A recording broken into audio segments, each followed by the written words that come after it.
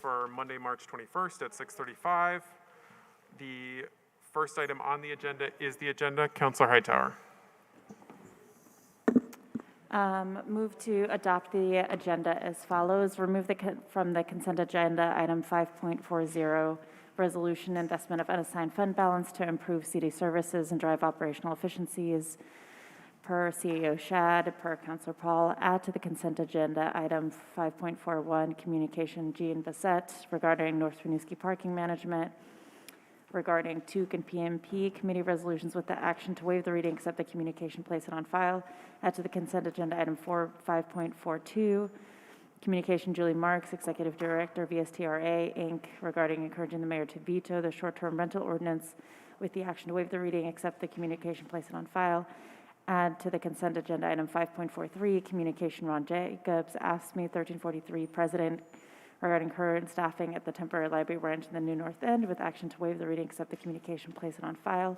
Add to the consent agenda item 5.44, communication Diane Carlease regarding council action on mayor, veto SDR with the action to waive the reading, accept the communication, place it on file. Add to the consent agenda item 5.45, communication Michael Monte, CO Champlain Housing Trust regarding North Winooski Avenue parking management plan and bike lane installation with the action to waive the reading, accept the communication, place it on file. Add to the consent agenda item 5.46, communication Kirsten Merriman Shapiro, City Council Stakeholder Committee regarding North Winooski Avenue parking management plan and bike lane installation with the action to waive the reading, accept the communication, place it on file. Note proposed amendment to the agenda item 6.02, resolution North Winooski Avenue parking management plan and bike lane installation 2 per Councilor Barlow. Thank you, Councilor Hightower. We have a motion on the agenda. Is there a second? Second. Seconded by Councilor McGee. Any discussion? Okay, not seeing any, so we'll go to a vote. All those in favor of adopting the agenda, please say aye. Aye. Aye. Any opposed? That carries unanimously, and we have an agenda for this evening. Item number 2 is a communication from City Attorney Dan Richardson regarding an update on bargaining. City Attorney Richardson, before we go into motions regarding executive session, is there anything you'd like to offer in public session regarding this item?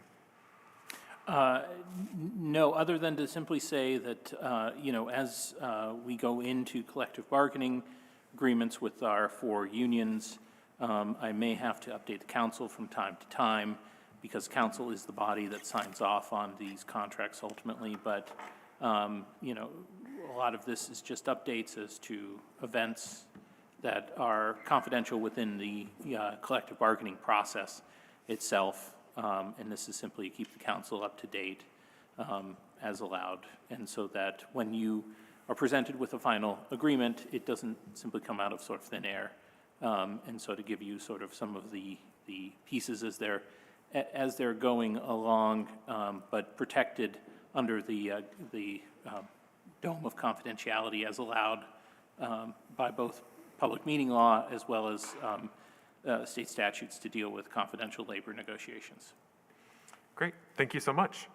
Okay, so given that explanation, we have a 2-part motion, first of which is a finding. Councilor McGee, can I come to you for a finding regarding executive session? Sure. I move that the council find that premature general public knowledge of information concerning the city's position and legal advice concerning such a position in regard to labor relations agreements with employees would clearly place the city at a substantial disadvantage when entering such negotiations. Okay, we have a motion on the finding. Is there a second? Seconded by Councilor Barlow. Any discussion? Okay, not seeing any, so we'll go to a vote. All those in favor of the finding, please say aye. Aye. Aye. Any opposed? That carries unanimously. Now, based on that finding, Councilor McGee? Based upon that finding, I move that the council go into executive session to receive confidential attorney-client communications, 1 VSA Section 313A1F, and a labor relation agreement with employees, with employee matters, 1 VSA Section 313A1B. Thank you very much. We have a motion to go into executive session. Is there a second? Seconded by Councilor Paul. Any discussion? Okay, not seeing any. All those in favor, please say aye. Aye. Aye. Any opposed? That carries unanimously. So we will now go into executive session. Counselors, we will go down into the Busher Conference Room for the executive session. You can use the doors behind the stage here. Counselor Shannon, you should have received a link for the executive session, so please join us using that link. And we'll reconvene downstairs shortly with that. Members of the public who have come to attend the regular city council meeting, we will come back here, probably closer to 7:30. That's when we'll have the public comment period, which is next on our agenda after this. So we will go into that as close to 7:30. If you're in the room and are interested in signing up for public forum and have not done so yet, you may do so by signing up at the table over in the corner here and then handing your sheet to the city clerk, and they'll get that form to me.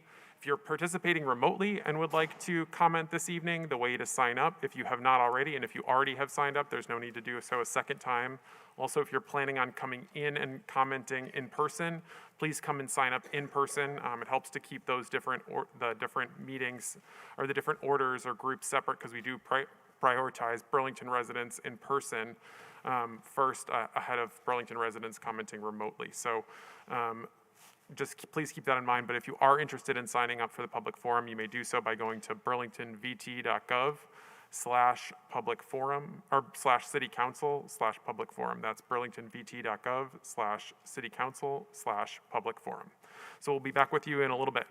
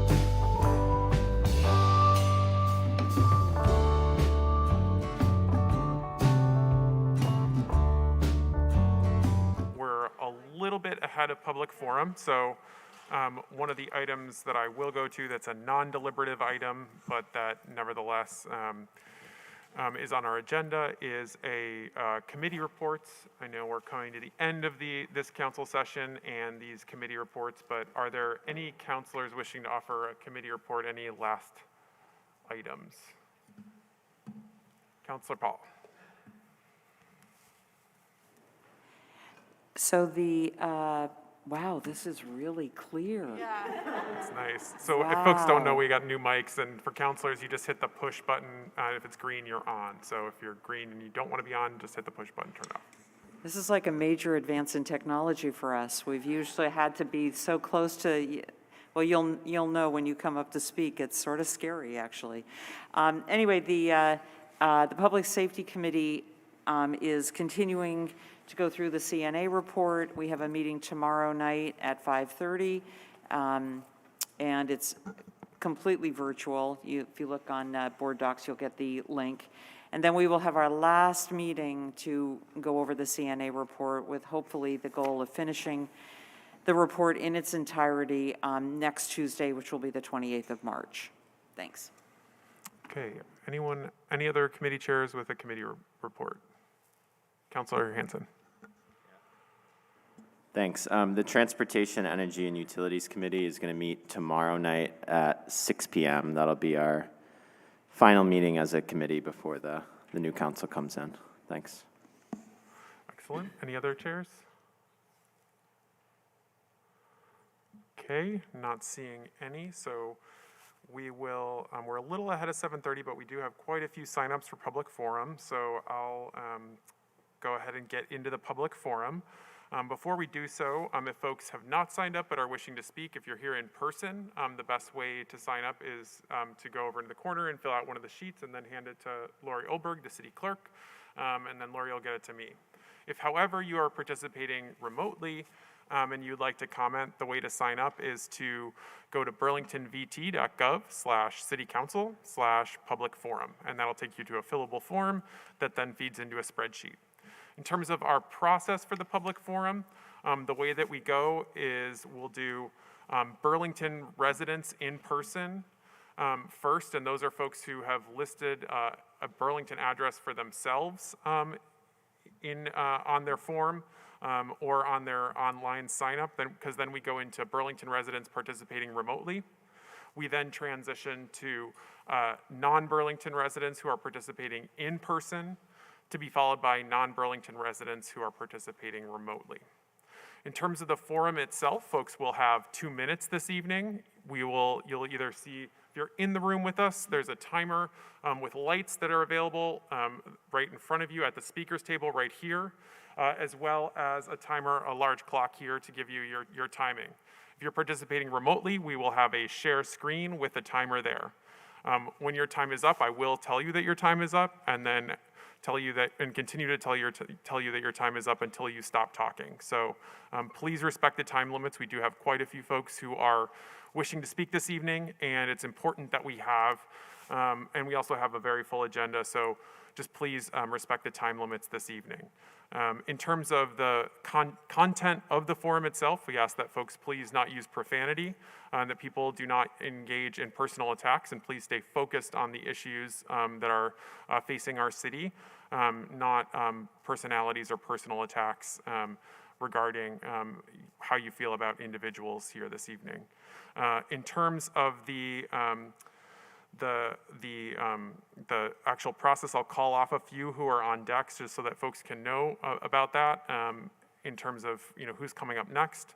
And then the last thing is also, I would just ask for people to please maintain the decorum of the chamber. So whether you like what someone said or you don't like, just please refrain from cheering, booing, hissing, interrupting speakers, doing anything to prevent them from expressing their opinion, or after they've spoken, from don't engage with a speaker with whom you disagree and go after them. We've had some issues with that. So please, by all means, just maintain the decorum here. We have quite a few folks, and so it really helps to keep things running smoothly if folks just are respectful in those ways. So with that, we're going to start off with folks who are Burlington residents, who are in person and who have listed themselves as affirmatively listed themselves as Burlington residents living in Burlington. So I will go to Amy Magyar to be followed by Charles D. Magazo.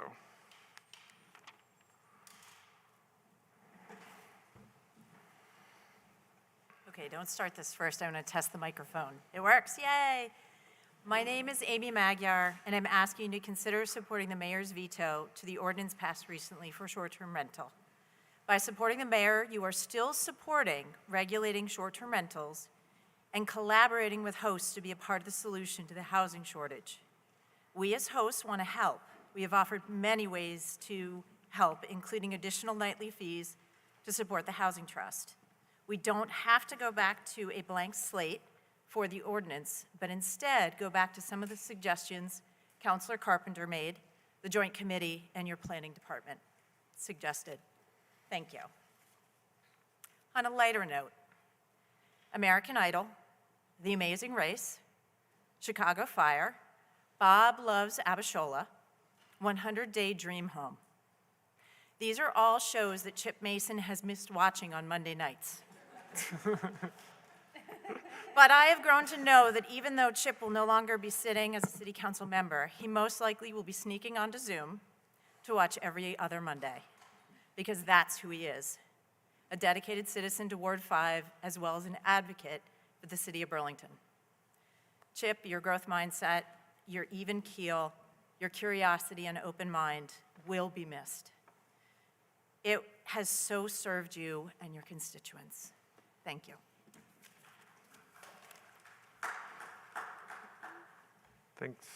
Thank you very much. Our next speaker is Charles Magazo, to be followed by David Call. I just wanted to make sure we just had reserved time for our resolution. The only other thing would be any short questions that have to do with the resolution itself. I just wanted to make sure that people understand that this is just a framework for a relationship between people. And If you could speak up a little bit. And we'd be able, to move forward in working with a relationship with the city of Burlington. And if there's any short questions at that time, we can answer them at that time. We appreciate the time and the effort that this takes in order to do. This resolution's been worked on for going on 2 years, and the patience of the council people that have been involved in it. And I appreciate being a citizen in Burlington. I appreciate the work that has been done by the council people that'll be leaving the council. And I know it's been a hard couple of years for a lot of people and a lot of issues, and you've done well. Thank you. I have David Call to be followed by Christopher Aaron Felker. Hello. It's been 2 years since I've talked. So I'm here to support the Elmwood homeless pod housing. I live on Elmwood Avenue. My only concern is I'd like to see accountability with the figures and the mathematics of the project, and maybe a survey to go to the neighborhood so you can ask an honest opinion from all the residents on Elmwood Avenue. I am very supportive of this because homeless people have names too. And with the hotels shutting down and a lot of other issues that they have, we've got to give them a name. We've got to give them a safe place to be. And I have faith in the staff and the council here, and I have faith that the people in our community and our church communities will also help out too. It's hard being a senior citizen in Burlington and trying to figure out what needs to be repaired or what needs to get done in our city. And I have faith that this will be a good thing if we get the right people all lined up for all the committees and all the members of society, charitable organizations. And that's my wish. And I really want to thank everybody for working so hard on this, because this is not a subject that just goes away very easily. And it comes from the heart, you know. Thank you so much. Thank you. Our next speaker is Christopher Aaron Felker, to be followed by Jade Lay.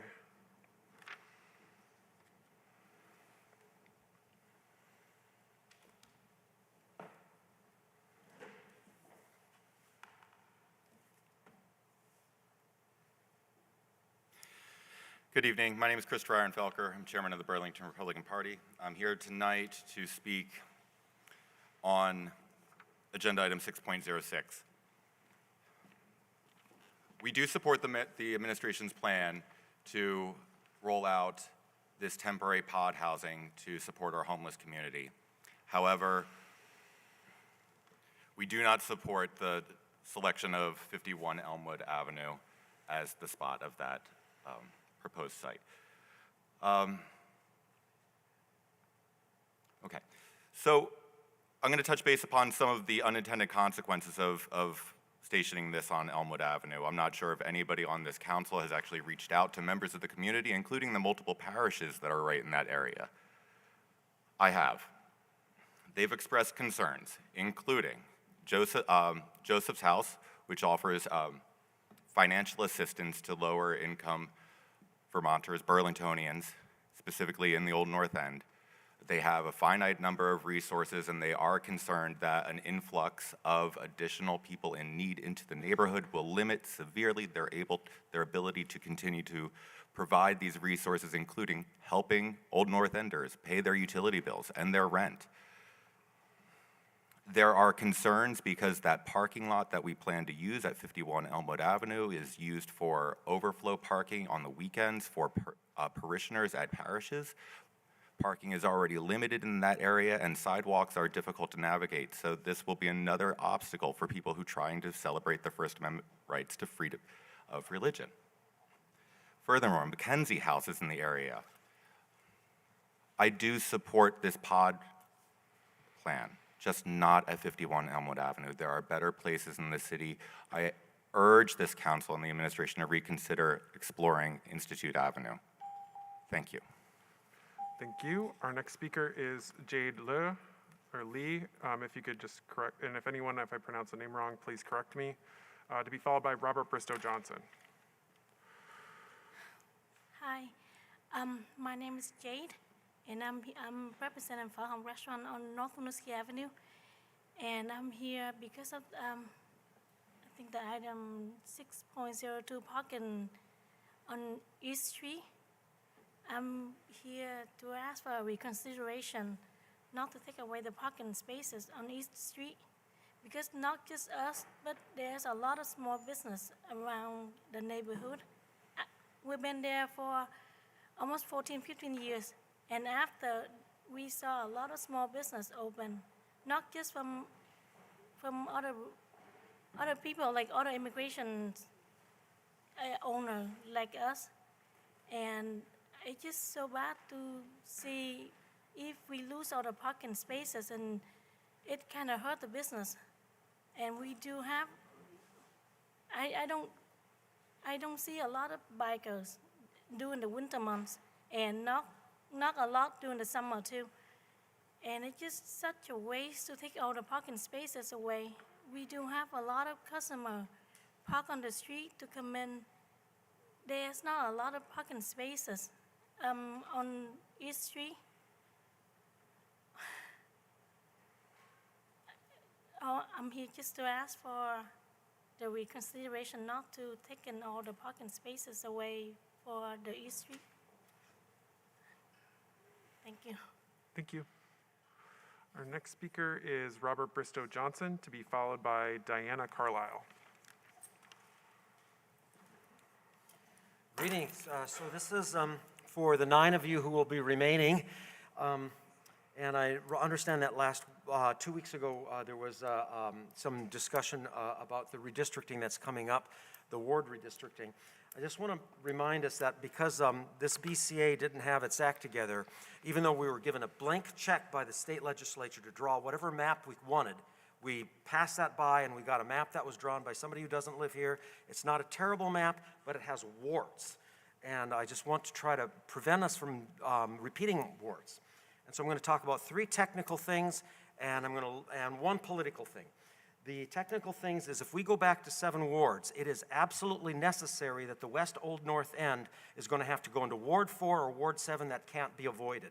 And that means people living in like Crowley Street or Convent Square are going to have to go up to the St. Mark's Church to vote or to the Miller Center to vote if they want to vote in person. That's something you might want to think about. If we go to 8 wards, it is absolutely necessary that Ward 1 has to be reduced in size.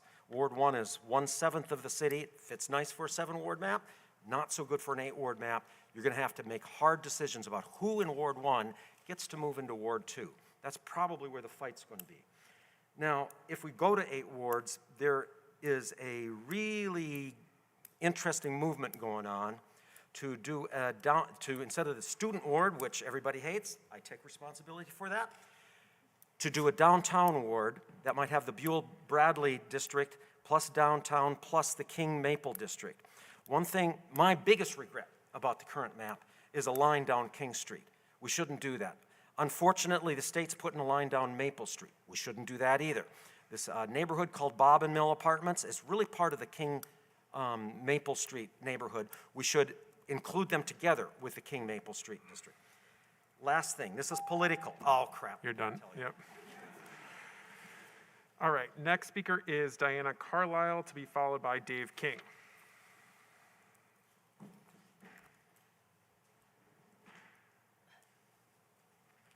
Thank you. I'm speaking in favor of the council to override the mayor's veto on the short-term rental regulation. The mayor wrote a long and thoughtful memorandum on why he did what he did, and he's got a lot to think about there. But I do feel that you could get lost in the weeds going through all of these different possibilities, and nothing would come out of it for a long time. You've worked so hard, 2 years, working on this, and you have a pretty decent regulation in front of you, which you passed. And I think that it's worthy of passing again. And it's got owner occupancy, which is crucial. It's got number of rooms defined. It's got registration, and it's got inspection. The registration would start the process that Mayor Weinberger said was so important to gather data about short-term rentals and what they're doing to Burlington. I hear a lot of talk about ADUs, duplexes, and how they fit in. I'm a little confused. I thought ADU ordinance was to provide longer-term housing with least impact on neighborhoods. I'm confused because putting them into the STRs would do the opposite. It would take away long-term rental and would impact neighborhoods. So I don't get it.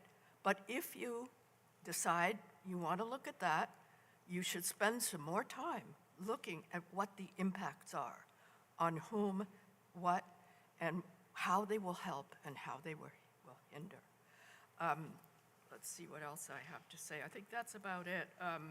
Well, one thing I would like you to take up, thank you very much. And on a bigger topic, in the context. So your time is up. Yes, I just want to say, in the context of the world situation. I'm sorry, your time is up. I'm so grateful for everybody listening, everybody coming. And so your time is up. Thank you. Thank you. All right, our next speaker is Dave King, to be followed by Evelyn Crady-King.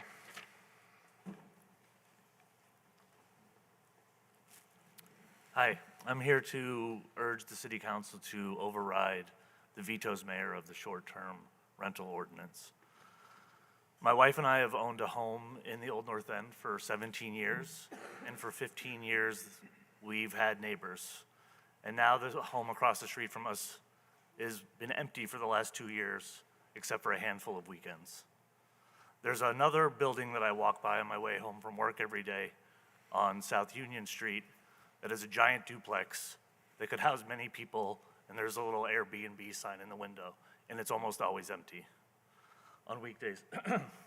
Full disclosure, we have rented an Airbnb room in our home, a single room, and I use Airbnb when I travel. But in Burlington, I think we need to think about what we want our legacy to be.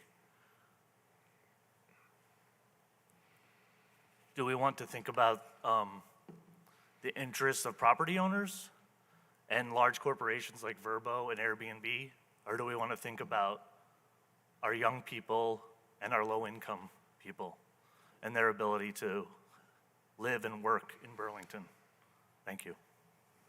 Thank you. Our next speaker is Evelyn Crady-King, to be followed by Jody Whalen.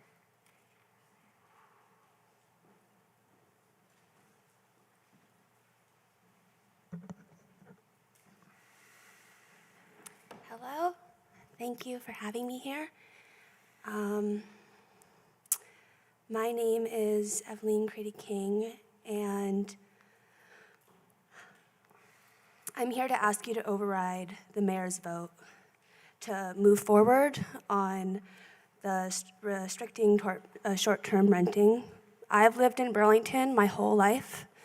My family's been here for many generations.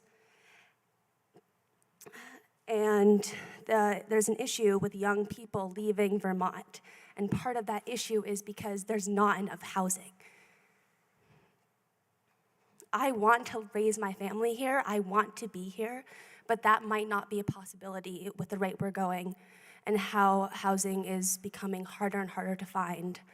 I've had multiple conversations with people within the last 24 hours who are hardworking in Burlington, make a good income, and who have said they might not be able to have housing this summer. They cannot find it. With all these properties being used for short-term renting, I think that there's a way for us to find a solution so that way we can open up more housing for people. And it's very important to me. And thank you very much for having me speak. Thank you. Our next speaker is Jody Whalen, to be followed by Joanne Jastat. I'm having difficulty reading that, but. Hi, I'm here as a resident just to show my support to the residents, business owners, Community Health Center, Feed Chittenden, Legal Aid, CVOEO, and all of the service agencies that serve our most vulnerable community members in the North Winooski corridor. I know I'm coming in late, a few years late to this conversation about the bike lane project, and I think like many other Burlingtonians, we're just kind of used to these projects coming and happening. But as I've learned more about it, I've been frankly quite shocked at the lack of allyship among the folks who are behind the project and the lack of listening and responding. We're a community that prides ourselves in listening to all members, listening to the most marginalized. And here, the few privileged are moving forward with a project when the many are saying, no, you're going to affect my ability to get food. You're going to affect my ability to get health care. You're going to affect my ability to feed my family. I'm asking you all to do whatever you can to just stop this project. I know that Councilor Barlow has put forward a resolution for a compromise. At the least, do that. But really, the right thing to do is just to stop this one. Just stop it and listen with your hearts, with your ears, and with your common sense to the people who are begging you to stop it. Thank you. Thank you. Our next speaker is Joanne Jastat, and please correct me if I've misread your name, to be followed by Abbott Stark. Hi, Joanne Jastat. It was close. Thanks. So I have 2 buildings in Burlington.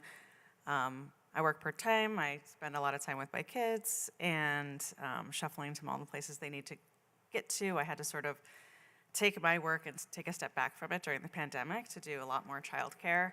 And the fact that I have 2 Airbnbs, 1 unit in each of my buildings really helps offset the maintenance costs, the unexpected increases in taxes from last year. But really what those Airbnbs do is help me keep those rents low for folks that are in the buildings. So I don't have to rush and try to raise taxes because I had an $8,000 increase in property taxes because I have money coming in from those Airbnbs. And I'm fortunate that of the 95 people who, contacted me recently for apartments, I have a couple openings that I have. I am going to provide one of my open units to a Section 8, a person who has a Section 8 voucher, which is great. But what happens if they end up not needing that voucher anymore? Do I have to then find somebody else who does take a voucher? What happens to, in order, to meet with the ordinance that says that you have to have a Section 8 voucher in order to have 1 Airbnb unit?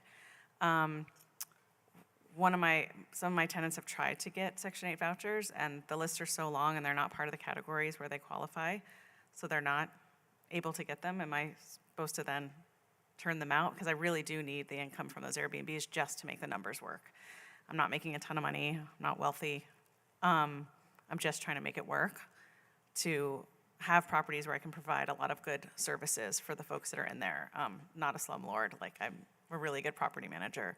But in order to make the numbers work, I need to have more income from one of the units in each of the buildings. That's just where it is. Thanks.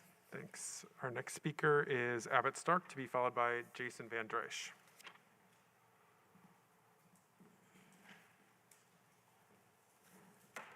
Hey, I'm Abbott Stark from Ward 3, and I agree that we've spent many years addressing STRs, and the process has involved hours and hours of public forum and community engagement, though I have heard from a couple of people here tonight for the first time, and I thought they did make good points. We do need young people living in Burlington, and we need more affordable housing.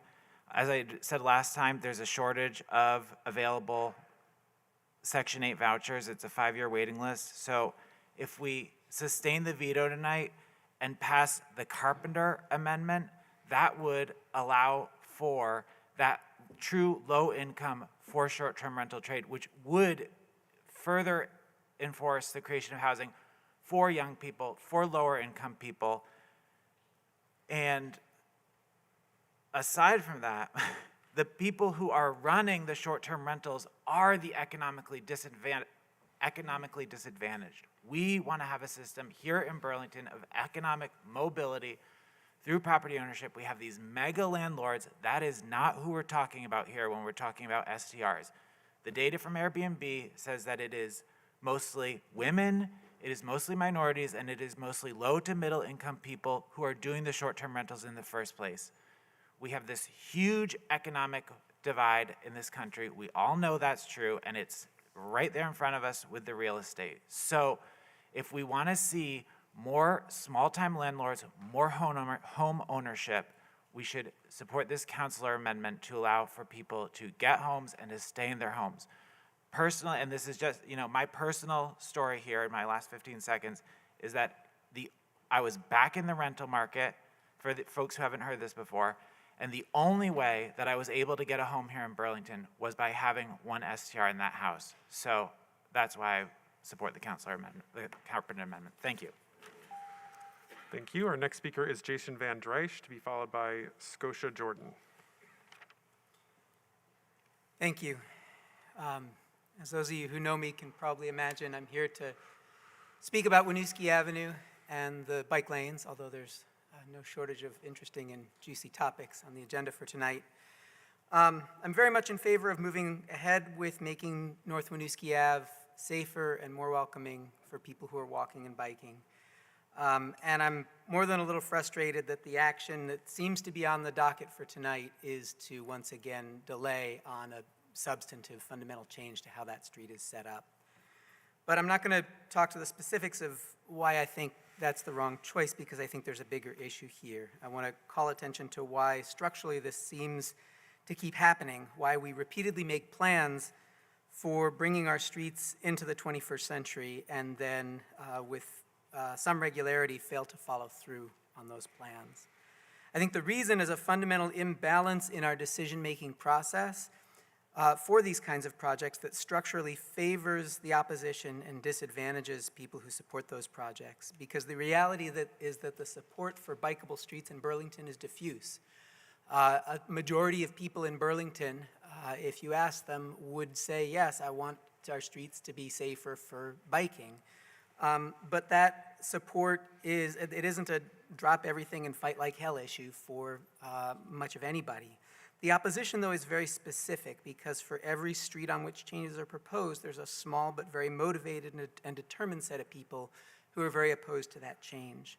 So here's an idea for what a better process would look like.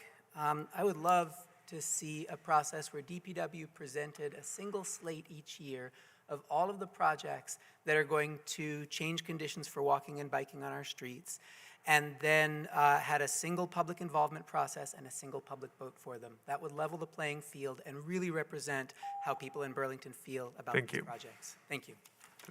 Our next speaker is Scotia Jordan, to be followed by Todd LaCroix.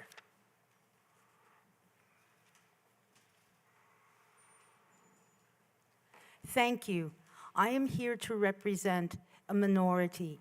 I am here to represent older, hardworking women who live downtown in Burlington. I have worked in this city my whole life practically.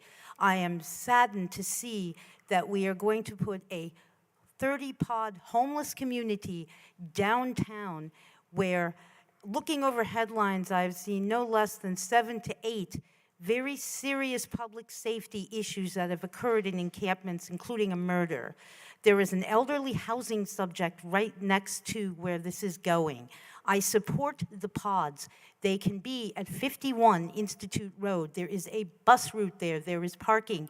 There is privacy for people who want to live that way and keep their dignity rather than fencing them in like caged animals and frightening older people in the Mackenzie House. There is a school district there. There is a church there. You are removing 78 paid parking spaces from the city, which seems to have budget crisis on a daily basis. There is communities that come here from Plattsburgh in Canada. There will be limited parking for Jazz Fest.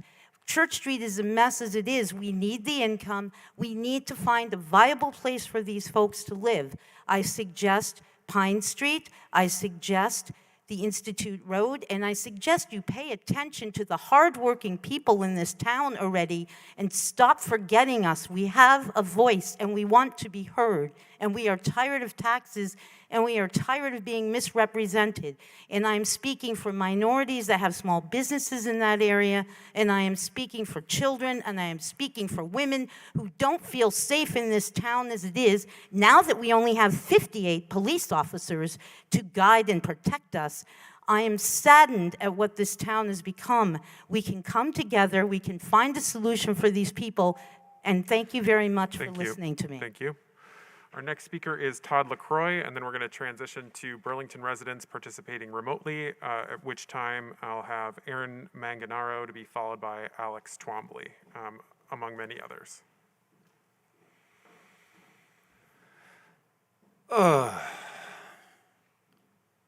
I mean, all the issues crashing in our world. Let me just try to sum it up in the little time I have. Oh, you took a minute away from the normal now. Okay, so my parents left me homeless so that they could run an Airbnb. And then it was really expensive running around trying to help me.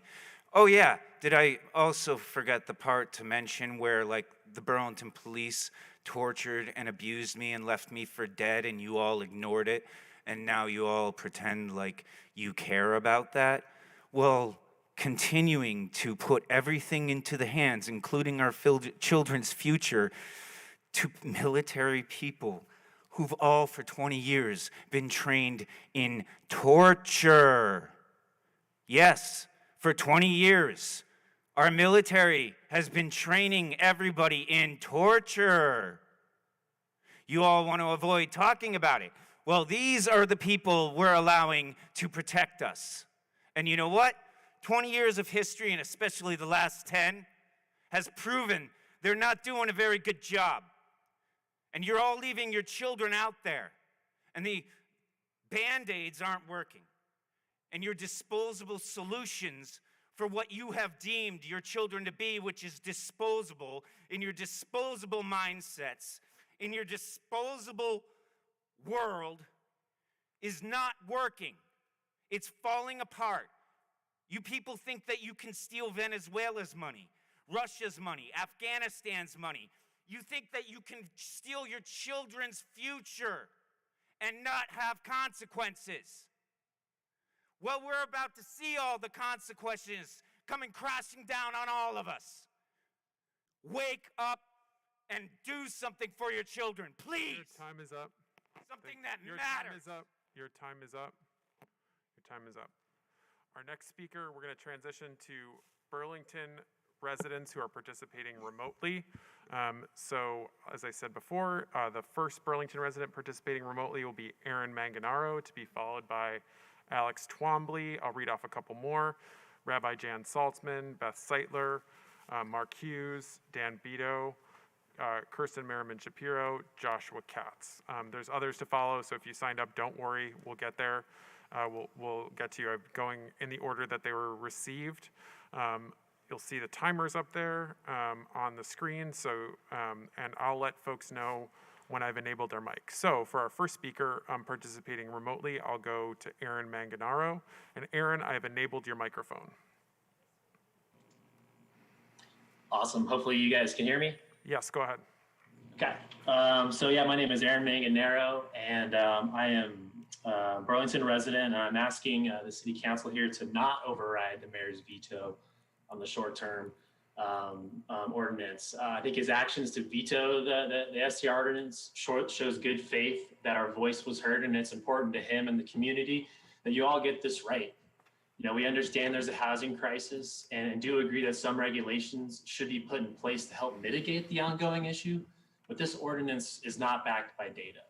It puts responsibility on the homeowner, and as it's written, projects city authority into how we as homeowners manage our personal property. And that honestly is taking it too far. My wife and I moved to Burlington from the West Coast almost 8 years ago, and we specifically searched for a duplex to purchase so we had the ability to host friends and our family for extended periods of time, and then opening it up to an STR when they're not here. The STR allows us to give flexibility to leave our property for an extended period of time, to be with family out west, and all of which contributes to the Burlington's economy versus leaving that space unused. This ordinance would completely strip us of that flexibility and the original intent of purchasing our own home. Personally, as a homeowner in Burlington this past year, we've experienced a 34% increase in property taxes, a complete disruption in our daily lives and property due to the Shelburne Roundabout project, a denial of adding an ADU to our property, and now a new potential restrictions on how we choose to use our property, all while investing our own finances and blood, sweat, and tears into completely restoring our 100-year-old house that we love. It really shouldn't be that hard to live here. You know, we agree with the mayor that the fees and our taxes from SCRs could help support the housing trust. That's actually a long-term solution that could help our community for years to come versus the quick fix ordinance that you're proposing that is not backed by any data. Your time is up. All right, Thank you. So I was not able to locate either Alex Twombly or Rabbi Jan Saltzman. So I'm going to go to Beth Seitler. Oh, Cooper Siegel. Okay, well, no, that's not the names. Please, if you get on under the name that if you could just please be on the name that you're signed up as, that really helps in me finding folks and getting to them. So I'm going to go to Beth Seitler. Beth, I've enabled your mic. Yes, thank you. I've lived almost 30 years on North Winooski Avenue. I'm also a patient and board member at CHCB. I'm asking you yet again to pause and study the North Winooski project a little more. I was at the recent difficult meeting when the PMP committee decided to vote against the proposal that Councillor Hanson is presenting today. That decision's not what's being brought forward to you. That's confusing to me, but I guess that's where we are. I support Councillor Barlow's amendment to the resolution. It will give us some time to make this work. We shouldn't be in a rush to get this done. We should be focused on getting it right. That's not obstructionism. That's how you consider complex needs in robust communities. There's been, I admit, good work to find a compromise. I know and agree that we need to have a biking corridor, and it's important. I know it's wanted, and I know we need better bike safety. And I certainly appreciate the scaling back of the parking removal on my part of the street. But for the homes and the small businesses north of us, many of which, as you know, are BIPOC owned, there are very few secured options for parking. Hurrying this along will hurt those businesses. I recently heard someone say, and hey, if it doesn't work, we can always go back. If it doesn't work, that means we've lost fragile, irreplaceable businesses on our street. That's not a good plan. In January, we submitted the petition of 150 of our neighbors expressing opposition to the change. You also received letters of concern for 15 businesses. Please understand this is not about parking or cars or bikes or not caring about climate change. It's about preserving important businesses and residents' needs. It's about agreeing that vulnerable neighborhoods shouldn't be harmed as we fight climate change. It's about the health of our community, and it's about listening. Thank you. I believe I was able to locate Jan Saltzman, Jan Lee. Is this Jan Saltzman? I've enabled your microphone if you're signed in under the name Jan Lee. Is that Jan Saltzman?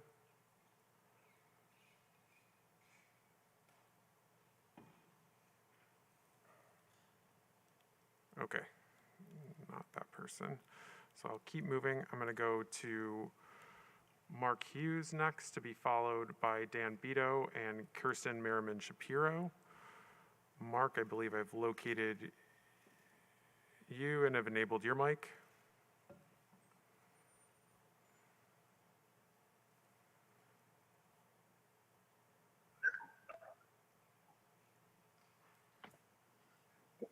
Thank you. Can you hear me? Yep, go ahead. I've got a couple things going on in the background, so I apologize. So thanks a lot. Good evening, City Council, and good evening, Mr. Chair. So I'm calling on behalf of the work that's happening over at 372 North Winooski in this place that we call the Richard Kemp Center.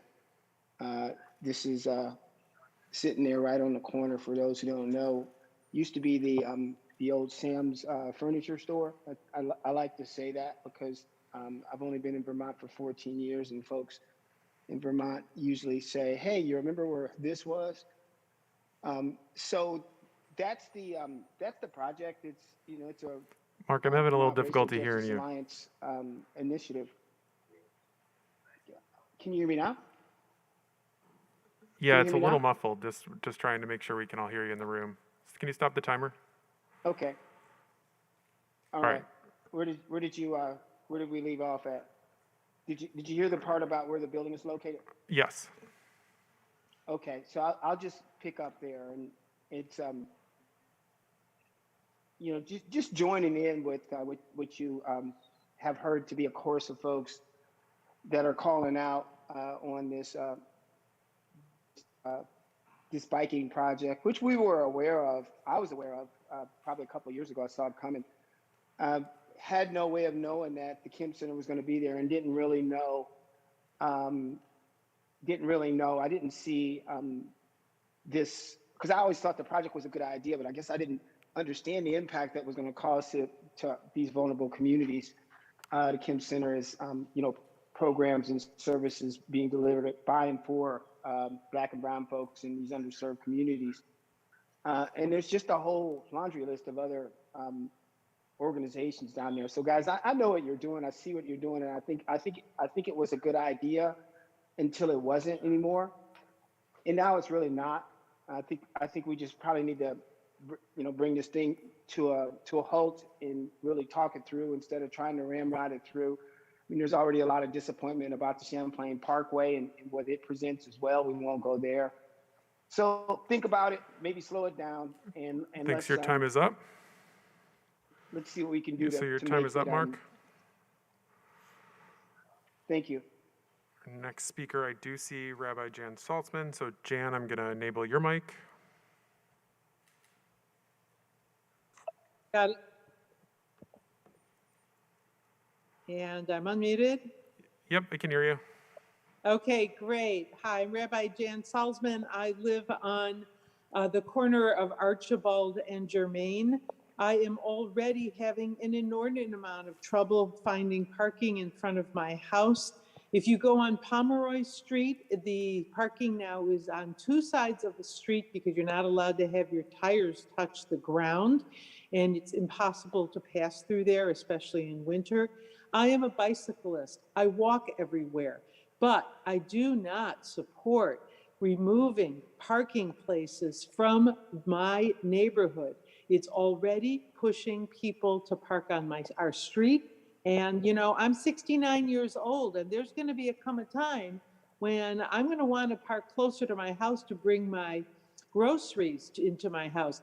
Last night, I had to walk from the corner of Archibald and Germain all the way down Germain and halfway on Pomeroy before Willard. That's where the first parking space was available. So I totally support protecting bicyclists and pedestrians. It's an absolute top priority for me because I'm often on my bicycle or I am on my feet. But taking away parking space from this neighborhood is deadly. It also just encourages the city to think about North Winooski as merely a conduit into downtown. In fact, we are a vital neighborhood right here, and we need our parking.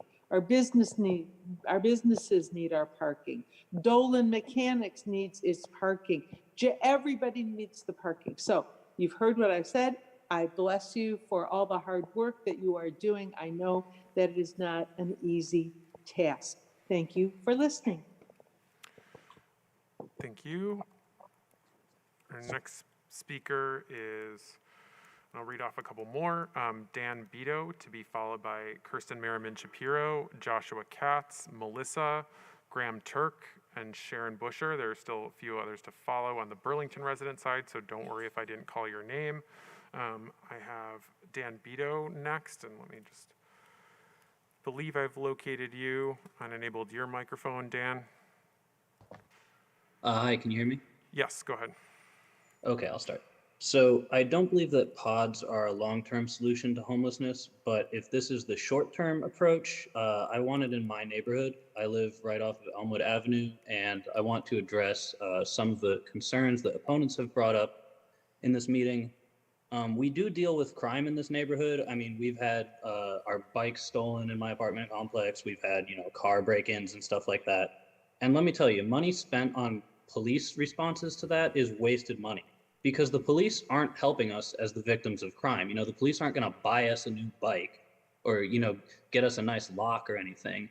At best, they're going to ruin someone's life who stole from us out of desperation. I oppose that.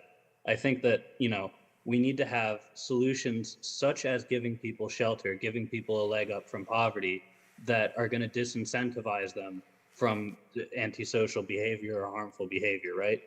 And, intuitively, I don't know that much about the different locations, but intuitively, I'm a hardworking person of Burlington. A lot of my coworkers, some of whom are homeless, are hardworking people of Burlington. I chose to live downtown because it's where the amenities are. It's where you can get places without a car. It makes sense to put this downtown. And I would just say that people who are homeless need immediate support without preconditions or delays. I really would hate to see this proposal delayed because of the location. And finally, I think that the solutions to the loss of parking and business revenue actually give us opportunities to improve infrastructure in a way that will help everyone. So supporting public transportation, really investing in that rail service that's going to start up, Burlington to New York. That's a great way to bring tourists into town. It also reduces sprawl, something which this Institute Road or Institute Avenue option does not do.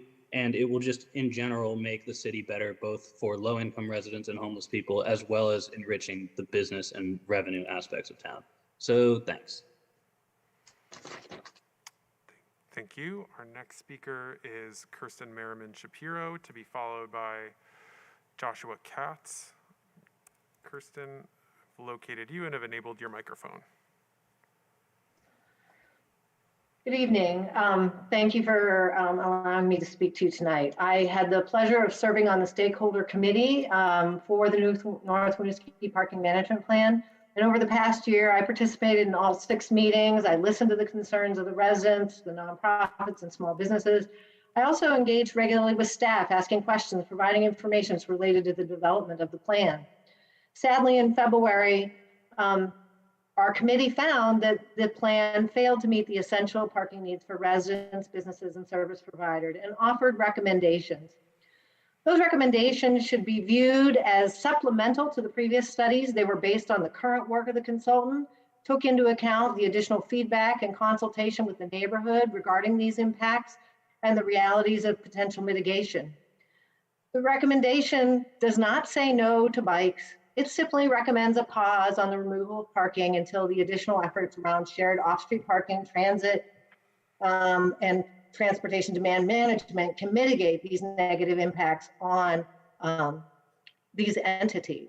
The TUC resolution does not take this into account, and it dismisses the concerns raised by the community. I'd hoped a slower approach would result in better collaborative outcomes for the community.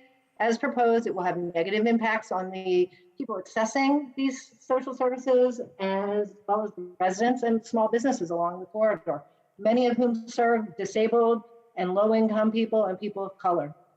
I urge you to consider unintended consequences as well as intended consequences of supporting this resolution.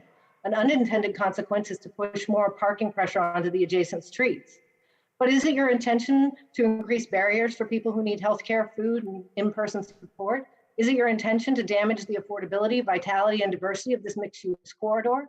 Is it your intention to create extra strain on the local businesses that work hard to be successful? Is it your intention to damage the when our social services have greatest demand to create additional burdens on them? Kristen, your time is I don't up. support the Kristen, resolution your time is tonight, up. and it does not Kristen, need to be your a time is choice up. between the needs of bicyclists, Kirsten, your bicycle time is safety, up. Please and the respect the needs of time many. limit. Our next speaker is, was able to locate Alex Twombly, who I could not locate earlier. So Alex, I'm going to go to you next. I've enabled your mic.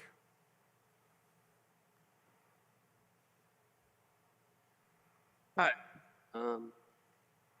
this is Alex Twombly. Oh, can you hear me? Sorry. Yes, go ahead. Okay. Yeah, this is Alex Twombly. I'm a resident on Elmwood Avenue, and I live directly across from the parking lot, probably less than 40 feet from my front door. And I kind of just wanted to bring up that there really wasn't any community outreach done with the site selection for the pod encampment. Me and most people in my building did find out about this through news crews that had set up in front of our apartment 2 weeks ago, and they told us that it was going in in early April. So it's just kind of my concern that this is being done without input from the community at all, which I don't really think is a good idea, because I feel like it could turn the community against the actual project. And obviously it just created some safety concerns in the community and people living around it. Thank you. Thank you. Our next speaker, going back into the queue, is Joshua Katz, to be followed by Melissa.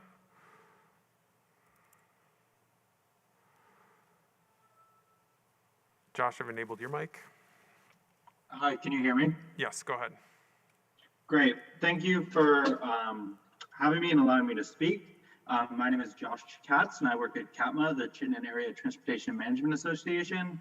We're the local TMA located in Winooski, work with a lot of businesses, institutions in Burlington. We are also a partner in the bike share agreement with Green Ride Bike Share, and we're really happy that the city is looking to move forward with that agreement and negotiate the contract for coming years. It's really key for us as a regional organization and as a region to continue to support that effort and support different ways of commuting and getting around town. So that's me speaking for CATMA. On a personal level, on a couple of different matters. I'm a bike commuter who uses Winooski Ave often to get to work, to get around town. I live on South Winooski Ave in the South End and take that to work almost every day. And it's really crucial for me. I am someone who is very comfortable on a bike, grew up biking, but there's a lot of people who haven't. And if we really want to get people on bikes, this is really crucial to doing so. In addition, just touching on the minimum parking requirements, I think it's great that the city continues to eliminate these requirements and create stricter barriers to creating additional parking in Burlington, as it has many harmful effects. Thank you. Thank you. Our next speaker is Melissa, to be followed by Graham Turk, and I'll read off a couple more after that. Sharon Busher, Kara Greenblatt, Jean Bissett, Eliana Fox, Connor Smith, Richard Bragg. If you're still on, if you signed up, don't worry. Still have a couple after that as well. Just want to give folks a sense if they're coming up. Melissa, I have enabled your mic. Can you hear me? Yes, go ahead. Hi. To echo an earlier speaker, stop this North Winooski taking away the parking and listen to people. I beg you to please think about the businesses like the Mahawi African Market, which just moved to a new location in the old Salvation Army building at 336 North Winooski. If there's little to no parking, what happens to the business? Customers come from all around Vermont to shop at the market. I spoke to my friend Pat Bannerman earlier. She's the owner of the market. She asks you to please not take away the parking. This could literally cost her her business. North Winooski is lined with small shops like Faux Hong, Jade talked earlier, Juntiques, Senga Studios, Barrio Bakery, Shinku Station, Taco Gordo, not even to mention nonprofits like the Community Health Center, One Arts Daycare, Outright Vermont, all of these small businesses and nonprofits. I bike. I love biking. I'm limited to where and how I can bike. I cannot bike in the snow or the ice or the rain. It costs a lot more than just a bike to bike. Yes, you need money to fix a car too, but you cannot take your kids to school, the doctors, and then go to your job in Essex in January on your bike. No, our city should not be built for cars. No, the public should not be paying for people to have overnight parking. But currently that is the case and has been for decades. Taking this drastic measure is not going to fix that. Having a careful long-term plan that includes an increase and improvement to public transformation like buses, in addition to bike lanes, will fix that. I beg you to please reconsider this. To my friend, Councilor Tracy, I know your deep love in the environment, biking and the Old North End. Please do not let your last act as city councilor be something that will cause so much harm to our community. Thank you. Our next speaker, I couldn't locate Graham Turk, so I'm going to go to Sharon Busher, to be followed by Kara Greenblatt. Sharon, I've enabled your mic. Thank you. I wanted to take this opportunity to thank the counselors that are leaving the city council this evening. All three of you. Two of you I served with, and I wanted to just highlight my thoughts. Councilor Mason, I just wanted to thank you as a member of the Ordinance Committee. I really admired how you ran the meeting. You allowed the public to weigh in at public forum, and then after each agenda item, it was inclusive and so important for anyone who is discussing the potential laws of our city. I know many residents appreciated that and also appreciate you. You know, I didn't always agree with Councillor Mason's position, but I always valued his input and respected him as a city councillor and most importantly, as a person. Councillor Tracy, I've had some moments of laughter and some very serious moments. We sat beside each other. One of the finest moments that I recall was when you and I spent a summer together trying to draft some amendments to the zoning ordinance for City Place and trying to reduce the height. We had proposed 10 stories, as you might recall. That was very good collaboration. I really valued your input. And you know, Councillor Tracy, we also didn't always agree, but that didn't mean that you didn't broaden my horizons and that I didn't respect you. And I'm glad that there's still been a thread of communication between you and I, even though I haven't been on the council these last 2 years. So I want to wish all three of you the best as you transition from being on the council and becoming members of the community. Thank you again. Thank you. Our next speaker is Kara Greenblatt, to be followed by Jean Bissett. Kara, I've located you and have enabled your mic. Hi, can you hear me okay? Yep. Great, thank you. Good evening, everyone. My name's Kara Greenblatt. I'm a resident of North Winooski Avenue. I'm an avid biker, and I'm very proud of the bike infrastructure in our community. I'm also a social worker for the Howard Center, and I am required to have a car for my job as I drive clients to the health center, the food shelf, and to other service providers in our community. I'll say up front that a plan to remove any parking on North Winooski Avenue is one that will cause unnecessary hardship for essential workers like myself, as well as vulnerable populations living in our community. I say unnecessary hardship because there is already a northbound bike line 1 block over on North Union. Today, I rode my bike to go grocery shopping at City Market. I rode south on North Winooski Avenue to get there, and I rode north on North Union to get home. I do not see how adding another bike lane, and one, by the way, that goes against traffic, is safer than maintaining the existing north and south lanes, both of which flow with traffic. As Beth Seitler mentioned earlier tonight, some neighbors and I collected 150 signatures in 2 hours of canvassing. Everyone that I spoke with, minus one person, signed the petition and expressed their shock and dismay about the pending removal of parking. Some were concerned that they would have to move out of their homes since they don't have enough off-street parking designated for their units, and businesses and nonprofits were very worried about losing customers and remaining viable if parking became even more competitive. It's so competitive, in fact, that on a given weeknight, my partner and I circled the block several times in order to find street parking that's within blocks of our house. Finally, I feel very strongly that any plan to remove parking spaces on North Winooski prioritizes a privileged minority who don't need or depend upon cars over residents and essential workers like myself who live, work, and receive vital services in this neighborhood. Thank you. Our next speaker is Jean Bissett, to be followed by Eliana Fox, Connor Smith, Richard Bragg, Jonathan Weber, Jack Tiano, and Cooper Siegel. So Jean, I've located you and have enabled your mic. Hello. Thanks. I'm also speaking in opposition to the plan to remove parking on North Winooski Avenue. I'm a resident on North Winooski Avenue as well, but I wanted to use my time today to read a statement from a colleague of mine at the University of Vermont. She's busy meeting a grant deadline and can't be here to speak personally, but I think what she says is worthy of quoting. She says, "I am Bindu Panakar, an assistant professor at the Rubenstein School of the Environmental and Natural Resources. I have been working on environmental justice issues since 2007. While adding bike lanes in North Winooski could help transition towards climate adaptation, it should be done in a procedurally just way.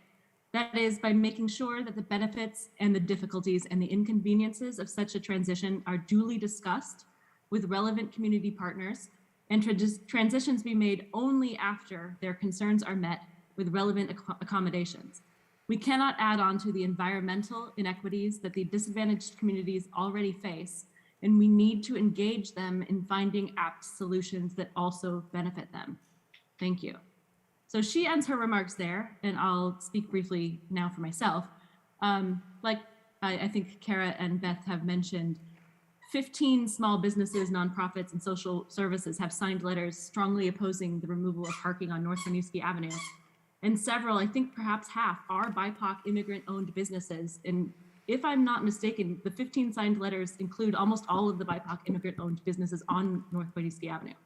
So these neighbors and business owners, as well as low-income residents and the social services that feed and treat the health of vulnerable residents, have vocalized opposition to this plan over and over again. Some have vocalized opposition since the plan's inception 3 years ago.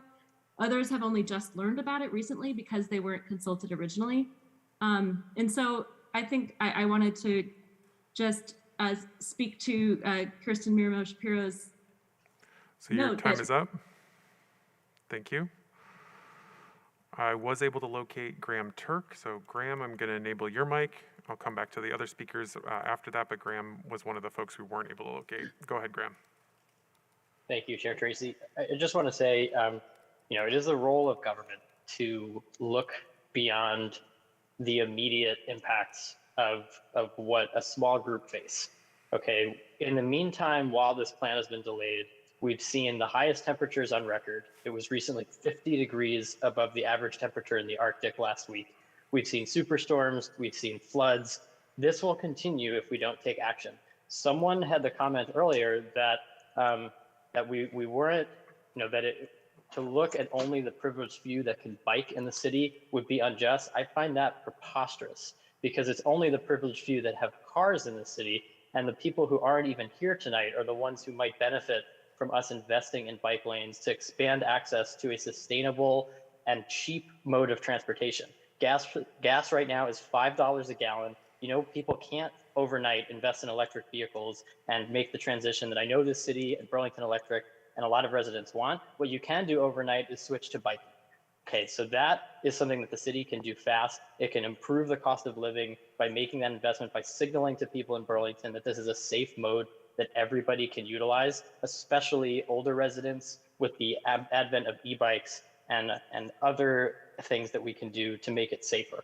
I spent some time in Stockholm, obviously a very different city than Burlington, but a place where people have invested and bought into bike infrastructure, where 150,000 people commute every day by bike in a city that's just as cold with just as harsh temperatures as Burlington. So I think that it's really important we don't delay. You can spend years evaluating plans, and you should not let perfect be the enemy of the good, because we simply don't have enough time and we need to act fast. And so I urge you to take action to pass this plan.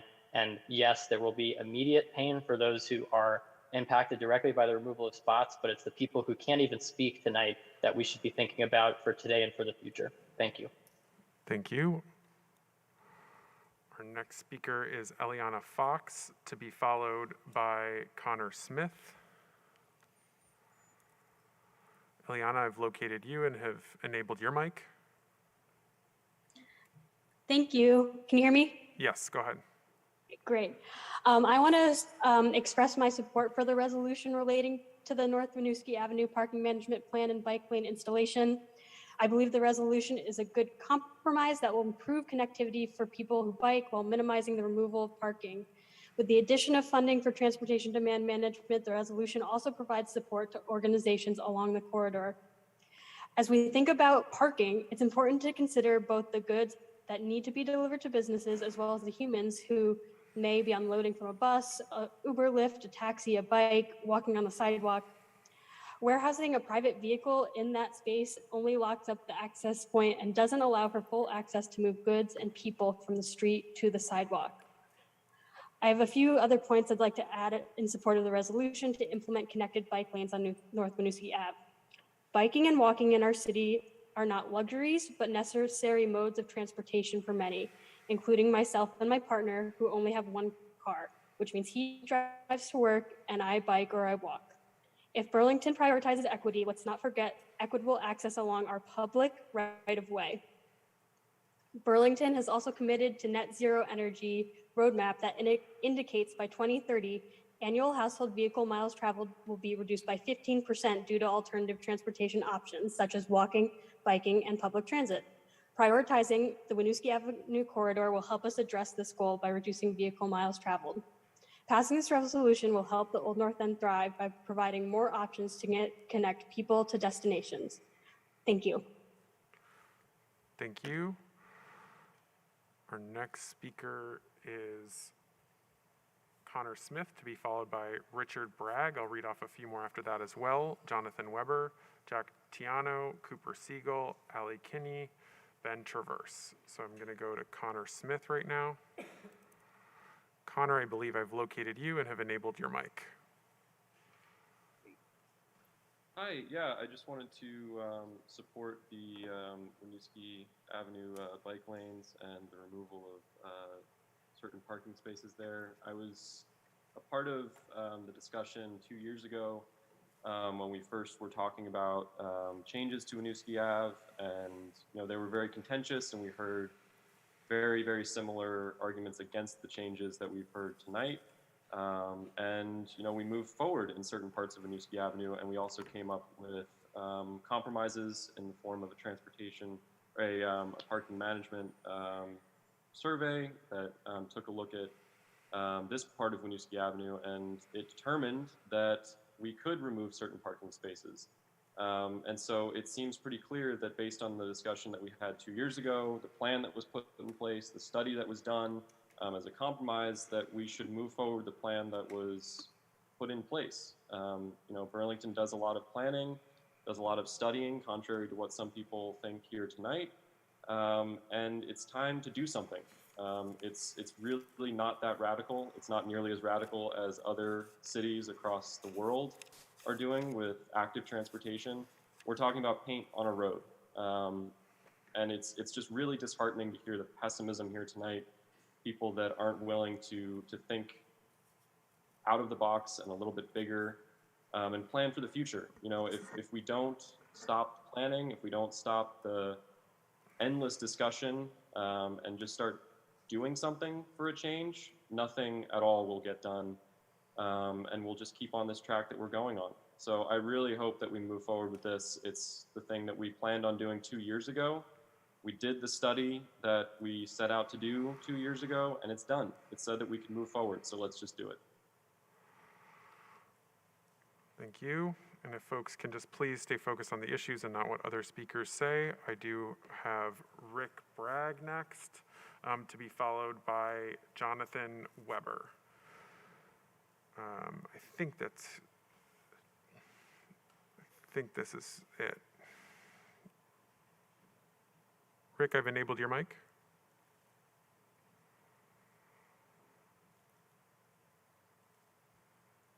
Looks like you need to unmute on your end.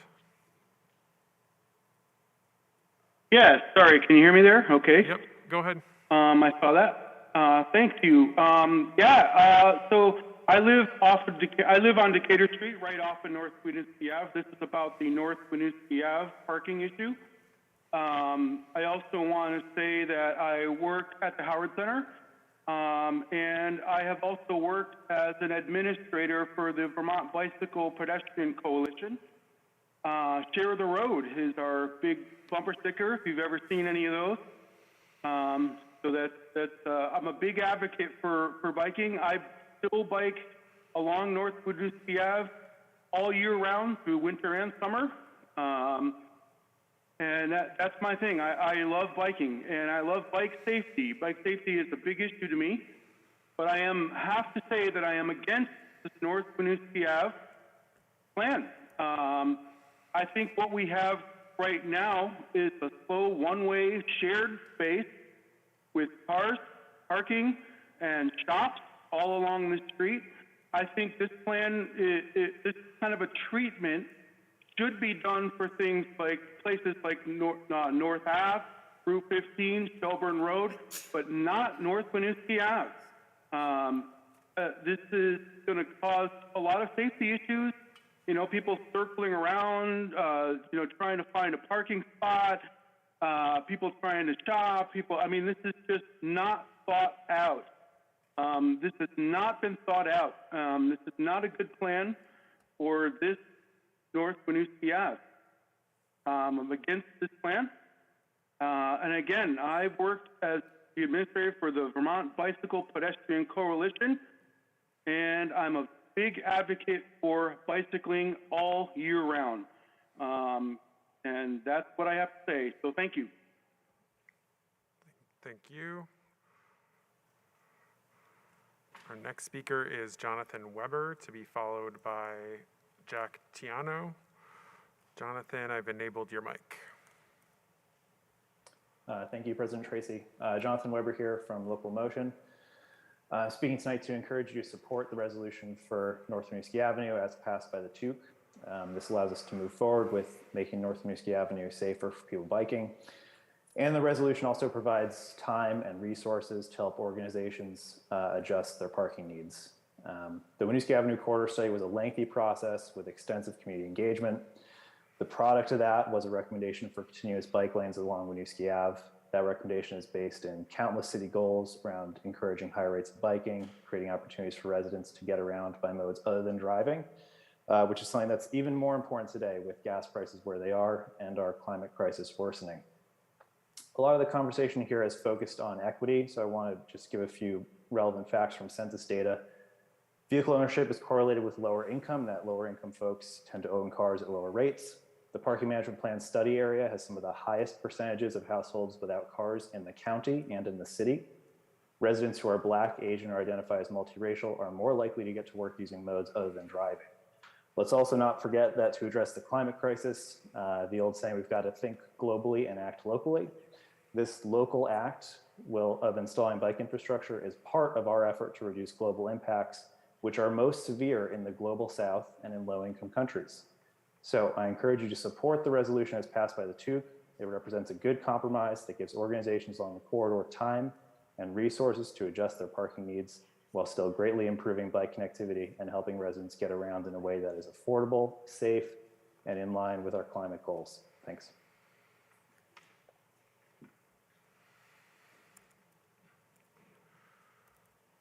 Next speaker is Jack Tiano, to be followed by Cooper Siegel, Ali Kenny, and Ben Traverse. Jack, I've enabled your microphone. Can you hear me? Yes. Great. So this is a subset of a much longer set of interconnected thoughts that I shared with Councilor Shannon, but I wanted to speak to at least one of these tonight. So the limited resource that the city needs to economize to meet its goals is not money, but land. No amount of money can solve our infrastructure needs if we allocate our land inefficiently. So connecting this with agenda items 602 and 604, what is the real economy of a parking space? Parking is a support organ of the city's transportation system, which has the purpose of moving people within the city. We can measure the performance of the system by several metrics, but let's pick the one of the most important, which is the number of people moved per hour, or simply throughput. We can take that throughput and measure it against our most precious economic resource, which remembers land, not money. What does a bike lane contribute to the throughput per square foot of land that it uses? And what about a parking space? Even without doing the math explicitly, you can immediately intuit the bike lane has a positive impact on throughput and the parking spot has a negative impact. The best case scenario for a parking space is that it is a piece of land that will always be storing a vehicle that is actively not doing anything. The more parking spaces we have in the city, the less efficient our transportation system's throughput per square foot is. Who subsidizes that cost for drivers? We must rapidly shift to a more carbon efficient transportation system, and we also must not waste land that we need to solve other problems like housing. We can expand our car share program, increase bus network and frequency, but radically shifting to active transportation is the most powerful tool we have to meet both of these goals. Not doing so is selling our future. Shifting our primary mode of transit will not be an easy process, and we must show empathy with the pain that comes with it along the way. We are already out of time. The climate crisis is not in the future, it is today. Thank you. Thank you. Our next speaker is Cooper Siegel, to be followed by Ali Kenny and Ben Traverse. Cooper, I have enabled your mic. Hi, can you hear me? Yes. Hi, my name is Cooper Siegel, and I am a resident of Elmwood Ave who also lives directly across from the Elmwood lot. We've heard from a lot of different people tonight. I think it's important to acknowledge how few residents of our neighborhood are here tonight. The reality is that many people who live in our neighborhood do not even know that tonight's meeting is happening. And I would expect that many more do not even know about this proposal in the first place. Like others have mentioned tonight, there has been no communication whatsoever with the residents who live the closest to this lot. This is a huge decision that impacts a lot of people. And the fact that the residents haven't been considered here is really, really disappointing. We still have no information whatsoever on what this shelter will look like. And I think it is important that we have this information, that our community has this information before this proposal goes through. There needs to be a second public forum on this issue. And before there is, the residents of our neighborhood need to know more about this plan. And there also needs to be an announcement made to our neighborhood next time a public forum is happening, because people need to know that this is going on. Thank you. Thank you. Our next speaker is Allie Kenny, to be followed by Ben Traverse. Allie, I've enabled your mic. Hey, yeah, I'm speaking this evening about the short-term rental ordinance. I'm speaking to express strong support for the mayor's veto and the Carpenter amendment, and really strongly urge you to not overturn the veto until the resolution is further considered to allow primary home owners to have short-term rental units.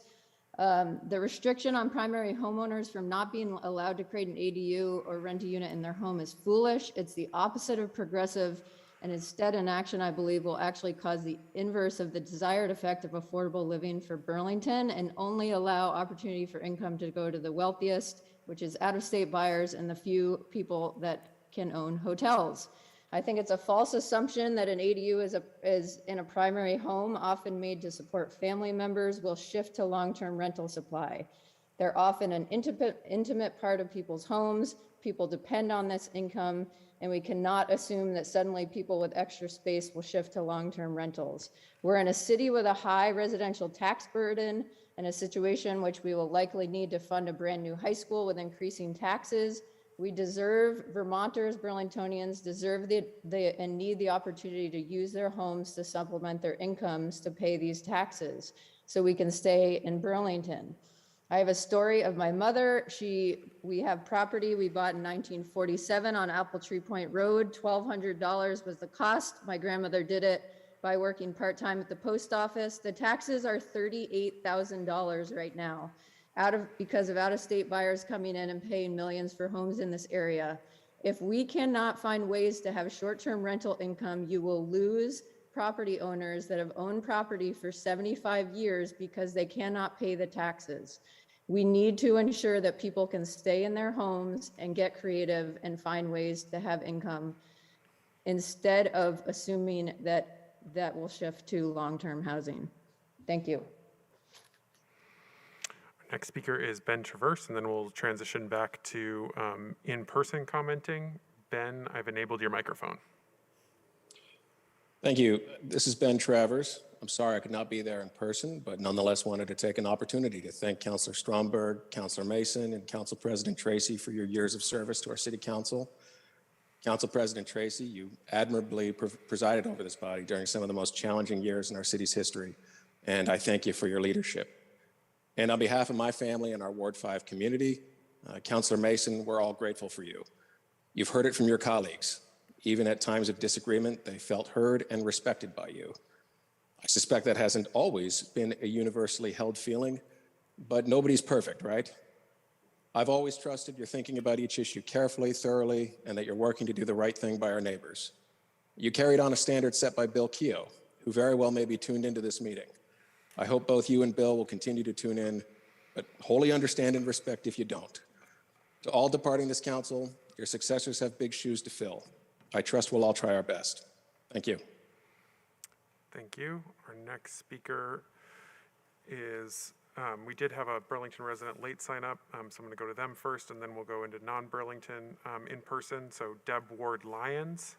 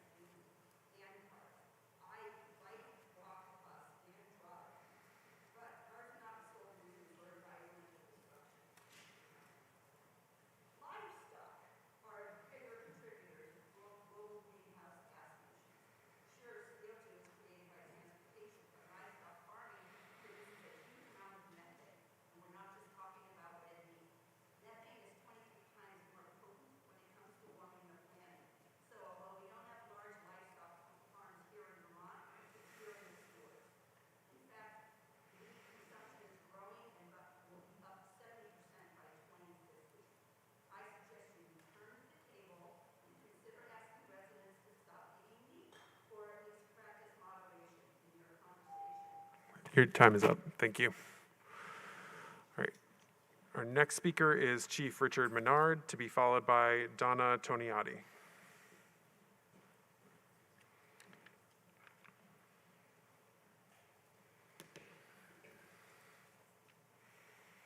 I've asked Charlie. And if you could just, is the mic on? Yes, I've asked Charlie to sit with me because when I get talking, Is the green light on your mic, Chief? Okay, thank you.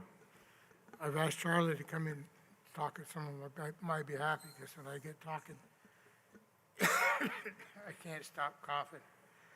So, go ahead, Charlie, if you would, please. This is just about the resolution of Burlington and Missisquoi. There was a 5-person committee that was arranged with the help and the work with 3 other counselors from the city of Burlington. And we've worked on this, as I said earlier, about 2 years. And it all started by a frank conversation about a desire about having a land acknowledgement. First of all, the Abenakis, we call Burlington, it was called Palatine, which means the place of the high-crested wave. I won't go into the history of that right now, but what we came to was that we said, you know, we can have a land acknowledgement, we can come in, have a prayer, do some other things that are culturally what we do, but at the end of the prayer, we go home, nothing's changed. And what we started to talk about was a better relationship. Charlie, can you speak up a little bit? A better relationship between Missisquoi, which this is their territory, which has been vetted by the state of Vermont as a recognized tribe, and to have a resolution that would be a framework for a relationship between the tribe and the city. It's not an us versus them issue. It's not trying to tell the city of Burlington, the citizens here, what they should be doing with us. It is a way of cooperation and communication between Missisquoi and the city of Burlington. So your time is up. And thank you very much. I'll have Donna Toniati to be followed by Kim Anderson.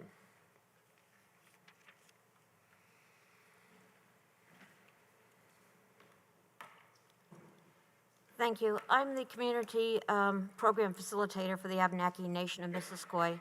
And I'm here with regards to the resolution for diversity and inclusion.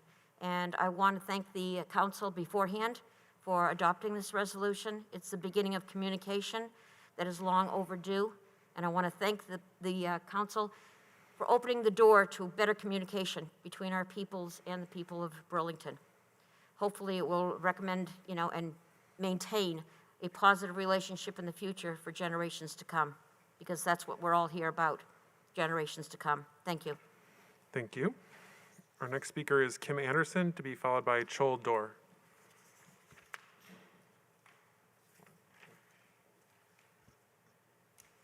Good evening. My name is Kim Anderson. I work at the Community Health Centers of Burlington. I'm here tonight to clearly state we're not supportive of the Winooski Avenue resolution. The Community Health Centers stepped up when the city needed a low-barrier shelter for homeless individuals. We stepped up when the city needed increased access to opiate treatment. We stepped up when the city needed medical and mental health care for refugees fleeing from war-torn countries. And we stepped up when the city needed immediate testing and vaccination clinics throughout the COVID crisis. But now, when we're asking for help from the city, it's a private business problem, or it's a CHCB staff problem. This is the same business and the same staff who have provided life-saving care to your constituents without hesitation.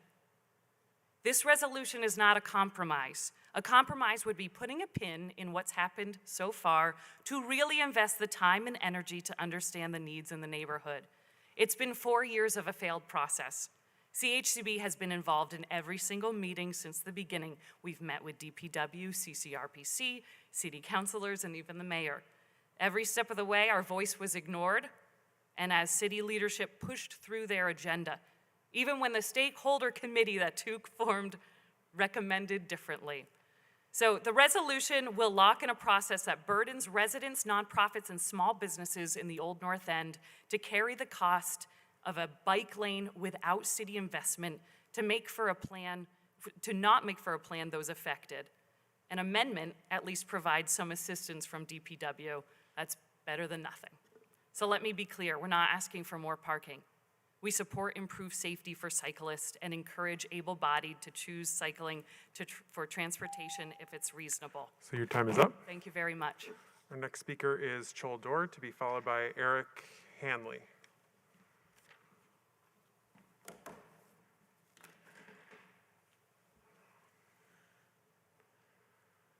My name is, it's good?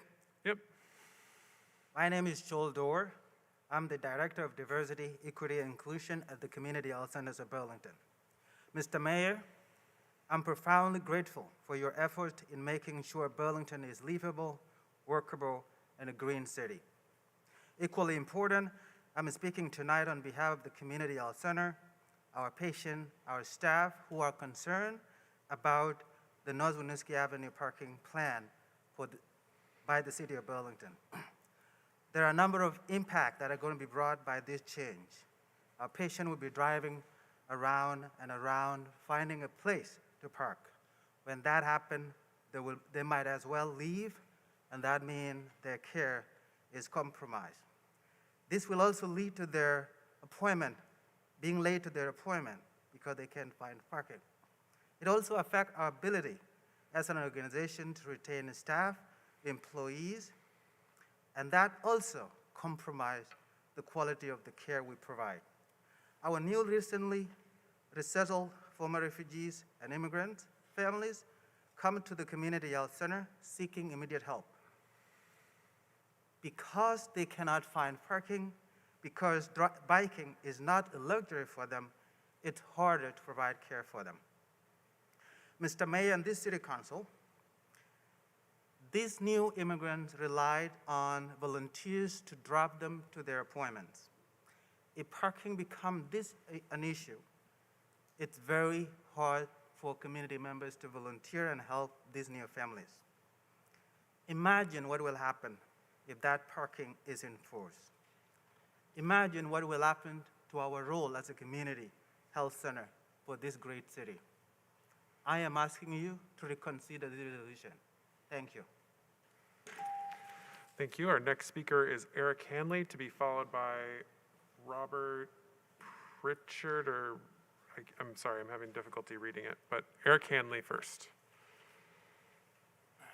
Can you all hear me? Yes, go ahead.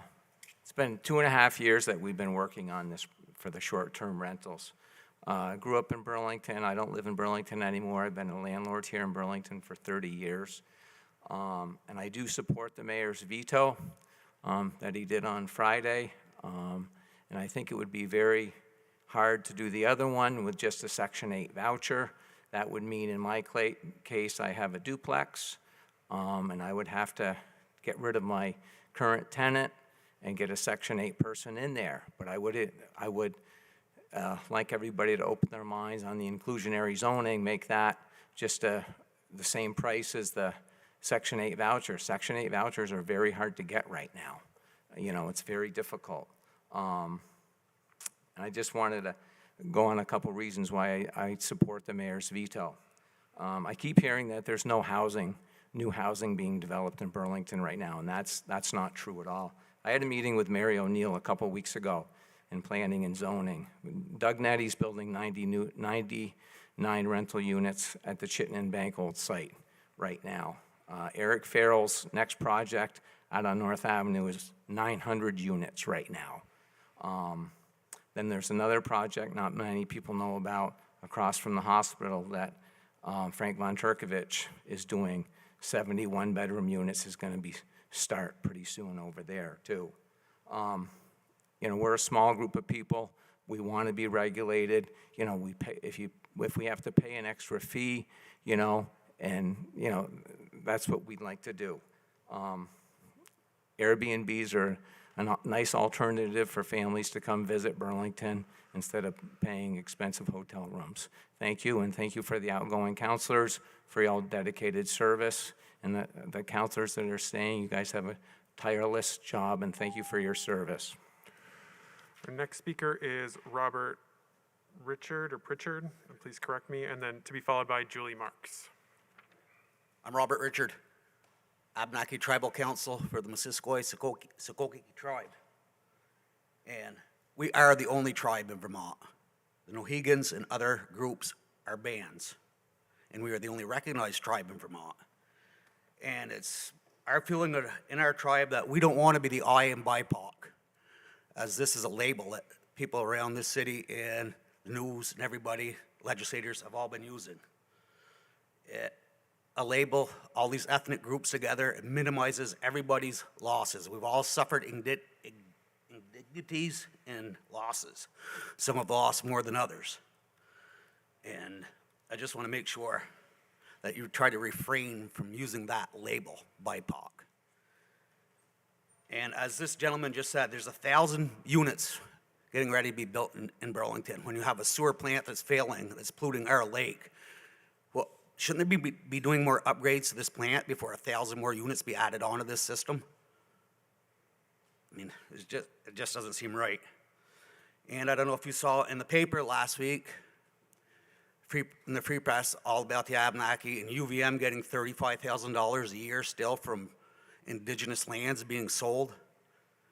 We haven't seen any of that money. I mean, what do they do with that? I mean, you could put pressure on UVM, Mayor. Thank you. Thank you. Our next speaker is Julie Marks.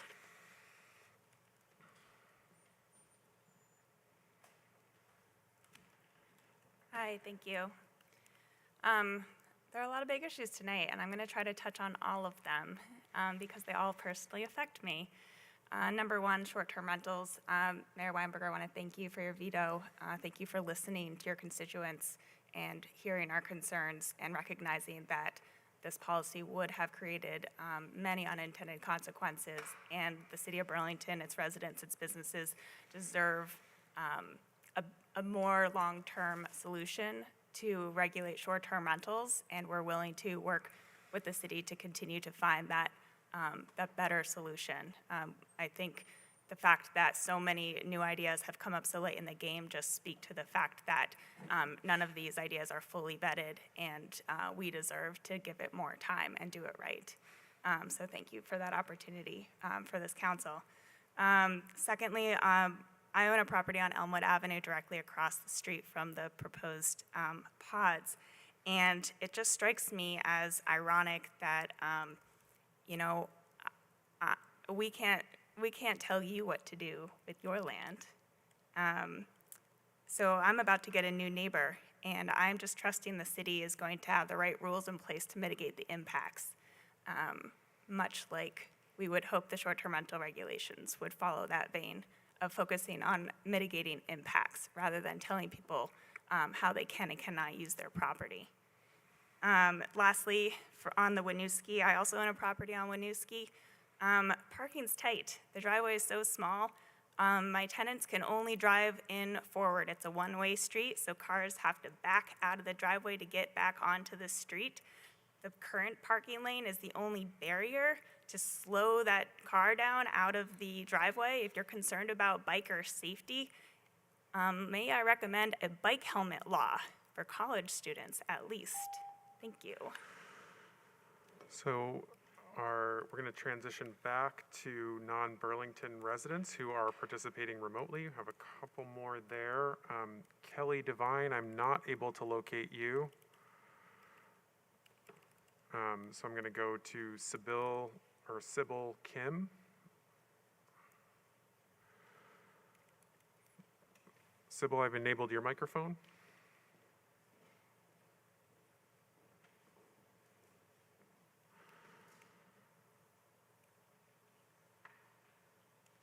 Sybil, it looks like you're on mute. I'm sorry for this. I am a Waterbury homeowner. Wanted just to show my support for my Burlington short-term rental hosts. I feel they have a valid point that you should listen to, and the arguments mentioned by the mayor, all of them have very strong merits. That's it. Thank you. And that is our final speaker for this evening. So we will transition back into our agenda. Thank you, everyone, for coming out tonight and commenting on that. We will get into our agenda now. Continuing with the climate emergency reports, item number 4. Does any counselor have a climate emergency report?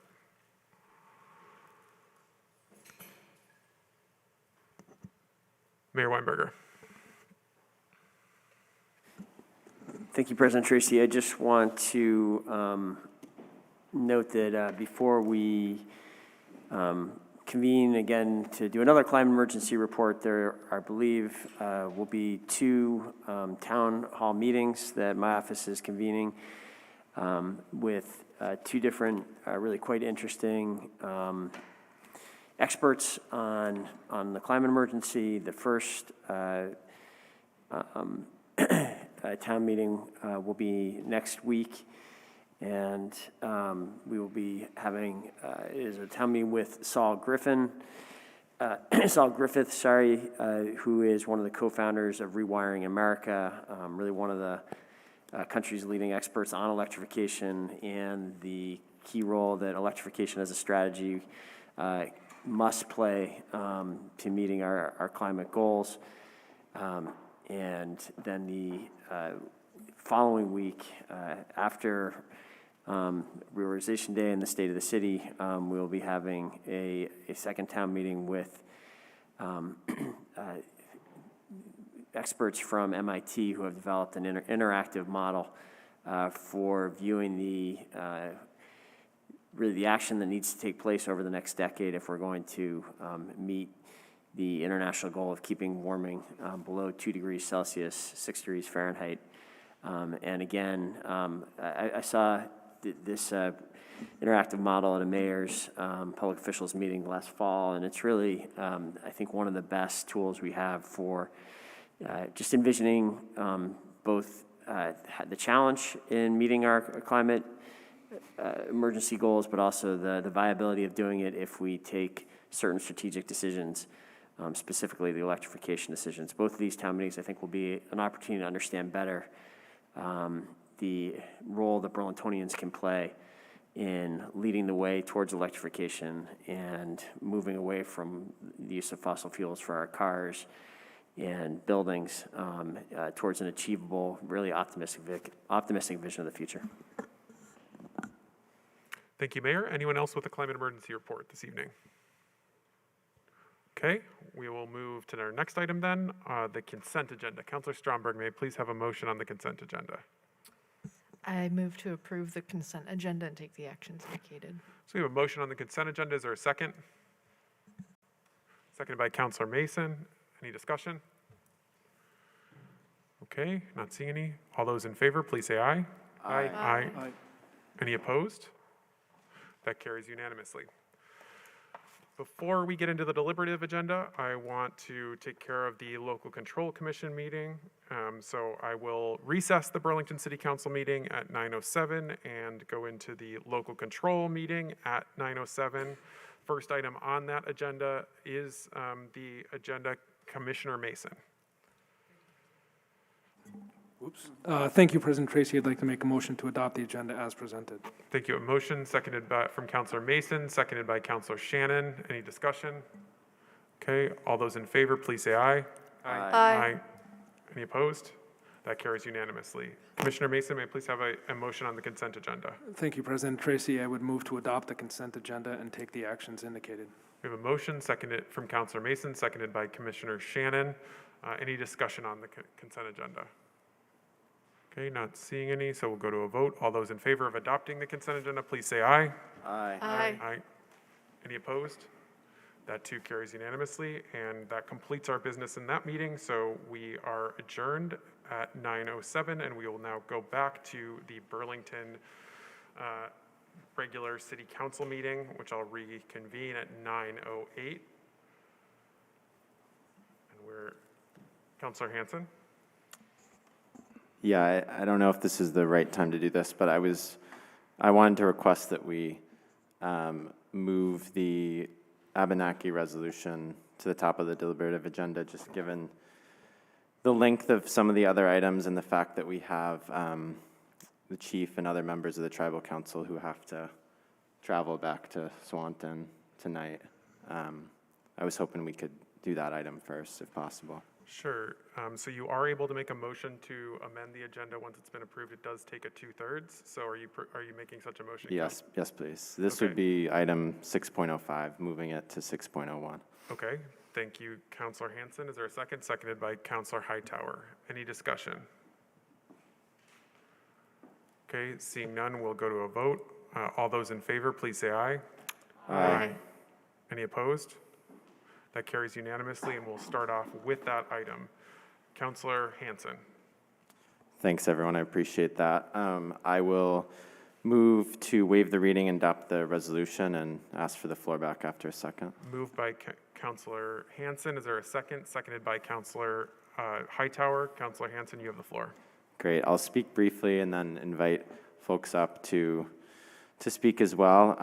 But this resolution really comes out of well over a year of conversation with Council President Tracy, myself, incoming Councilor Jean Bergman, the Abenaki Nation of Missisquoi Chief Richard Menard, several Abenaki residents of Burlington who have been leaders in advocating for improved relationships between state and local governments in Vermont and Abenaki people for decades, and others as well. The idea behind this resolution is to try to begin to understand and acknowledge the impact that colonization has played and the role that the city of Burlington has played in that, and how the original people living here have been impacted by this land being stolen, being settled, and how the original people of this land have been treated in the time since colonization. I'll just read two of the resolve clauses from the resolution. Be it further resolved that to address the multi-generational damage that continues to negatively hinder the progress of the Vermont Abenaki community, the City Council recognizes that there needs to be an accounting to fully understand and acknowledge the taking of Vermont Abenaki land and resources without compensation in what is now Burlington, and to understand the role and impact the city played in creating and perpetuating the harms caused to the Abenaki people. And be it further resolved that to accomplish this accounting, the City Council recognizes the pressing need for a study designated to research and organize what areas of need and what direct steps and programs must be initiated to reverse the course of the colonizing oppression of the Vermont Abenaki community. And I would just, before we invite others up to join the conversation, I would say that, trust has been broken many times, and what we're trying to do here is rebuild trust and really forge partnerships moving forward, which is a key reason why this resolution has the Missisquoi Tribal Council overseeing this process and study with funding and with offer of support coming from the city. So I'd love to invite the Abenaki Nation of Missisquoi Chief Richard Menard and Burlington resident and citizen of the Nulhegan Band of the Kusuk Abenaki Nation, Charlie Magazo, and I don't know if the other tribal council members were going to join as well, but you're all welcome to join if whoever would like to speak.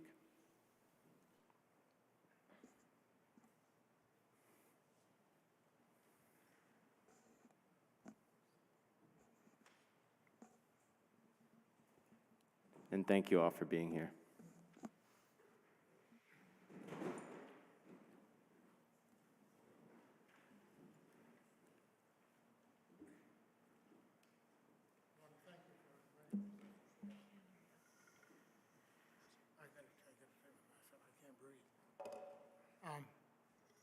Like I say, I've asked Charlie to speak for me because, as you all know, I'm over the COVID, but some of the side effects is raising havoc with my lungs.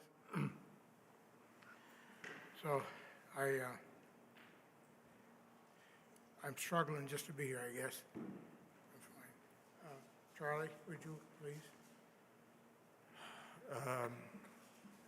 My name's Charlie Delaney Magazo. I was chair of the Vermont Commission on Native American Affairs when the legislation for state recognition of tribes came about. Like many issues that you have to deal with here at the City Council, that was the same thing that we had to do through committees. At times it was difficult in terms of communication between people, but we persevered with that.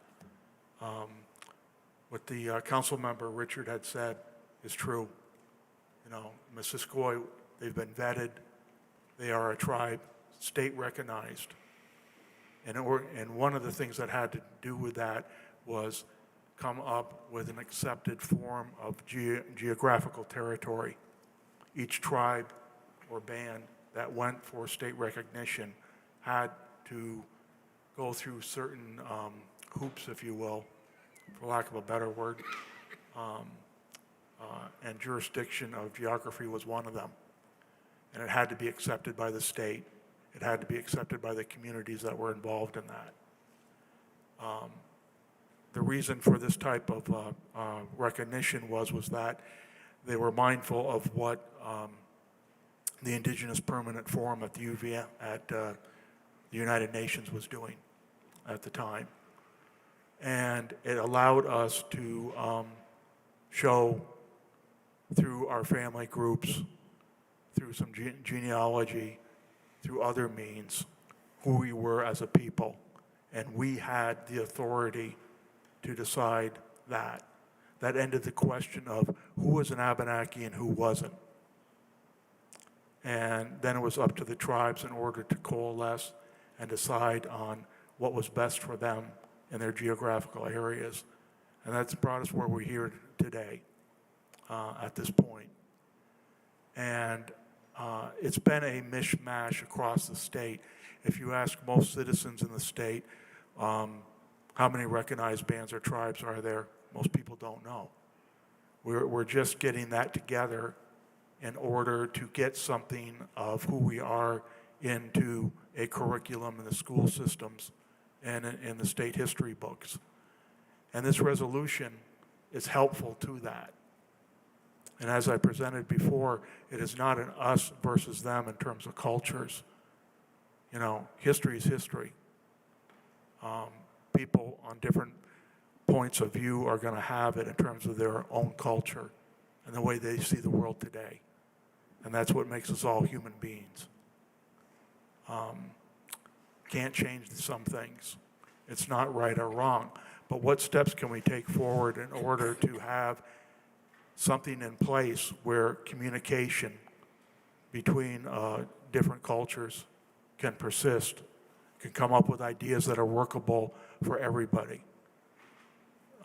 Most of us refer to other people who are not citizens of the tribes as the greater community. The people who live here today, the immigrants that have come here. Our concept of our homeland, the Dakana, wasn't the same as the people that came here originally from Europe, obviously.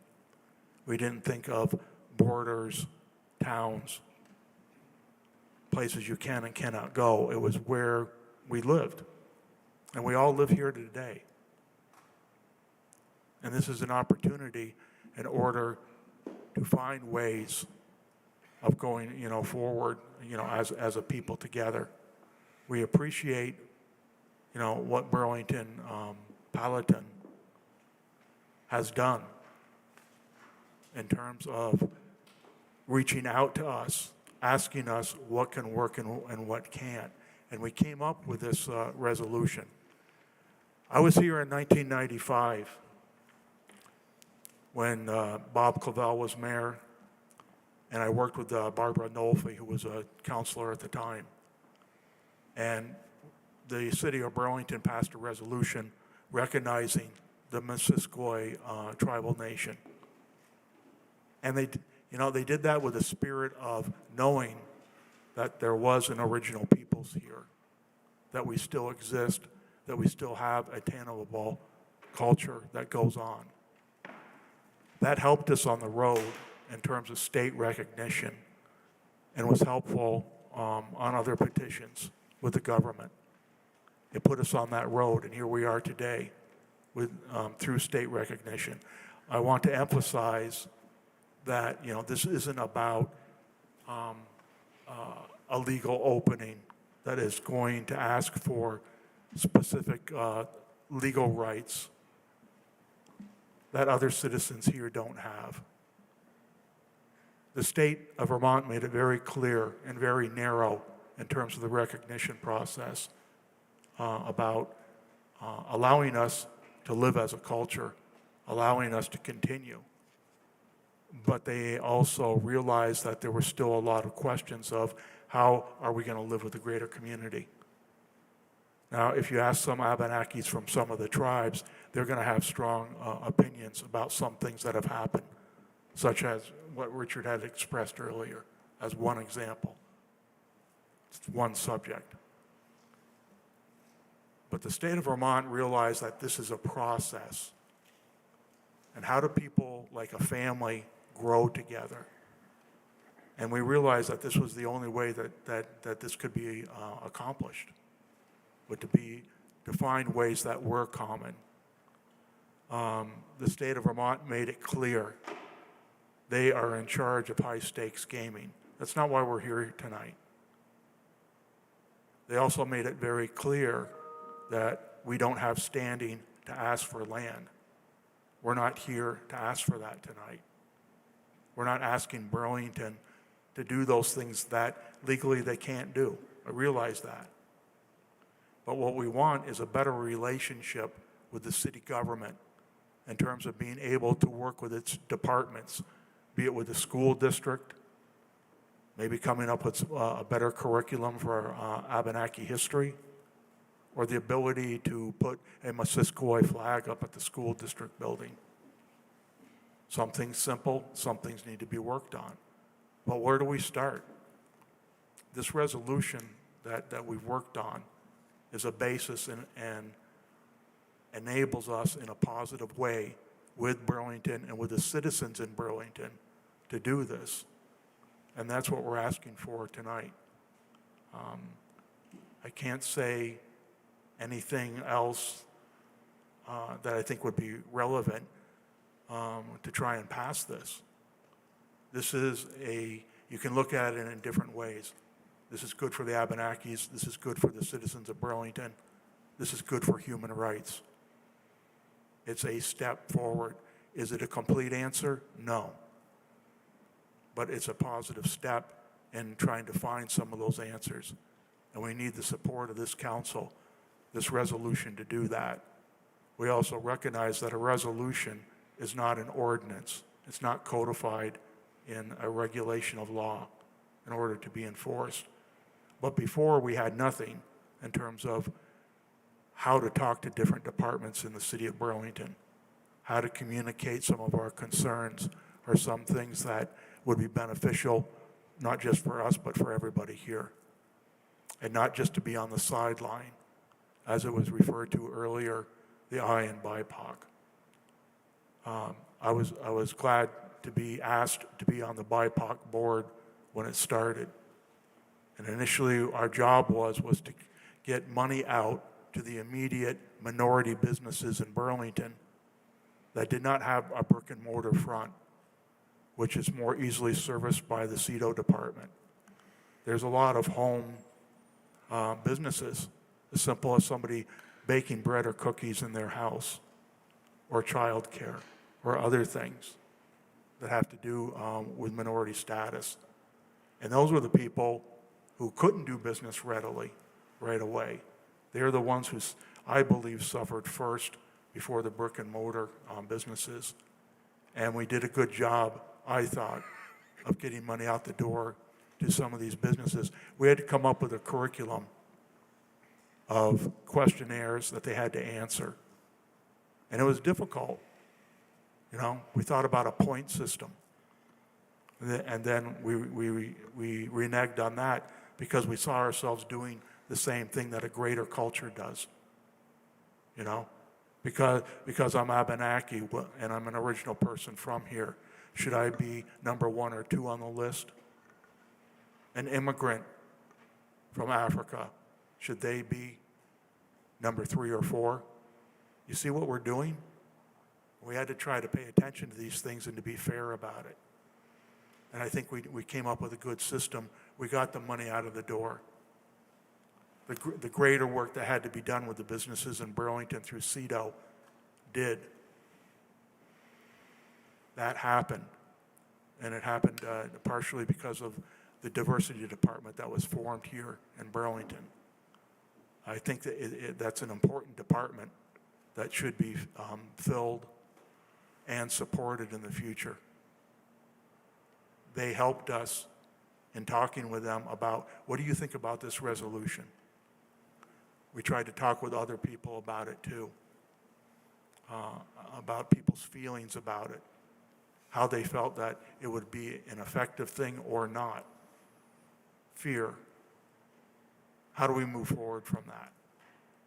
You know, and the basis of it is that comes down to it, whether it was helping through funding through a BIPOC board or being on an Abenaki tribal council, it was, we're all human beings. That's the common denominator. And I think there's nothing in this resolution tonight that is going to be a detriment to the city of Burlington, to its officials here who have to decide it, nor is it going to have a negative impact on the citizens of Burlington, the public, or people who live in Vermont. And it's a step forward and it's a help. I got a phone call tonight from Brian Cena, the representative, who was asking about this. Part of it is, and we're grateful that some funding came through, and one study that I suggested needed to be done so we could come up with a yardstick of numbers would be the impact of the uncompensated environment from settlement to the present. And in order to have those numbers, to present it from a representative from Burlington, such as Brian Cena, into a bill to create in the future, a trust for our regional peoples in Vermont, for health, for education, for small business startup. The federal government came through with about $500 million in pandemic aid for the state of Vermont. And because of the programs and the outlay of it, the numbers that I saw was about $110 or $113 million for minorities in the state of Vermont. That's everything from small businesses to foundations to nonprofits. And I think it would be a way to start something like that. This is what the resolution can enable in a positive way. It doesn't mandate that it will happen because the city of Burlington says it must happen. That's not what this vote is about. The vote is about creating a way to allow us to say, we have a working relationship with the city of Burlington. We can talk to its representatives and see what we can come up with. This is primarily what it's about, what we didn't have before. I also realize that the other bands or tribes have understandings with the city of Burlington. We're not here to abdicate those understandings. As time goes on, I would hope that, people will know more about our history, know more about the tribes that are involved today in the state of Vermont. But most of all, what I would like to see in the future is that when you say a tribe, it means all Abenaki. It means throughout the state. And this is something that I know Chief Menard is close to his heart on. Because, as we all get older, it's not just about, one tribe, but we think about our children, our grandchildren, where they are and what they need. And ultimately, this is what it's about. And I appreciate the time and the effort that the city council has to put in these types of considerations. Again, lastly, I just want to thank the three council members who have been very helpful in getting this together and us organizing this and coming up with something comprehensive that could be agreeable to. And I want to thank them, Max, Jack, Brian Pine, who works for CEDO now. And also I want to thank the initiatives for the public things that have been talked about, you know, for Abenakis in the city of Burlington. Thank you, Mayor. Also, I want to congratulate Ali Dang on his affirmed election. You're welcome. Thank you very much. Appreciate it. So, did you have something you wanted to add? Is there anything? I want to thank you as well, you know, for the, you know, what little bit of communication I've had with you, but and hopefully things will continue to get a little bit better for us, you know, so we can work together. That's all we want to do, is work together. Thank you. Thank you. I've been an educator in the Vermont public school systems for over 25 years. And in that time, I've worked with large immigrant populations, the Vietnamese, the Bosnian, the Burundi, Senegal, you name it. I've probably met children from all over the world, from war-torn situations, from situations we can't even imagine. And the one thing I learned from the children is it didn't matter what their experiences were or what had happened in the past. They were willing to sit down and communicate with each other and to make it a better world. And what we're asking is in this resolution to open those doors of communication so that things will improve both for our people and for the people of Burlington, that everyone will begin to understand each other. I believe that what we do in this lifetime affects the next 7 generations. This resolution, you are part of that decision-making, which affects not only our next 7 generations, but your next 7 generations. Let's open the door and have wonderful communication for the future. That's what we're asking. Thank you. Thank you. Yep, Councilor Hanson. Thank you all so much for your collaboration on this and for being here tonight to speak to it. And the other thing I forgot to say when I spoke earlier is just thank you to the mayor and the administration for including the funding for this in the budget as well. Thanks. Thank you. If you could just stick around for just in case any questions come up from councilors, we'll be able to direct them towards you. Thanks again for sharing so much with us and being here and making the trip. I very much appreciate it. Are there any comments from councilors? Councilor Mason. Thank you, President Tracy. With your permission, I'd like maybe some questions of the sponsors of the resolution. Sure, go ahead. So I've read this a few times, and I have to admit, in my 10 years, this is a different process than one that has followed. I'm sort of, typically we go through committee. Is there a reason that this is not being referred to REIB or some other committee? I've heard what this is supposed to. I've read the resolution, and I'm honestly quite confused about exactly the intent of the study.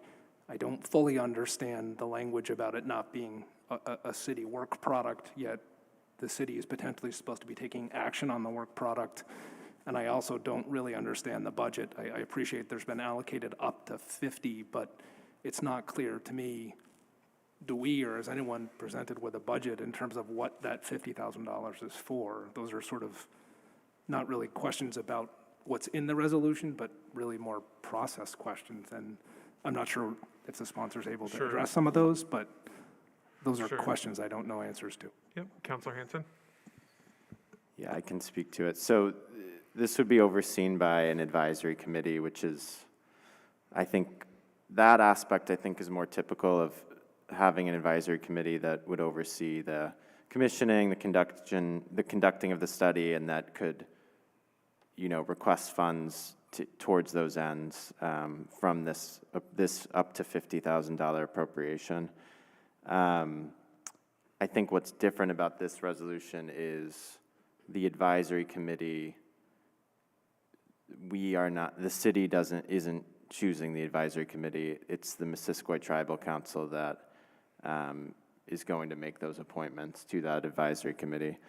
But the advisory committee, we've had conversations that, that advisory committee may or may not include a representative from the city councilor from the city, but we're really putting this in the hands of the Missisquoi Tribal Council to oversee that and select the members of that advisory committee.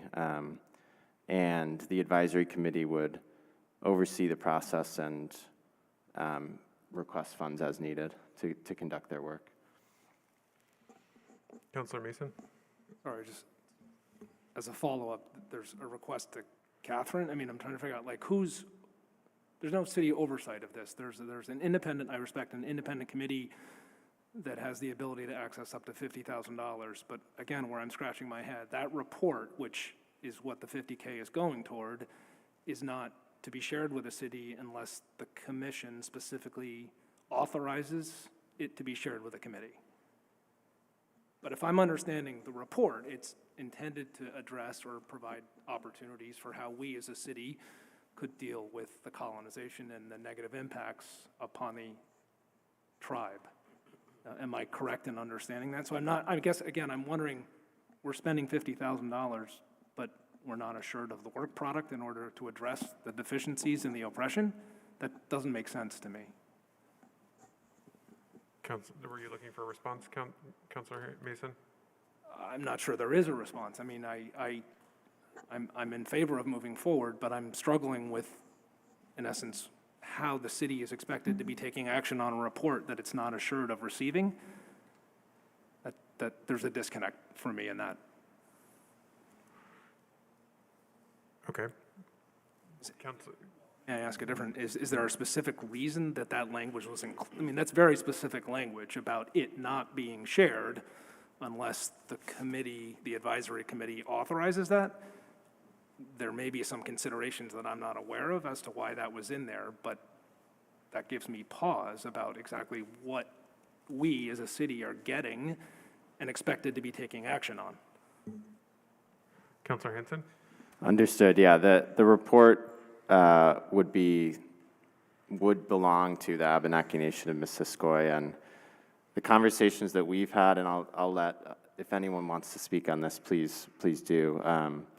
But the conversations that we had is that this report and this study would inform, continued recommendations and partnerships back with the city in order to move forward. And so I actually, I agree that the way it's written is a little strange in that regard, but I'd like to see if anyone has comment. My understanding is that the study and the report would be shared, but it does have it belonging to the Abenaki Nation of Missisquoi. Does anyone else want to speak to just the intention of, at that end, the end product of the study and the report, would the plan be to share that with the city? Yes, it would be. All our tribal meetings are public information. There's nothing to hide anywhere unless there's an executive session like you guys go into yourself at times.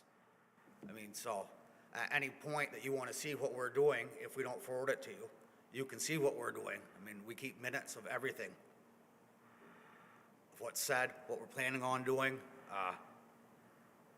We have no hidden agenda. Great, thanks. Yeah, and that's always been the conversation. I agree, the language was a little weird around that.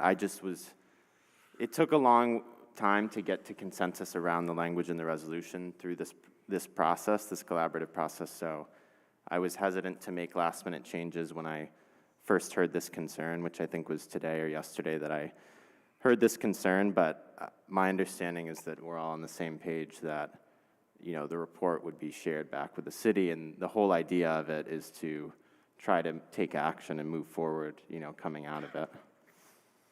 I think some of these, talking about the money, some of the, to cover some of our expense.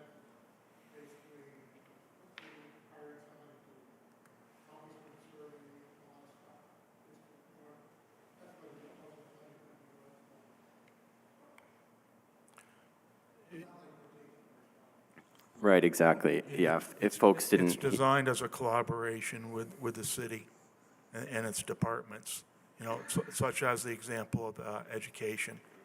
An Abenaki speaker to come in to talk about history, or write a curriculum with a school district. Things like that, working together is what it's going to accomplish. I am hopeful of going to the Gund Center at UVM to do such a studied report so that we can come up with a yardstick of money in order to have a representative perhaps write a bill, for the legislature. And that would be through us. That would not be asking the city of Burlington because you pass a resolution to say you back certain things in it. That's why this is collaborative.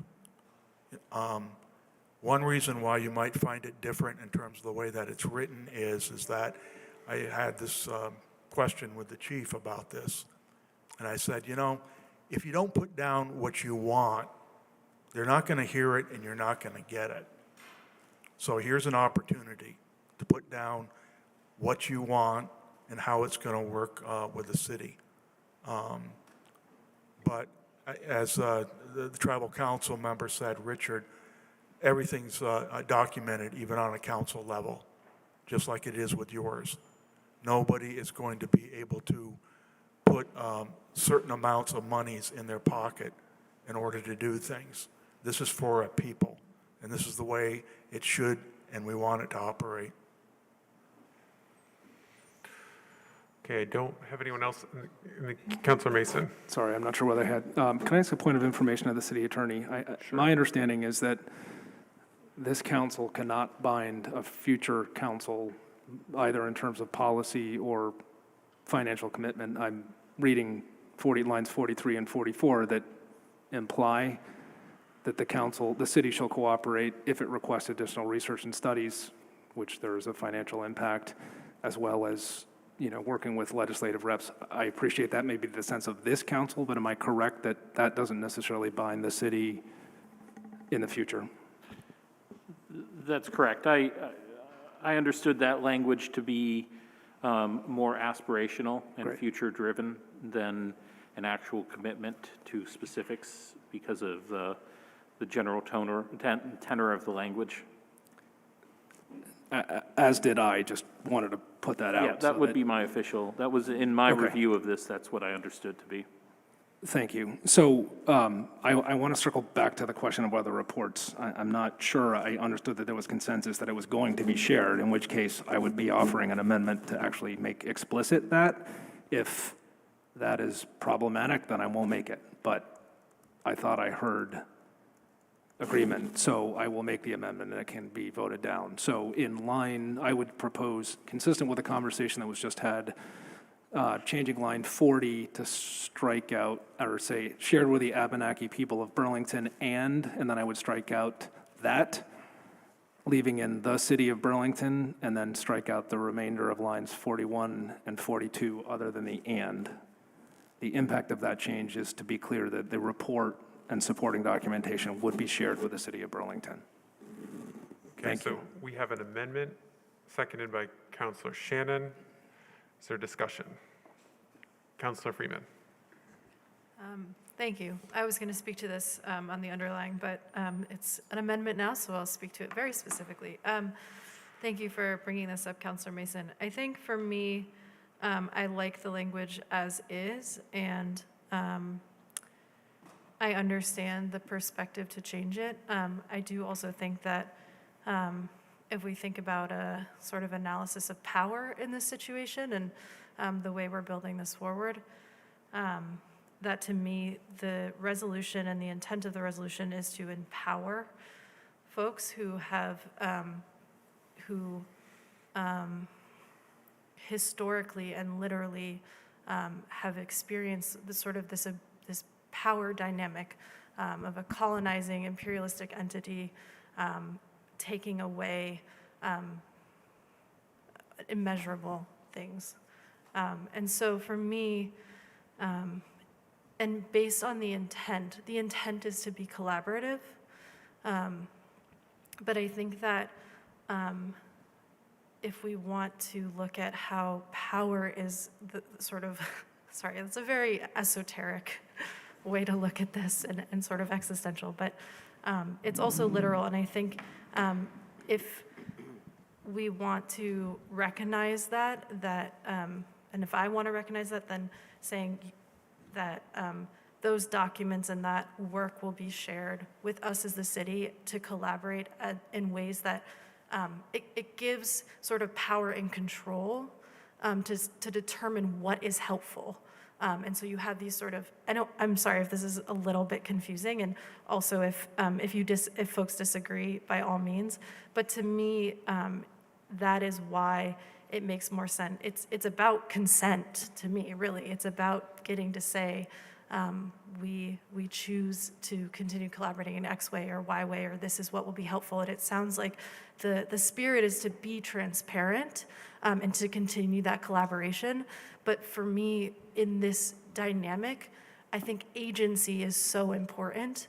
And I want, if folks wrote it in a way, and I don't know because I wasn't there to write that exact language, but when I read that, that's what went off in my head, was this is about agency. And it's about looking at the historical way that sort of an abuse of power and this sort of colonial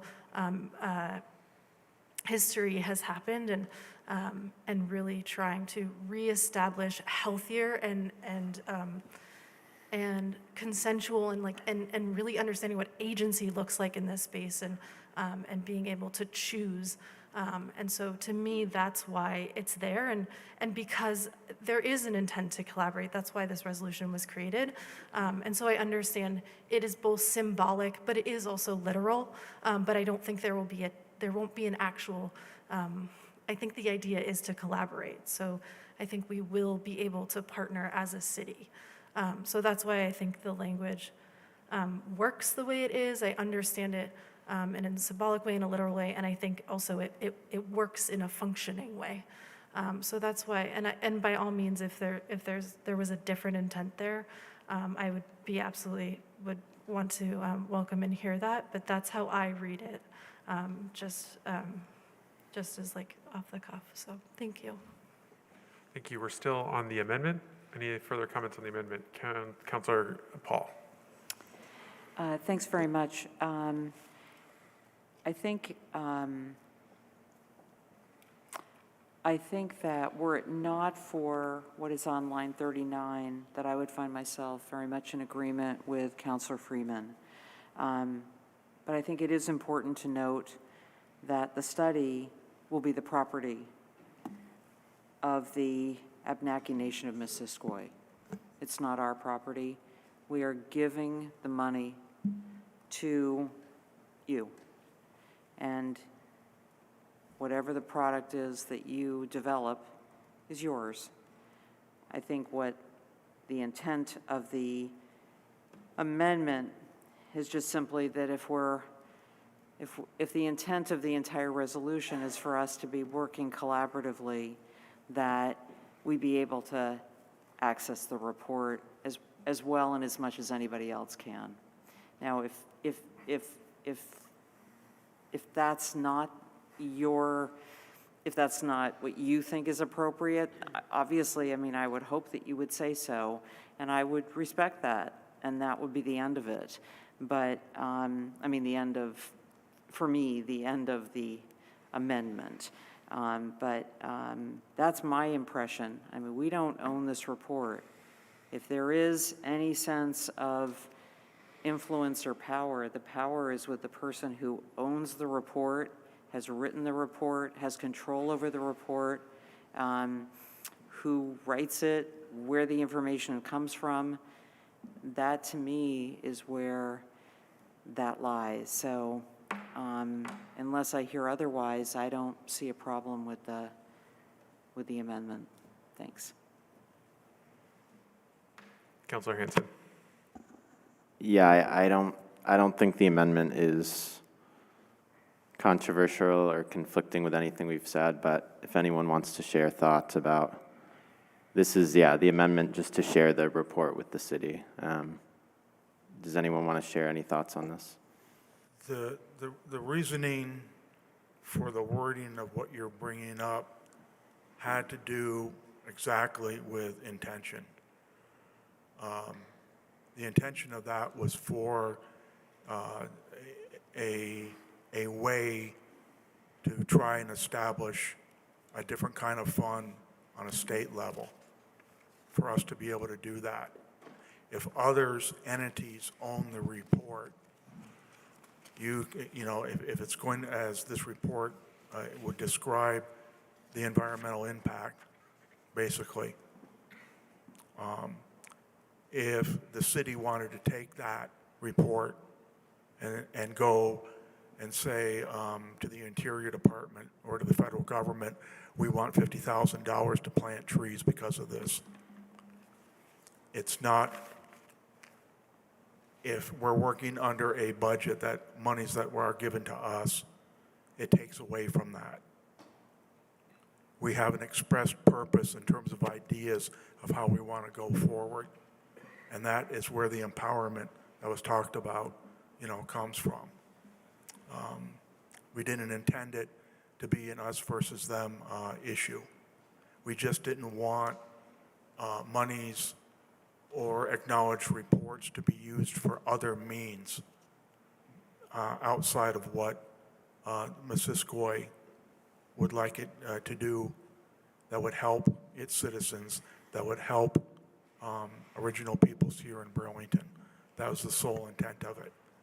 Also, I don't think it's in it, but you know, we even thought about, okay, the $50,000, which department should hold that?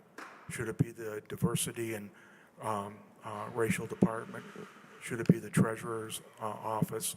We feel like we don't have power over that necessarily. I don't see that in the resolution. It also is based upon history. And I'm not saying this in a bad way, I'm just telling you what's happened. I was on the NAQUAD, Native American Quadricentennial Committee, the state level with the city. And for Samuel D. Champlain coming down here, the 400th anniversary of that. And they asked us, well, you know, we'd like some Indians to participate. And we were told that, you know, through this federal budget, for our part in it, in order to put something on, we would have to collaborate with a way to do that, a written agenda and how that was going to be paid for. And they offered $150,000. And over the course of a year, down to the Quadricentennial here in Burlington, which did a good job of celebrating it, we ended up with zero. And 6 months after the event, the funding came through. The city of Burlington, which basically took over the original people's natives aspect of it, and we weren't even told about it. Basically, from federal funding, got $30,000, and it went through the Arts Center here. And, you know, so it made us feel like, why are we here doing this? Why are we being asked to participate with a greater community, and we're being treated this way? And it didn't feel good. So in order to come up with something that would be beneficial to original peoples here and to the city of Burlington, this time around we came up with such a resolution. And that's just the short history of it. And you know, I'm not saying that to denigrate the city of Burlington.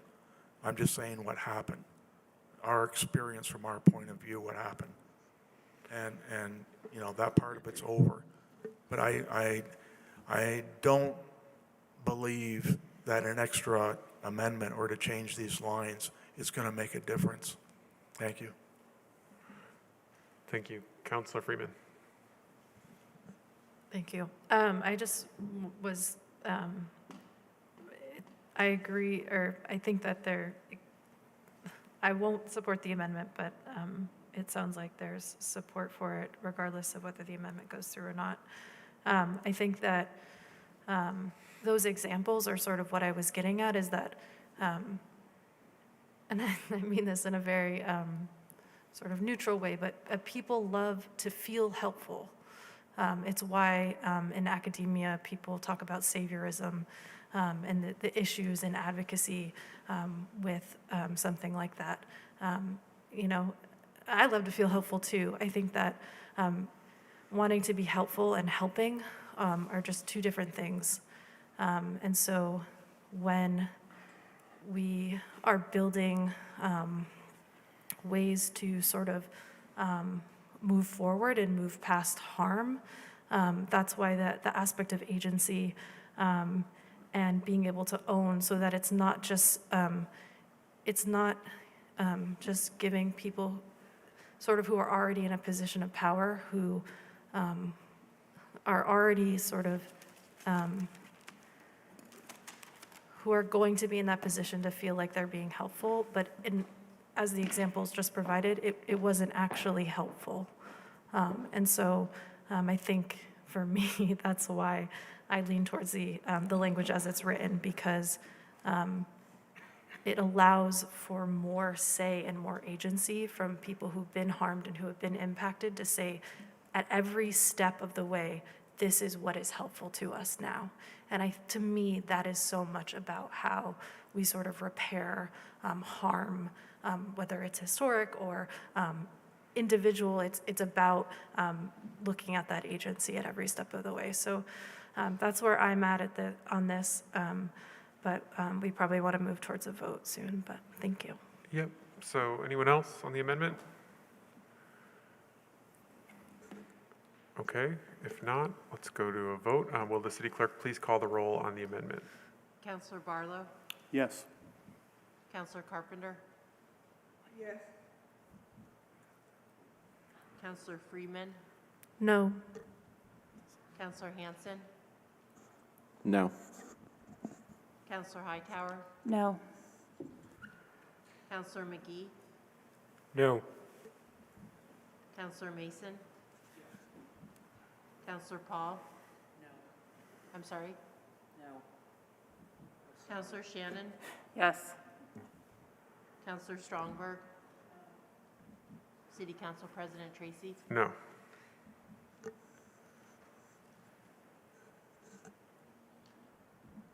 Four ayes, 7 nays, 1 absent. Okay, thank you. Is there any further discussion on the underlying? Okay, not seeing any. Will the city clerk please call the roll? Counselor Barlow? Yes. Counselor Carpenter? Yes. Counselor Freeman? Yes. Counselor Hanson? Yes. Counselor Hightower? Yes. Counselor McGee? Yes. Counselor Mason? No. Counselor Paul? Yes. Counselor Shannon? Yes. Counselor Strongberg? Yes. City Council President Tracy? Yes. And Councilor Jeng is rejoined. Yeah. Councilor Jeng, we're voting on the underlying resolution. The amendment? No, not the amendment, the underlying. The amendment failed. Okay. Yes. 11 ayes, 1 nay. The resolution passes. Thank you very much for joining us this evening and sharing with us. Very much appreciate it and look forward to continued collaboration. Thank you for your time. We look forward to this positive collaboration. Thank you. Okay, we will pick up with the agenda, or continue with the agenda with item 6.01. Councilor Jeng.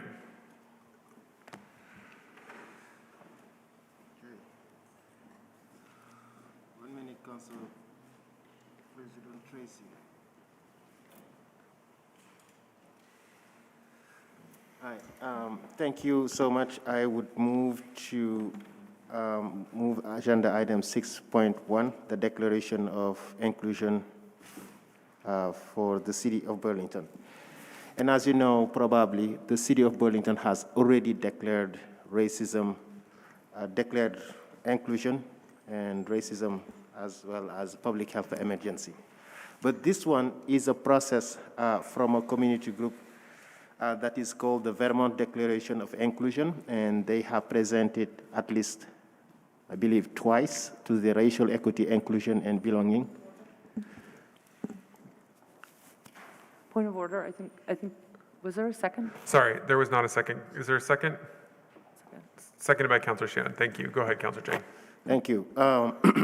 And 30 towns in the state of Vermont have adopted and begun to implement some version of the Declaration of Vermont. Governor Scott, in fact, used the proclamation and designated to the second week of May as annual inclusion week of the city in Vermont. So there is a group, an organization, I believe, called the Vermont Declaration of Inclusion.org. People can, find them online. And it is also, they also had an interview with VPR and Connor. Circus did invite them to talk about this further. They have spent and also worked with the administration to bring this forward. And this is no binding, no amount of money needed, and it is just that the city of Burlington will be joining all the towns in declaring inclusion as a town, and also for the state of Vermont. I do not need that's all. Thank you. Thank you. The floor is open.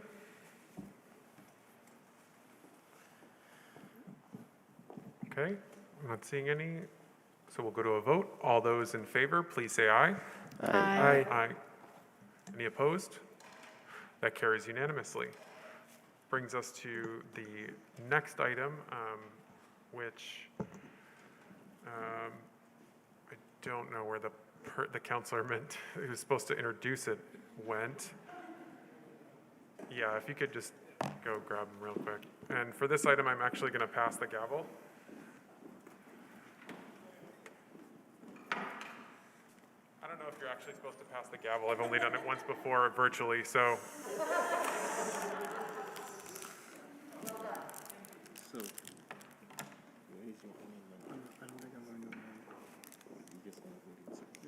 Great, so we're on item 6.02. Councilor Hanson, can I come to you for a motion?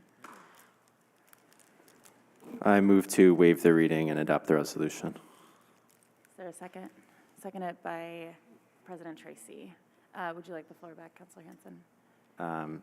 Not at this time. I don't know if we're starting with Oh. presentation or. Yep, please go ahead. We'd be happy to. Councilor Hightower? Yes, please. Great, thank you for your time. I'm Chapin Spencer, Director of Public Works. With me is City Engineer Nora Baldwin, and joining us remotely is Senior Planner Nicole Lush. And appreciate the time this evening to talk about this multi-year planning process on the Winooski Avenue corridor.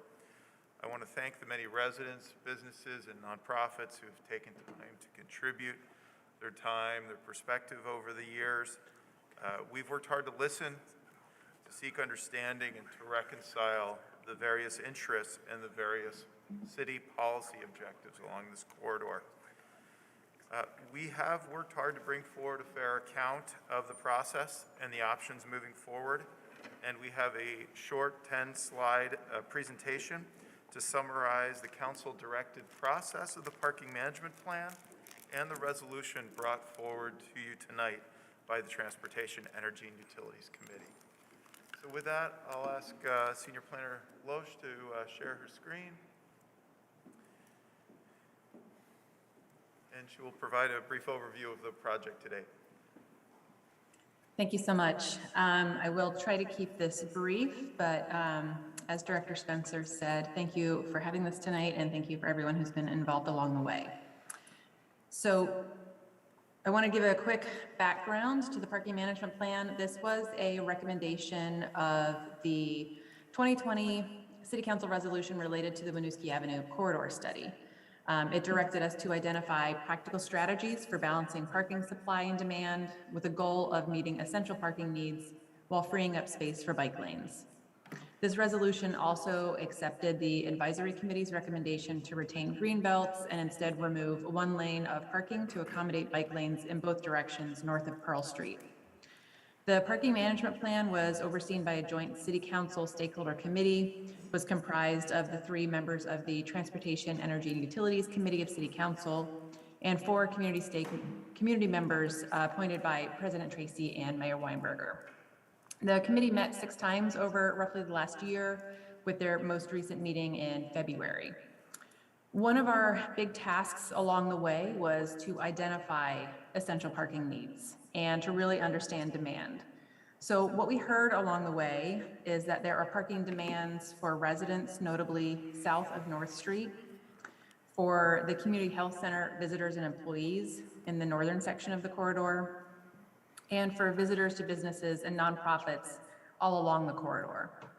We also heard that essential parking needs are to access social services, have residential parking within at least 1 block, and ensure loading for businesses and visitors for businesses. Our outreach and engagement strategies for this part of the corridor work really centered around a web-based survey that gathered 766 responses. In the end, we did weight the survey towards residents as opposed to visitors along the corridor. We advertised this and used translation assistance from AALV. We also directly mailed postcards to all of the addresses in the study area and all property owners. We used lawn signs as well. Both of those were in multiple languages. We also directly distributed flyers to businesses. This was managed by our partners at the CCRPC. And we also had help from our committee members. The meetings themselves were all well attended by the community. RPC staff and DPW staff also led direct outreach to the BIPOC-owned businesses, especially in the northern section of the corridor.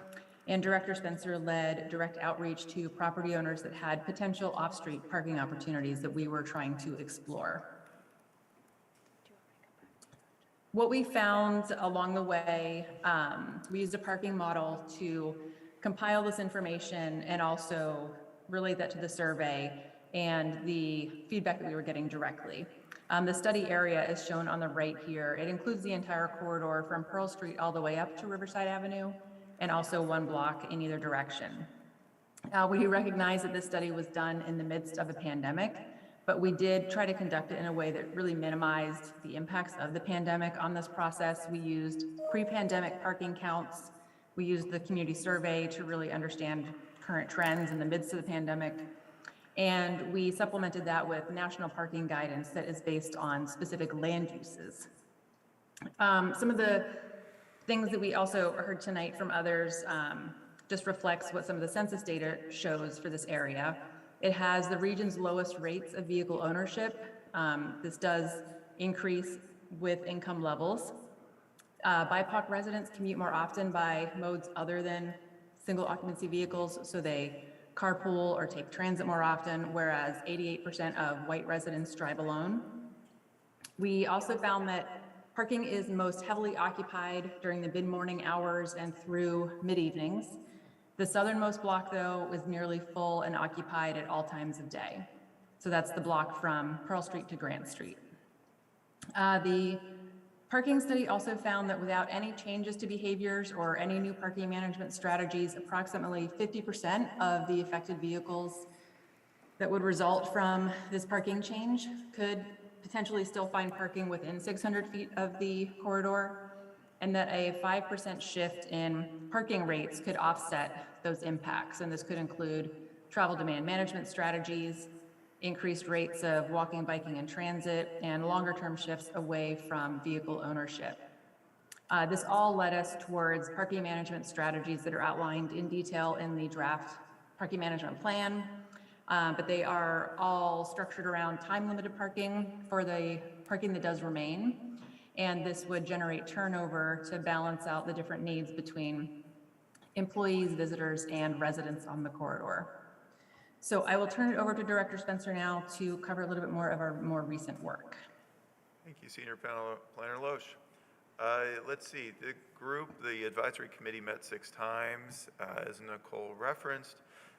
Prior to the final meeting in February, I took the step based on reviewing public comment and the data to date and put forward a position that I'm bringing forward to you tonight, proposing phased implementation, where the first phase would be implementing the project north of Union Street. In large part, one of the benefits of that is to reduce the parking impact from the 82 spaces down to 40, with maintaining the key goal of continuous bike facilities. At the end of a robust conversation at the committee level, the committee voted, as members have noted tonight, to find that the plan in their mind failed to meet the essential parking needs along the corridor. Their motion also requested transportation demand management, off-street parking, transit improvements, a pilot, and a new parking management plan. Next. So after that meeting, we have followed up on a variety of items that were included in that motion.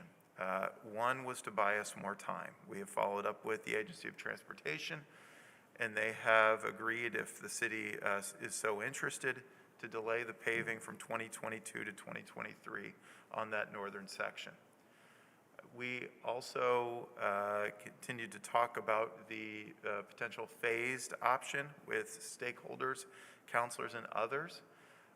We framed what we believe were attainable transit and transportation demand management improvements. We talked about how that the Council Initiative Fund could support seed money for businesses and nonprofits on the corridor. And we talked to GMT about what it would take to make the city loop, which has 2 stops on that northern section of North Winooski Avenue, fare-free. We have continued direct conversations with property owners and businesses along the corridor about the off-street parking options. To date, we do not have any written agreements that have involved the city, and I don't believe there have been agreements between parties along the corridor. At least I have not heard of them yet, though we are continuing to work on a few that I believe are promising. At the TUC meeting last week, Transportation, Energy, and Utilities Committee, they voted 2-1 in support of a resolution brought forward by the Chair Hansen at that meeting, encapsulating a number of these efforts here, and advance that to the City Council tonight. Next. So just to summarize the parking adjustments that would be part of Phase 1 if the Council is supportive of a phased approach, you'll see described here on the right, and that the plan in that northern block would propose to remove 39% of the existing spaces and to still keep a fair number of time-limited spaces and accessible spaces so that we keep turnover for adjacent businesses and provide accessible spaces.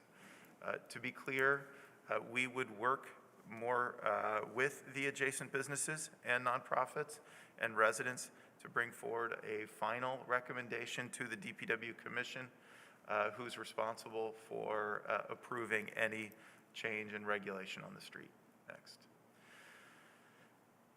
So in summary, as you'll see, the key elements of the TUC resolution that are in your packet tonight are recommending delaying the implementation by a year, providing $15,000 of seed funding from the City Council Initiatives Fund for transportation demand management, allocating up to $52,000 from the traffic fund to make at least the GMT City Loop fare free in 2023.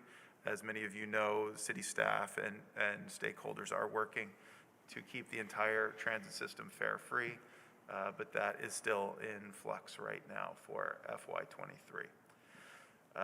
The resolution requests city staff be available to help businesses, and we are prepared to do that. on the off-street parking development. And it does make clear that the direction is to advance implementation of the bike lanes with paving in 2023 as part of the V-Trans paving project. Lastly, it directs us or recommends that we do, and we are fine to carry out, additional work with the businesses and nonprofits and residents along the corridor, with a special focus on BIPOC businesses, to refine the parking regulations on the street on that northern section prior to the paving and striping project. And that's what we have for a summary for you. We're happy to answer questions. Thank you, Nicole and Chapin. Before I give it back to Councilor Hanson, are there any questions to the DPW staff? Go ahead, Councilor Ding. Thank you, Acting President Hightower. Thank you for the presentation, Mr. Chapin. I was just wondering why we cannot make the paving happen this year and the striping another year. City Engineer Baldwin, do you want to talk about the recessed markings and some of the benefits of coordinating? Yep, so the state of Vermont's specifications call for a durable thermoplastic type material and grinding of the road to recess those markings to make them more durable. And so that's the linkage here with paving and the permanence of it versus waiting till we have some resolution about what the best approach is. Okay, thank you. And, you know, about also, I believe that this city council did vote in support of this long time ago, a couple years ago, or last year, right? And then there were, we also requested a parking management plan. It seems you will continue to still find alternative for more parkings, right? Now, what assurances do we have that since it did not go better last time, why should it go better if you try again? Yes, thank you, Councilor Jang. The effort to work with the adjacent businesses and property owners is still ongoing. Nothing has concluded in terms of us seeing that the process is done or that we're not willing to continue. There are many complicated issues to work through for the entities that are open to further conversation. We have heard from many entities that have said, we're not interested in shared parking. It's too complex for our operation. It doesn't work for us. We've respected that and continued to work with the entities that have shown interest. And we will continue to do so. We cannot guarantee, as we are not the property owners or the business owners, we're not the entity seeking the parking or the entity that owns the land, but we understand we have a role here to play in facilitating those conversations and hopefully agreements. Right. Thank you. Thank you. Any other questions before I go back to Councilor Hanson? Councilor Hanson. Great, thanks. Yeah, and thanks for the overview of the process. I've been involved with this since 2018. Before I got on council, I was attending the meetings with the project advisory committee process. There were hundreds of us that attended those meetings, and that did result in unanimous approval from that committee and ultimately approval from this council. But obviously, here we are today. We're in a different place now than we were when we passed that. I guess I don't want to repeat things that I've said throughout this process. I'll just highlight a couple things that I think are maybe new that I want to speak to. From an equity perspective, we had data in the parking committee that showed, and the broader data around the lowest income people in northwestern Vermont, when asked how they get around, 50% of them said they rely on bike, 25% transit, and 25% driving. There was also the survey results, because we conducted the survey in the neighborhood, and with that, the lowest income people, and this was excluding college students as well, so the data wasn't skewed in that way with students throwing off the income data. But the survey data that we conducted was pretty consistent with that broader data. It showed that 60% of the lowest income people biked, 20% transit, and 20% drive.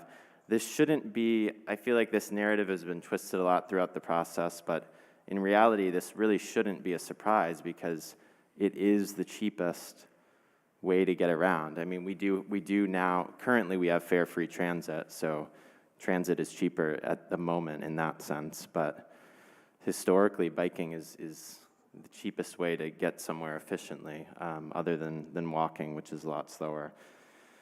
So I think it's important to center that data when we talk about equity and who is served by the current transportation and who we're trying to serve better moving forward. The other aspect that I just wanted to speak to briefly is around transportation demand management, and I think the $15,000 to support transportation demand management is really meaningful, and I want to help people understand this because I've worked in transportation demand management, and last year I oversaw a grant that was $25,000, so not dramatically different from this. With that grant, using simple incentives, gift card incentives, and just some education and support and accountability, we were able to get 100 commuters to switch from driving alone to sustainable transportation for 6 months.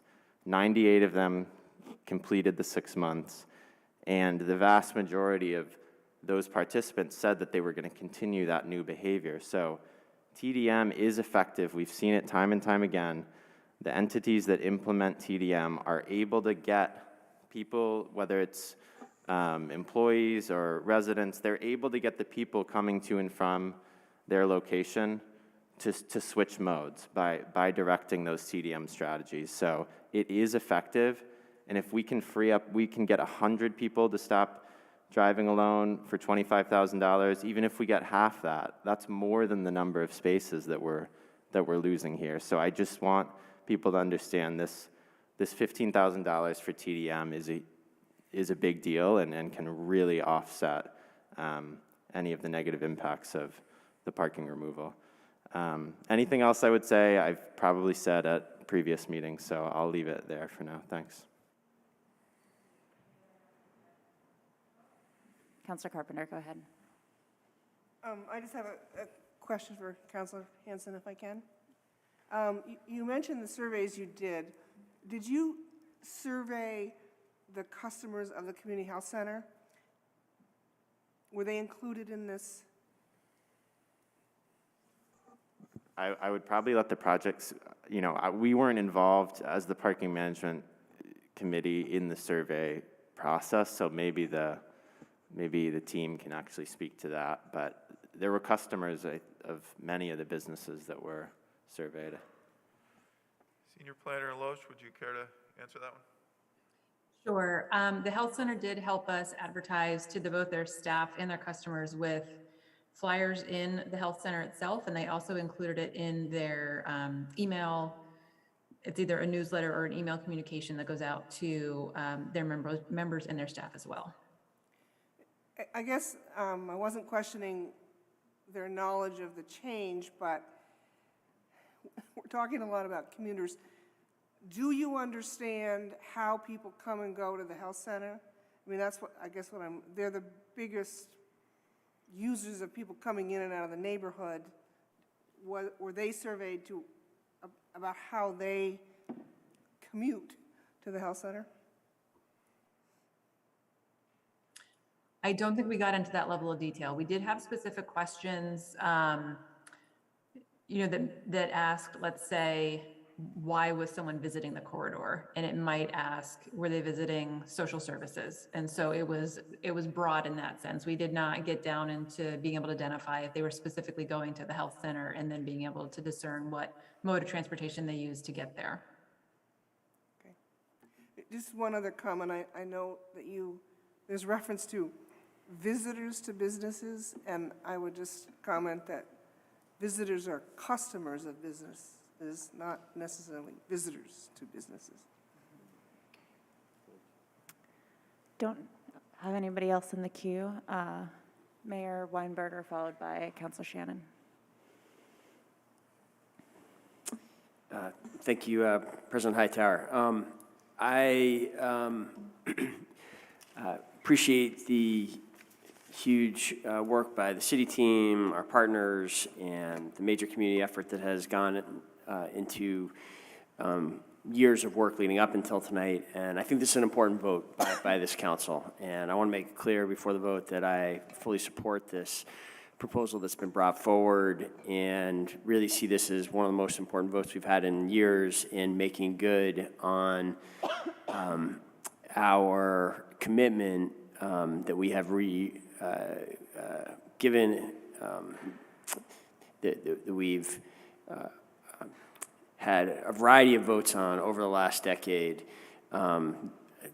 suggesting that we support the creation of dedicated bike lanes throughout the city, a network of dedicated bike lanes, a true new network, transportation network that will give our residents and visitors a new option for getting around the city and that will dramatically increase bike usage once we create that network. This is one of the most important implementation votes in years in actually seeing that through. We said we were committed to this in, I believe, 2015 when we for the first time passed a walk bike plan. We specifically said we were committed to seeing a dedicated bike lane on this corridor in 2020, which has directly led to tonight. We also, just months before that, committed to a net zero roadmap that committed to reducing miles traveled by Burlingtonians by 15%. It is actually bringing into being corridors like this that are going to allow us to achieve that goal and create that new system.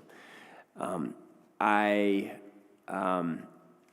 want to speak to a couple of the concerns that were addressed tonight. One, to make it really clear, there was some suggestion that what is being brought forward tonight is not a compromise. The basic numbers, I hope everyone's clear, really speak otherwise. The original proposal that came out of the multi-year process would have reduced the spaces along the corridor, the parking spaces along the corridor by 82 spaces. The city team worked hard to evaluate an alternative, listen carefully to the many folks who made the point that we would be only negatively impacting the bike options in a very modest way, and we could save half of those negative impacts to the loss of parking spaces by having the one right turn on the northbound route at Pearl Street or earlier if people traveling north choose to turn earlier. And by making that one change, we're able to save basically more than half of the parking that was planned to be lost. Another important compromise represented here tonight is that the team has worked hard with the state to push back the actual implementation of the paving for the reasons that were discussed in answer to Councilor Jang's question by a year. Giving all the impacted establishments another year of planning in collaboration with the city to try to prepare for this change. I really want to thank the city team for working extremely hard on all aspects of this. I really thought the presentation tonight spoke to that.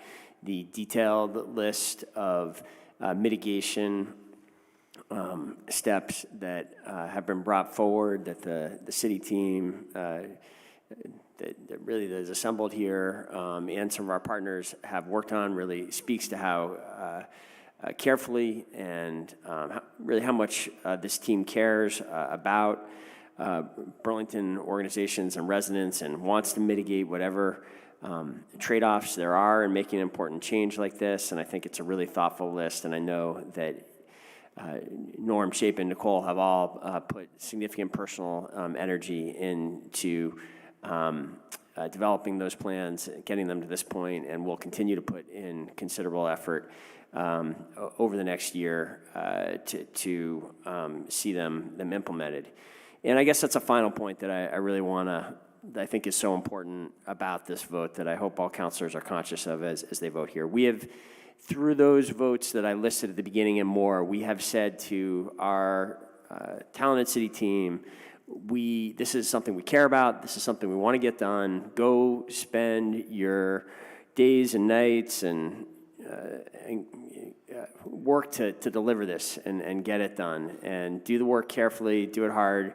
And at the end of that multi-year process, the implicit commitment in that is that we're going to stand behind that work, and we're going to make the tough choices required by our policy priorities and get something built, getting it done. I feel like we're similarly at a kind of similar point to where we were after years of work on the City Hall Park project, where there were some late suggestions that we shouldn't go through with it, that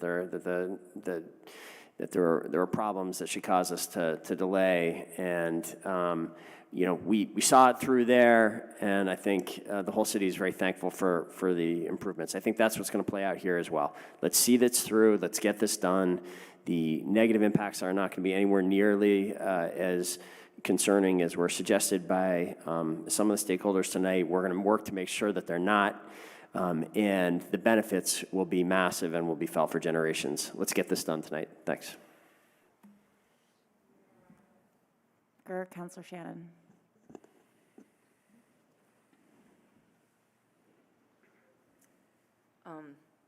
Thank you.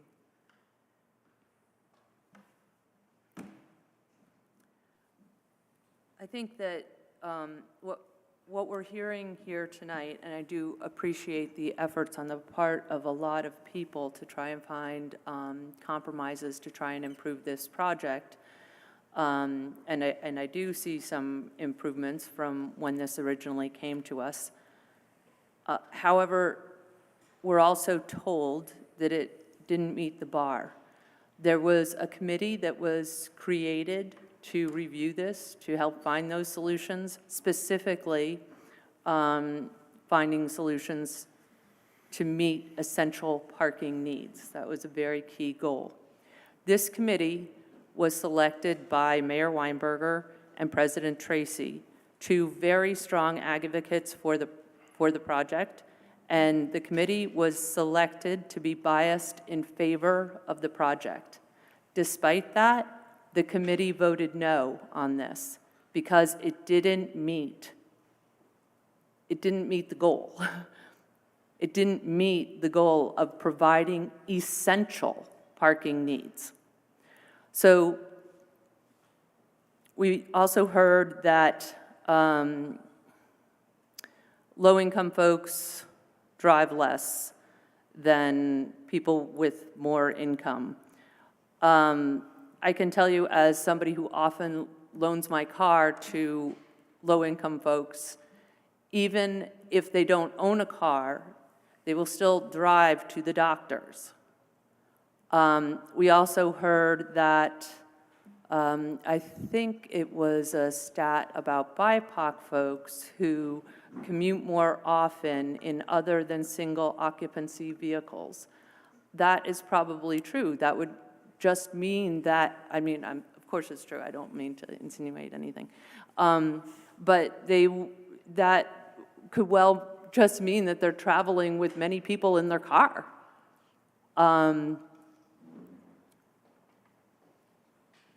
So my question is, who does this harm?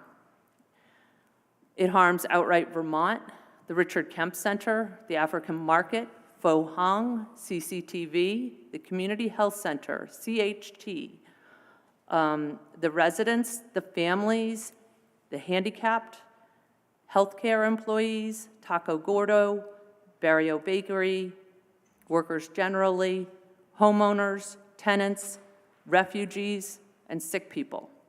And who does this help? It helps bicyclists. I'm a bicyclist, and I'm a bicyclist who goes to many of the businesses in this area and also to the community health center. But I couldn't have biked there because I was really sick and I need parking, or I couldn't have gone there. So it doesn't really help bicyclists. Only the bicyclists who are single and healthy and not trying to get their child to the doctor while at the same time going to work and having to get back to work and coordinate the other schedule of other children. Does it really help the environment? I'd really question that. This is a few blocks that is not the most essential few blocks, that is not the biggest obstacle to biking in this community. I strongly support the North Avenue bike lanes. I strongly supported the bike lanes on South Winooski Avenue in that section in front of City Market. This is not needed, and it's going to hurt so many people. It really is not equitable. It's ableist. It does not recognize the community needs. And I urge this council to think a little bit about this, to think really what the value of this particular bike lane is. It's just not that high. We have to weigh different things. I learned something today that I never knew about our carbon footprint. I listened to a woman, I can't come up with her name, but she was actually a climate advisor to Obama, and she came to the sea change sessions at Hula. And I didn't go to that, but watching the video, I learned that the concept of our carbon footprint actually came out of BP oil. They want us all to have this climate guilt and to blame our small individual actions for climate change when it's really much larger issues contributing to that.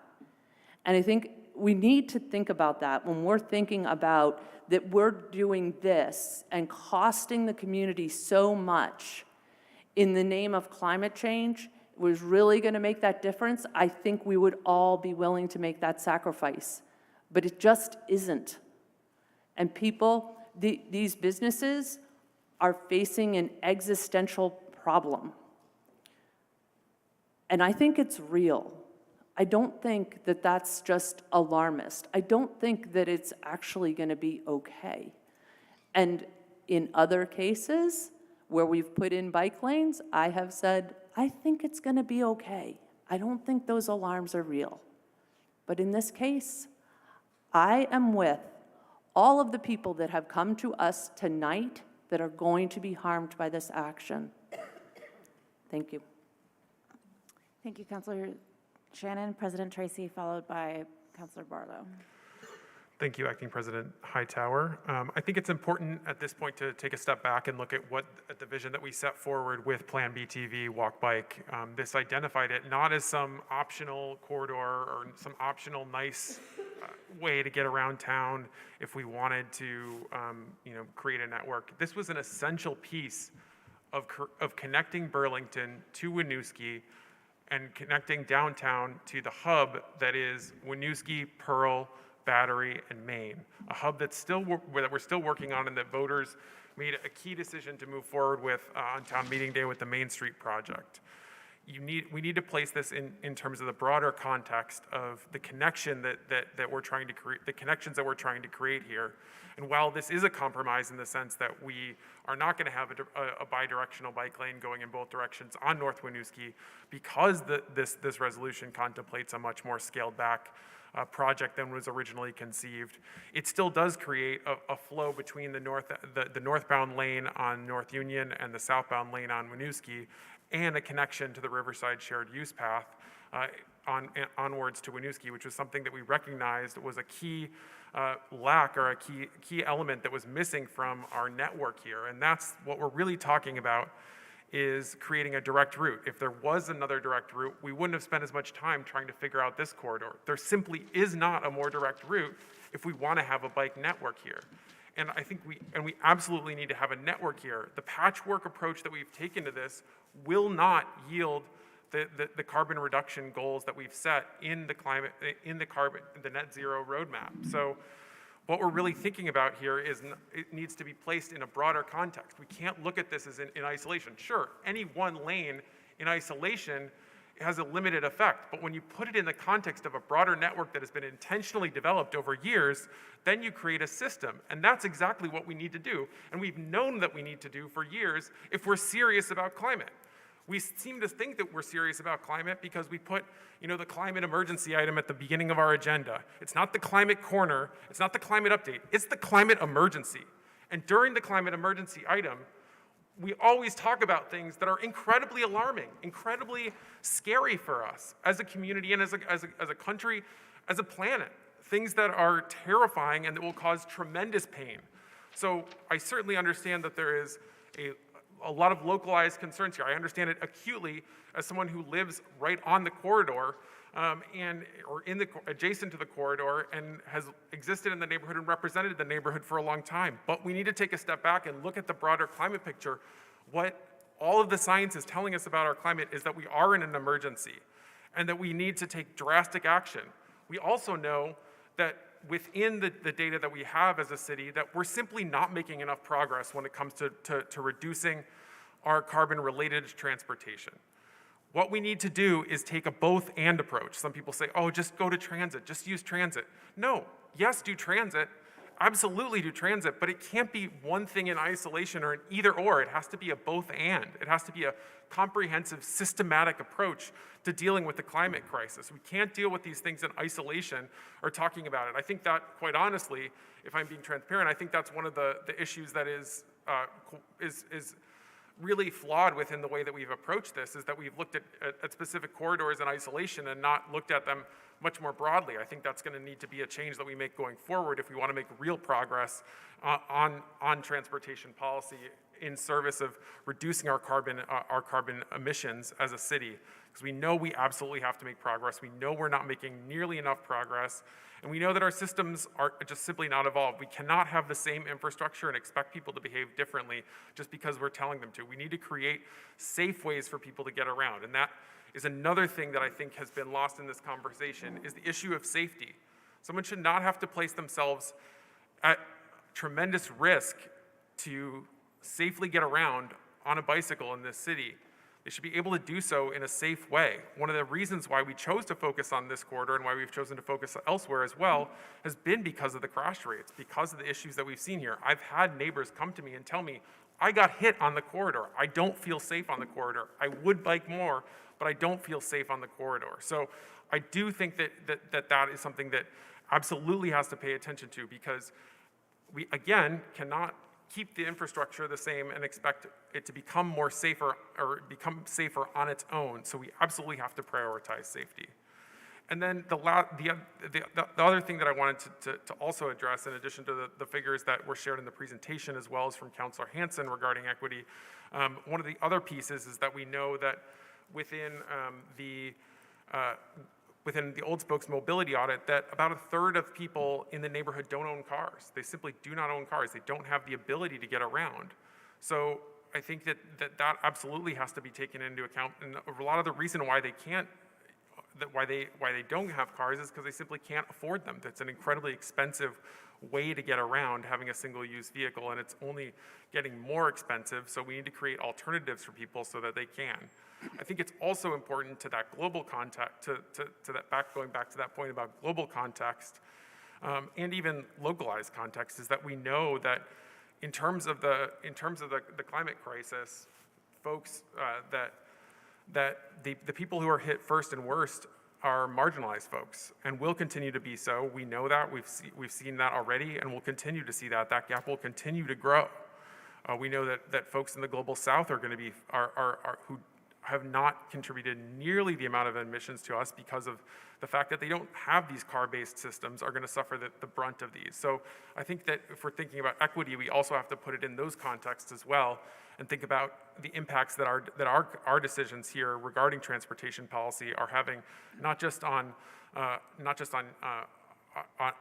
this extremely local level, but also broadening out and understanding the tremendous changes that we need to make in order to prioritize equity on a global scale as well. So I think that all of these things lead me to enthusiastically support the resolution. I think it is a crucial step if we're serious about tackling the climate crisis as a city.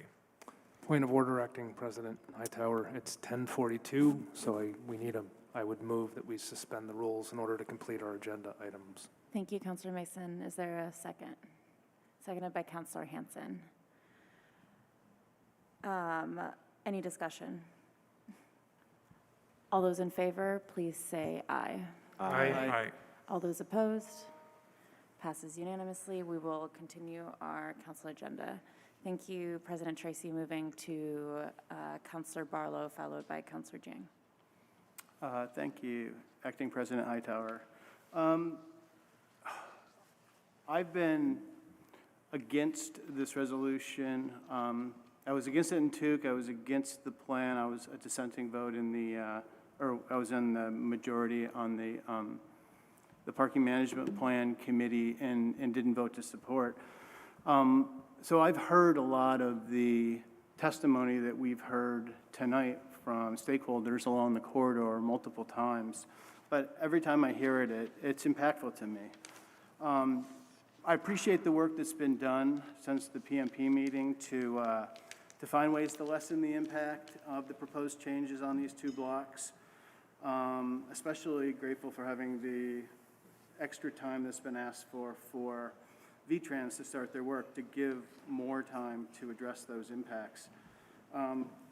But I'm still having issues with supporting this. I appreciate all of the input and collaboration I've had over the last few days, trying to put together an amendment and thinking that if this was to pass tonight, it would be better to get something additional than get nothing at all. However, tonight I'm struck by some of the testimony, and I find myself asking, well, what happens if after a year there are no additional off-street parking options? What's going to happen to the stakeholders we've heard from? Community Health Center, Pathways, Outright Vermont, Feeding Chittenden, the Kemp Center. I'm struggling with that. I'm not going to bring forward an amendment tonight. I don't think that it is worth, I don't think it's enough. I don't think it's enough, because if we don't find the additional off-street parking, which is key to sort of unsticking a lot of the parking concerns along these two blocks of the corridor, then there will be harm done to these stakeholder groups. So I'm not bringing forward an amendment tonight. I appreciate all the input that I received, and I will not be supporting this resolution tonight. Thank you, Councilor Barlow. Councilor Dang. Thank you. Yes, so I feel like it will be better for me also to go back a little bit into time, like the first time it was here.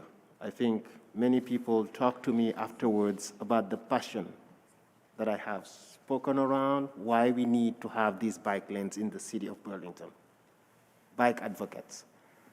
And I just wish that people should not be making decisions because we want to connect, because we had a plan in 2015, right?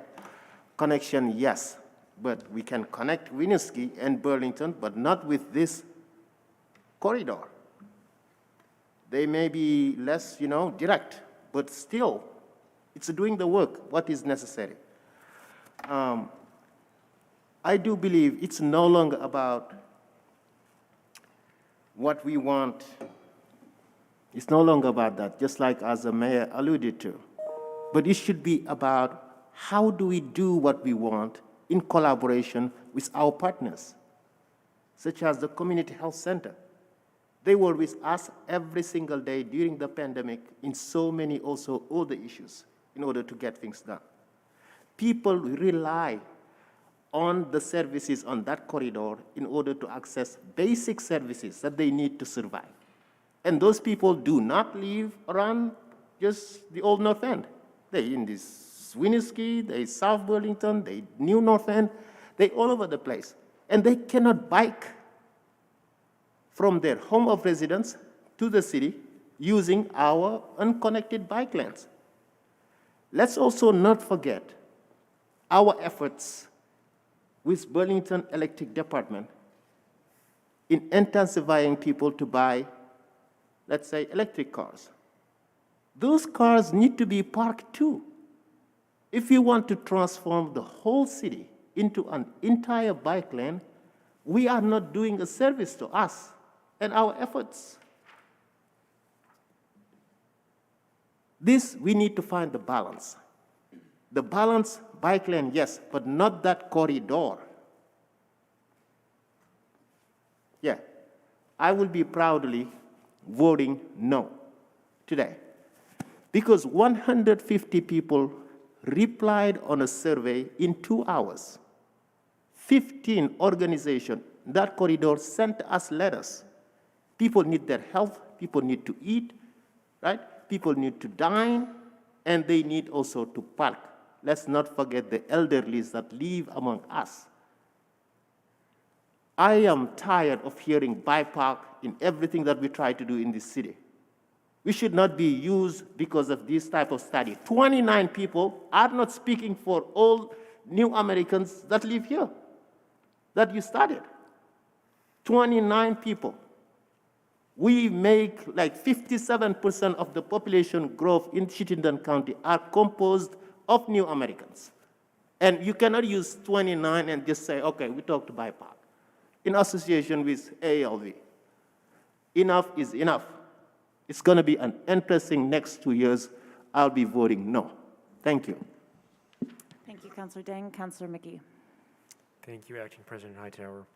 I just had a question for the DPW staff here. We heard recently that Green Mountain Transit is cutting service to a couple of the routes that intersect with the North Winooski Ave corridor. I'm curious if you all have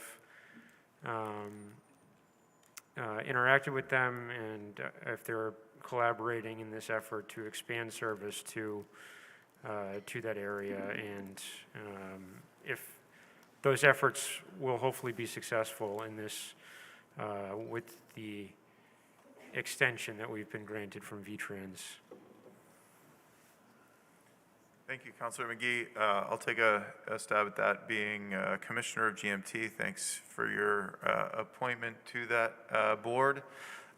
Yes, GMT has operated fare-free service during the pandemic. As the agency put together our FY23 budget, it is a challenge, and there is an effort at the state level to seek additional state support to enable fare-free service to continue. The authority is looking at 2 specific service reductions in Burlington to balance the FY23 budget if we don't get additional support. One is the connection down Shelburne Road, which, yes, it serves the Winooski corridor, but not the North Winooski corridor that we're talking about.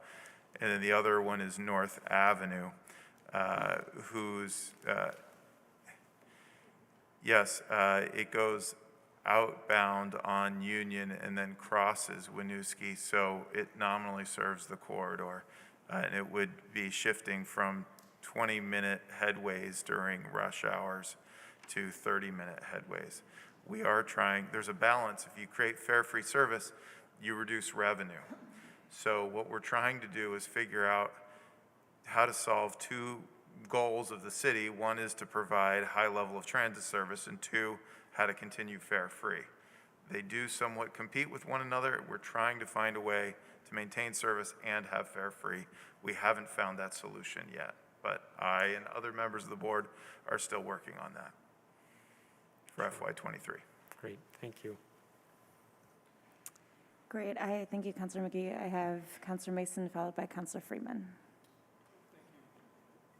Thank you, Acting President Hightower. I had not planned on doing this, but Councilor Barlow just threw a curveball. So I will move the Barlow amendment that was posted to board docs and ask for the floor back if there's a second. Seconded by Councilor Paul.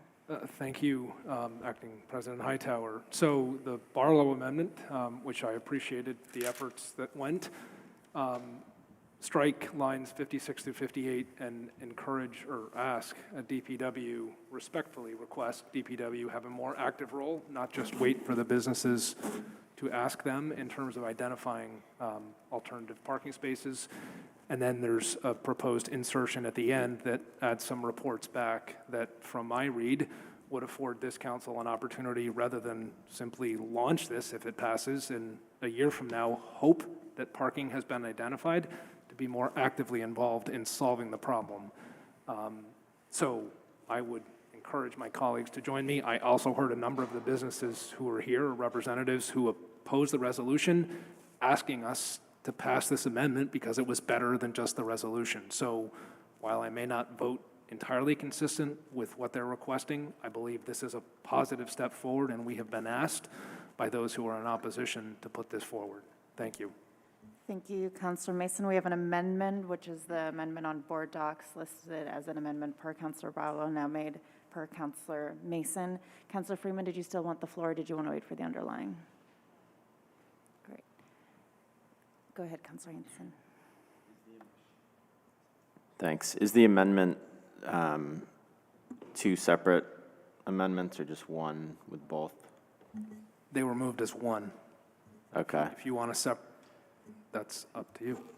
Okay. Well, yeah, I mean, I support the second amendment, or the second resolve clause, but not the first. I think the city should really be focused on TDM and on efforts to move away from a car-centric transportation system. I think that's, the primary goal of this change to North Winooski Avenue is to shift our system towards a more balanced system with other modes of transportation. And so putting the city back into an active role of trying to, increase parking access, to me is undermining that goal, whereas this other resolve clause is really focusing on actually reducing that on-street parking demand and helping folks use other forms of transportation, that's the role I think the city should play. So I would, I guess when we get to the vote, I would like to divide that amendment. I think if you want to make that motion, it might be, but I'll go ahead and go to Councilor Mason first. Go ahead, Councilor Mason. Sorry.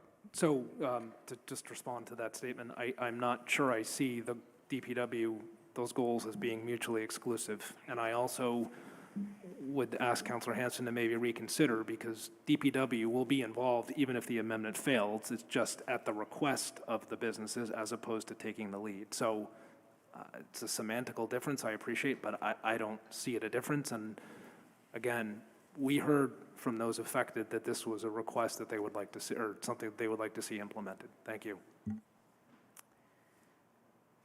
Anyone else on the amendment? Go ahead, Councilor Shannon. I think we've already heard from DPW that they intend to help anybody who wants help. And as they said, we can't really make people who don't want our help access our help. I appreciate that they do plan to do that. I did not hear people really saying that they thought that this was the solution.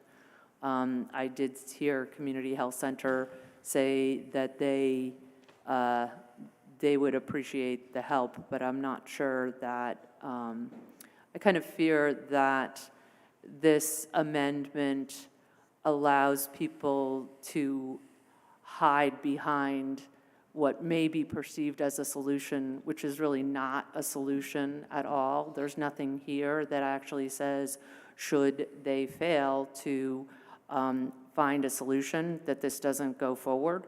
It's going forward either way.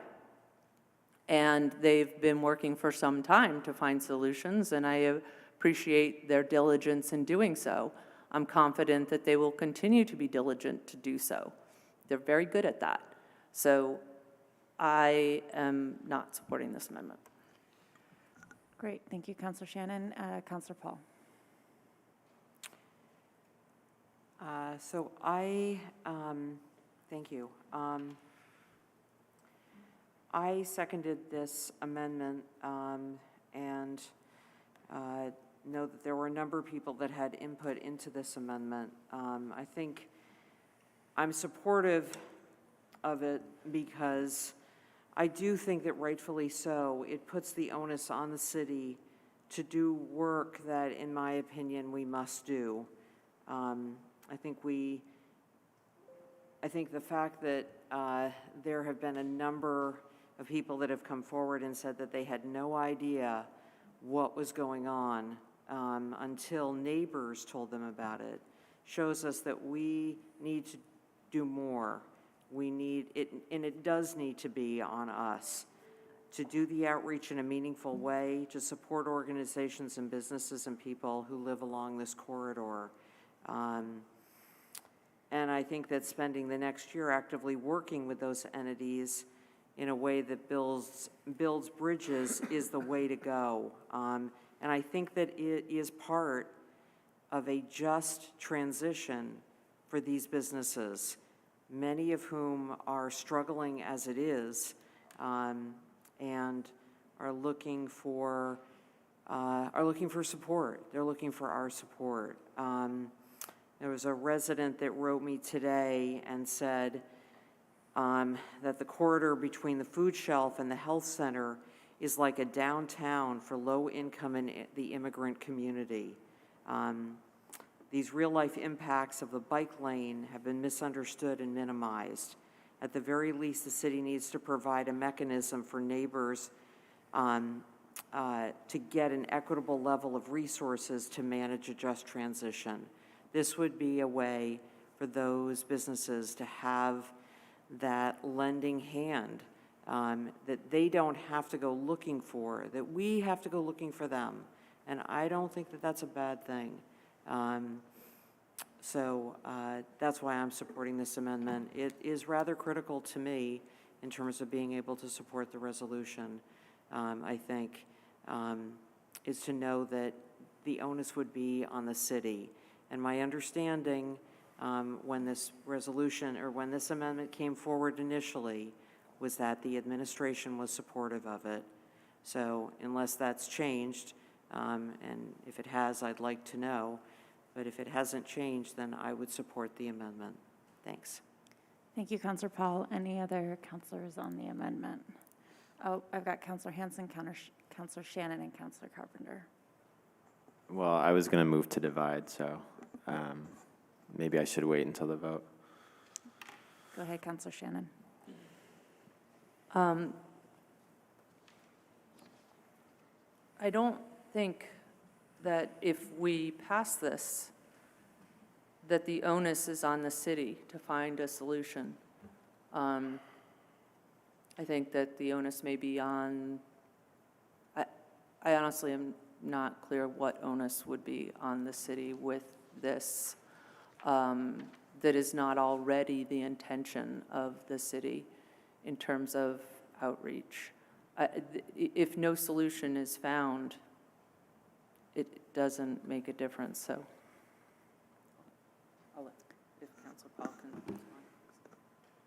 Sorry, you're looking for a response. Was that a question or? Yeah, it looks like Councilor Paul would like to respond, and I'd like to hear that. Go ahead, Councilor Paul. Thank you. I never said that the city has to find solutions. I never said that, and that's not what the amendment says. It says that the city will look to identify opportunities. We are not going to broker deals for people. We're not going to get involved in private property, making agreements with private property on behalf of other entities. But what the resolution says right now is that a business has to seek us out. So they have to know that that exists.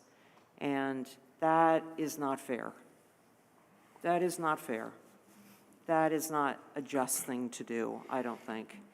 But what I do think is a just thing to do is to put that on the city, that we know who the businesses are. They may not know the services that we provide, but we know who they are.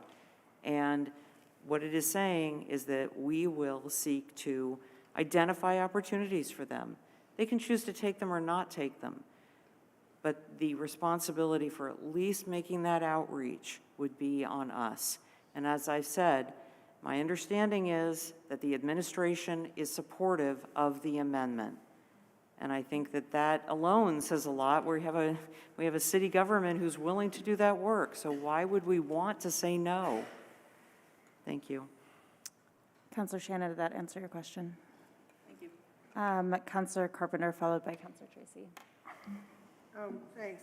I guess I'm a little confused because for me, and my willingness to support this is I'm taking literally actively work, which means the onus would be on the city to go out and try to find off-street parking options and, to the degree possible, try to broker some deals. I mean, we do that in a lot of other economic areas where we're trying to promote business, and I think we owe it to that neighborhood to be really, really active. I mean, the Burlington Housing Authority has a 15,000 square foot lot with a garage on it.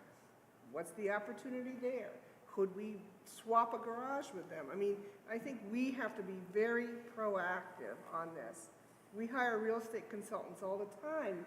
If we want, maybe we need one in that neighborhood to figure this out. So I'm just suggesting, from my opinion and my support, I want us to be active. I don't want us to be, somebody may not take us up on it, but if we're going to solve this nut, we got to be active. And I just want to clarify that the intent is that all happens before we remove the parking. Is that the understanding?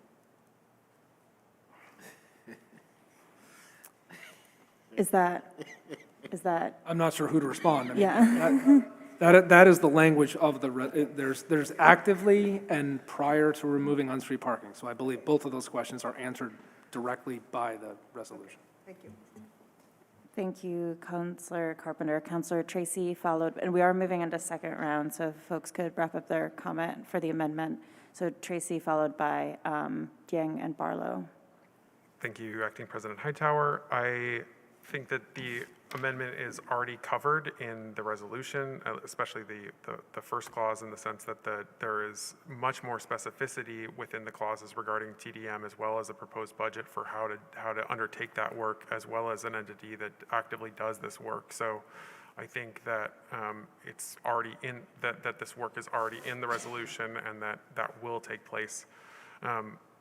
That work will take place. I think the other problem with the amendment, and I actually agree with Councillor Shannon here, but in the sense that the word attempt, I think, is problematic here, because what qualifies as an attempt, what qualifies as success here, what happens if the attempt fails?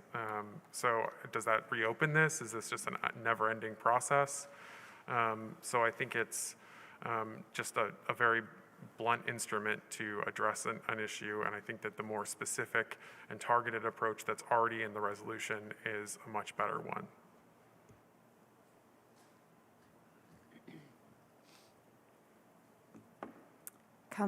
Thank you, Councillor or President Tracy. Councillor Jiang. Thank you, Acting President Hightower. I mean, I feel like DPW is really, really savvy. If they haven't not yet found an alternative parking management system that really works, they will not find it. And also, let's not forget that corridor already has a bike lane, right? So for this, from my perspective, it's not cutting it for me. I will be voting no on the amendment. Thank you. Thank you, Councillor Jiang. Councillor Barlow. This is very strange that my amendment's been moved by someone else, and now I'm sort of arguing against it. I'm not arguing against it, though, however. As Councillor Paul pointed out, there's been a lot of input into this amendment process. It's been going on since last Thursday, I think, when I had discussions with Councillor Hanson, and I've had numerous discussions with others here. The original language was much stronger and actually had the support of some of the stakeholders who we've heard tonight. And in the interest of building consensus, it's been weakened. One of the earlier versions had the phrase identify and secure, and I was told in no uncertain terms it's not the role of the city to secure parking arrangements for businesses, for these businesses and nonprofits. And so that's been relaxed to just identify. We had find at one point, but what we have now is attempt to identify. And again, I have full confidence that DPW will make best efforts to if this resolution passes tonight, DPW will make its best efforts to try to help stakeholders along these two blocks of North Winooski Avenue. You know, I keep on coming back, though, to this idea that, you know, as Director Spencer pointed out, there's been a lot of outreach already. There's more, and even in conversations we had yesterday, we sort of brainstorming, we came up with yet another one, and Councilor Carpenter alluded to that tonight. However, if we don't find any, and we can't find off-street parking options, then what? And then the part that still gives me discomfort is even though they've made best efforts, even though we've tried to accommodate all the stakeholders on these two blocks, we'll still be installing the bike lanes, and there will still be problems for those folks who are already finding parking. I've said this before, I'll say it again, and I'll try to be short because I know we're second round and we're late. But I've driven by that first block of North Winooski Avenue a bunch of times since we've been having these parking management discussions. And the parking is always full from Riverside to Archibald, just about any time, any point in the core business hours. And so if we can't find off-street options, that's still going to be a problem.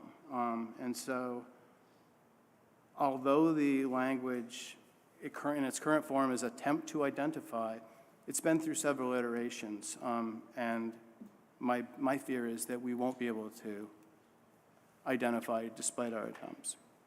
Thank you. Thank you, Councilor Barlow. I don't have anybody in the queue in the moment, and Councilor Hanson. Can I request a 5-minute recess?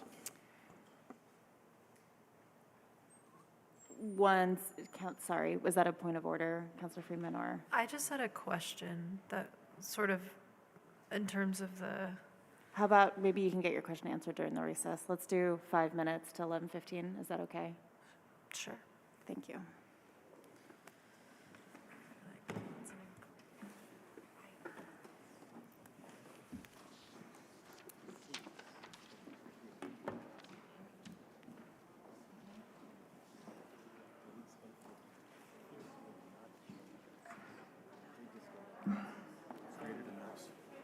I've created a mess.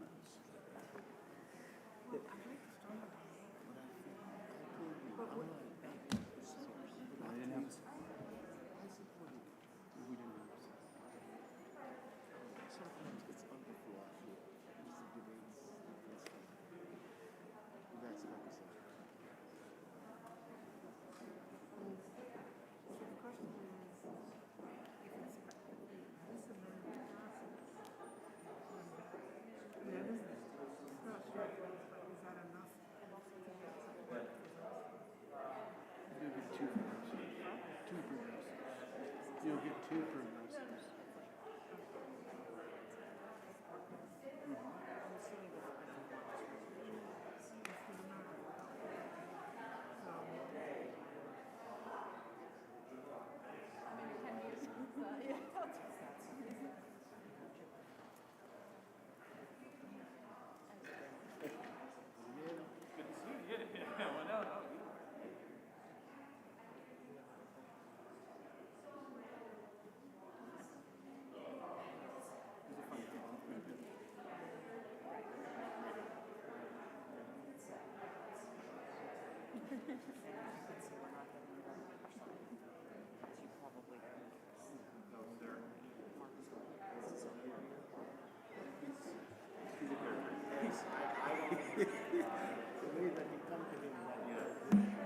Got a little too close. Yeah, it was good. It's definitely an interesting day.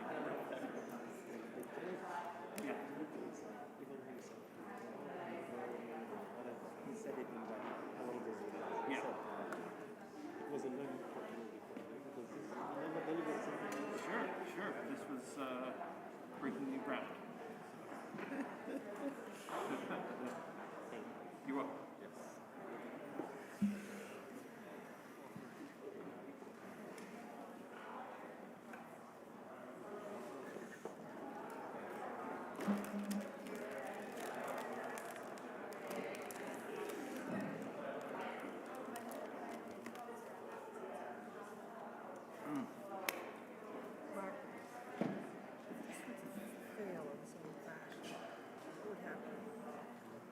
What would happen? If it fails, this fails, but it's gonna pass.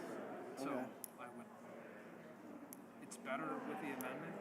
I mean, I don't see why.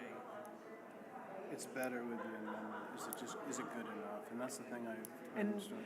maybe no. Maybe you can vote no on the underlying resolution, but I don't understand how the amendment, I don't understand the no vote on the amendment. Leaving aside as amended, I don't understand the no vote on it. I mean, the amendment, it's an improvement over what's in there now. No, I agree. Yours too.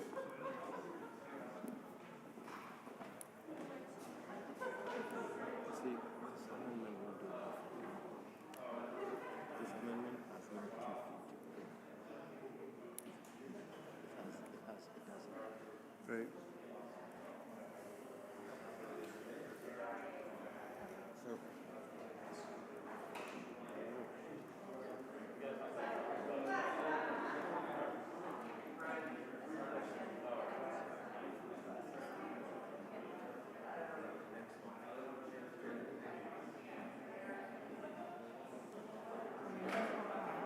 Excuse me? I think the amendment will pass in the whole thing.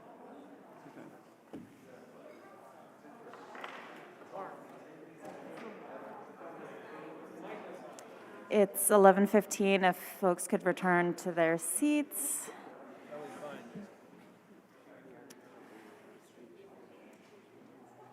Counselor Freeman, did you get your question answered, or would you like to be next in the queue? Great, then do we have anyone else in the queue for the amendment? Great, go ahead, Counselor Tracy. So after conferring with Councilors Mason and Paul, basically, I'm willing to set aside the reservations I have about this in order to move the entire resolution forward. I don't think that it would pass if we didn't, and so I'm willing to support the amendment in hopes that we can pass the underlying resolution.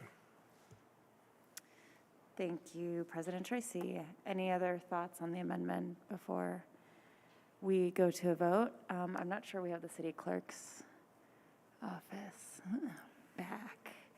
So I may just, can I go down the line? Is that okay? Okay, we'll just wait.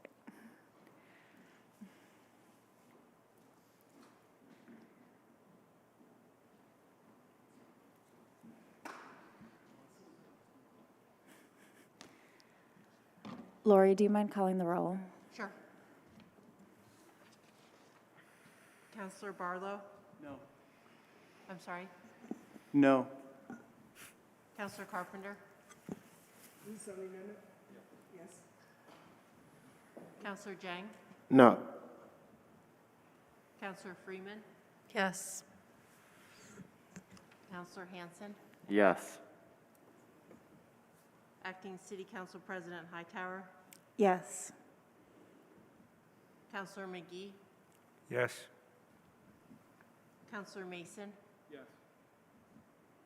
Counselor Paul? Yes. Counselor Shannon? No. Counselor Strongberg? Yes. Counselor Tracy? Yes. 9 ayes, 3 nays. Great, thank you for that. We are now back to the underlying resolution. Do I have anyone in the queue? Counselor Shannon. And if we could keep it brief since we're on. Thank you, Acting President Hightower.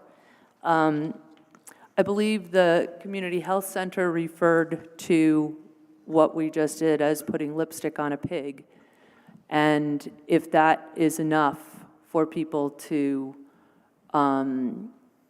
not really listen to everything that we heard tonight, not really vote for environmental justice, and make this vote, which there's no evidence that this vote helps the environment, not at all.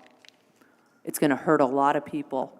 And the actions of this council can bring vitality to our community, and a lot of work has been done by progressive administrations of the past to vitalize the North Winooski Avenue corridor. We heard from Bruce Cipher, who emailed all of us. He worked for decades to build what's there, and he warned about what we're doing tonight. Thank you. Anyone else in the queue? Go ahead, Councilor Jang. I think it's very sad that this resolution will pass because of an amendment, and especially when the same amendment is already embedded within the resolution,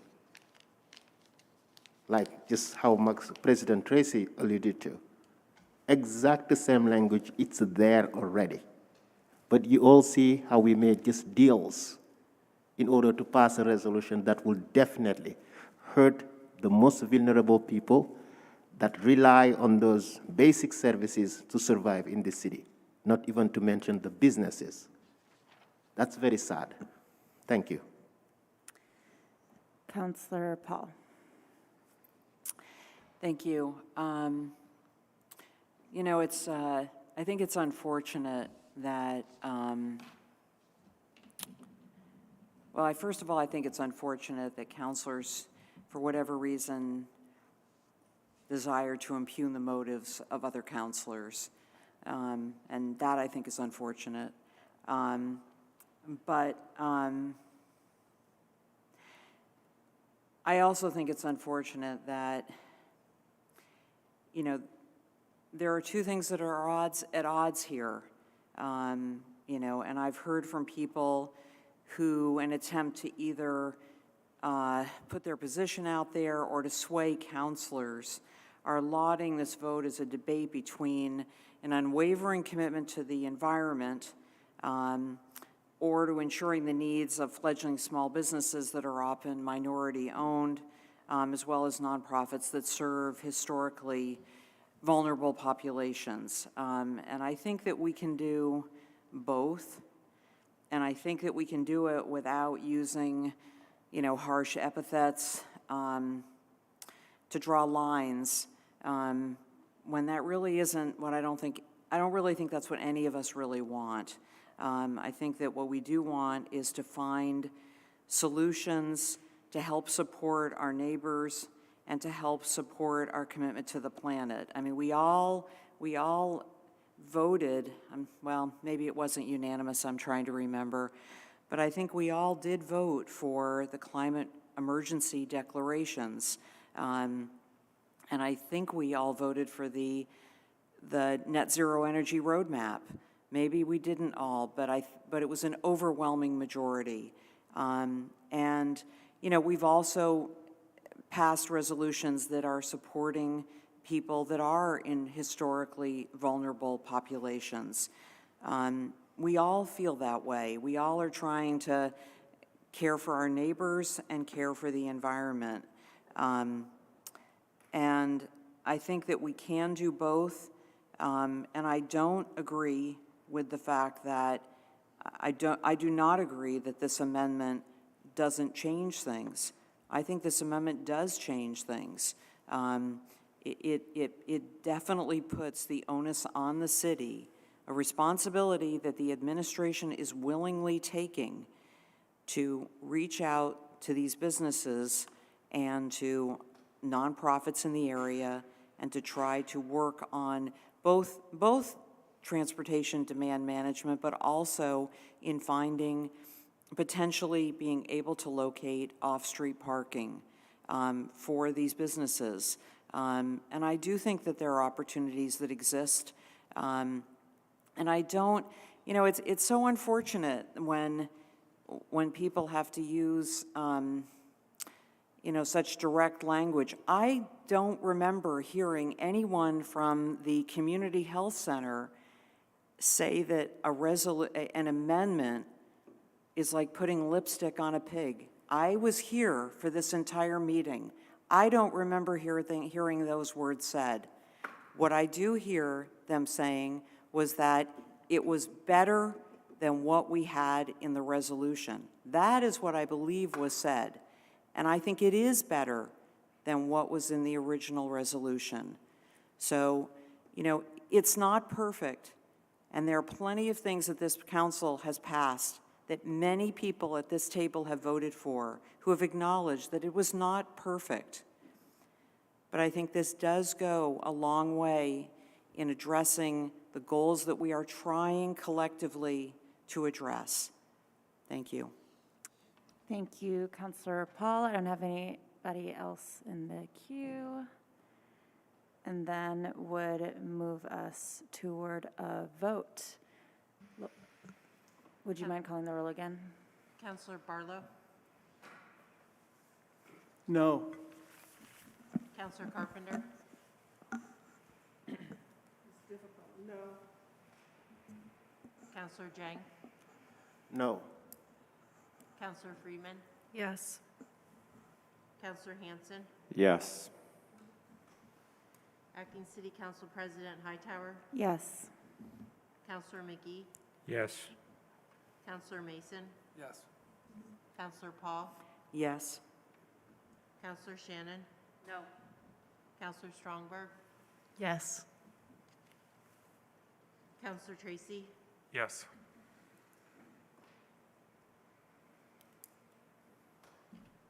Eight ayes, 4 nays. Thank you. That resolution passes, and I will pass the gavel back.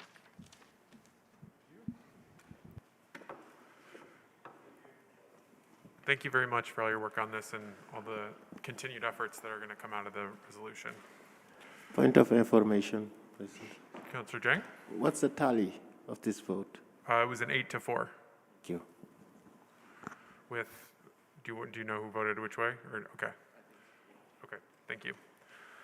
All right, so continuing on, still have quite a few items left on our agenda, so, and it's 11:25, so let's just please be mindful of airtime, and just if someone has said something before, do appreciate the complexity of the issues we're dealing with.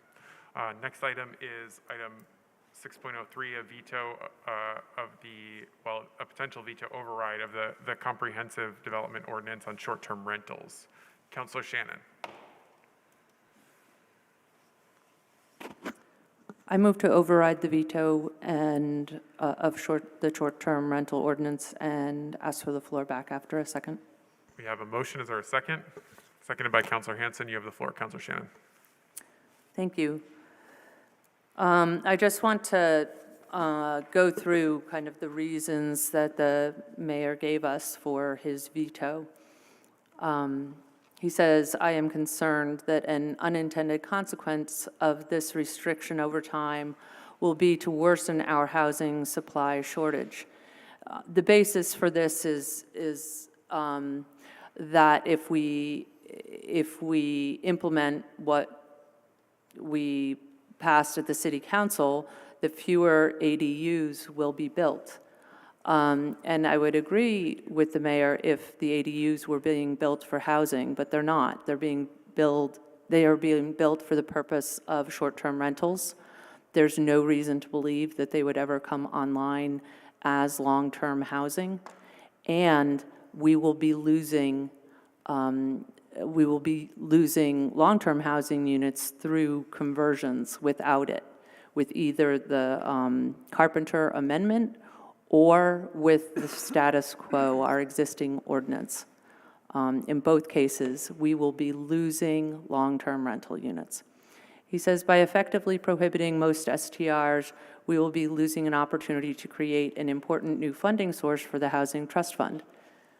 We're not eliminating STRs in the regulation that we passed, and we can still tax STRs. And we can still create that funding source, but nobody had proposed it in any case. As written, the ordinance would project city authority into very intimate decisions by homeowners in how they manage their personal property. This is absurd. We have zoning that tells people what kind of windows they can put in, what kind of siding they can use, how tall the building can be, where it must be placed on the lot, what kind of insulation it must have. We are intimately involved in whatever building and use goes on in every single building in this city. He says we should have better data before taking an action which significantly and negatively impacts the lives of many Burlingtonians. I actually have more confidence in our city staff that provided lots of data to us and very long presentations. And if we needed more data, we had 2 years to get it.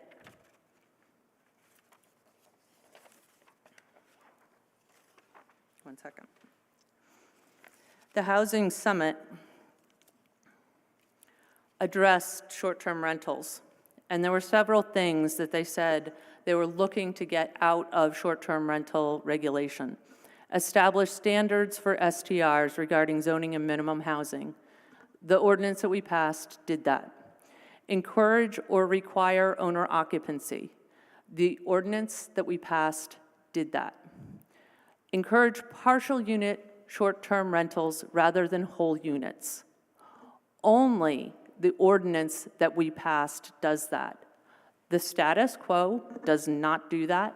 The Carpenter Amendment does not do that. We will still have conversions of long-term units into short-term rentals with any solution other than the one that we passed, at least any solution that's on the table at this point in time. Different standards for different types of areas, not one size fits all. That was never proposed, but something I think we certainly can consider in the future. Consider ways to limit number and location.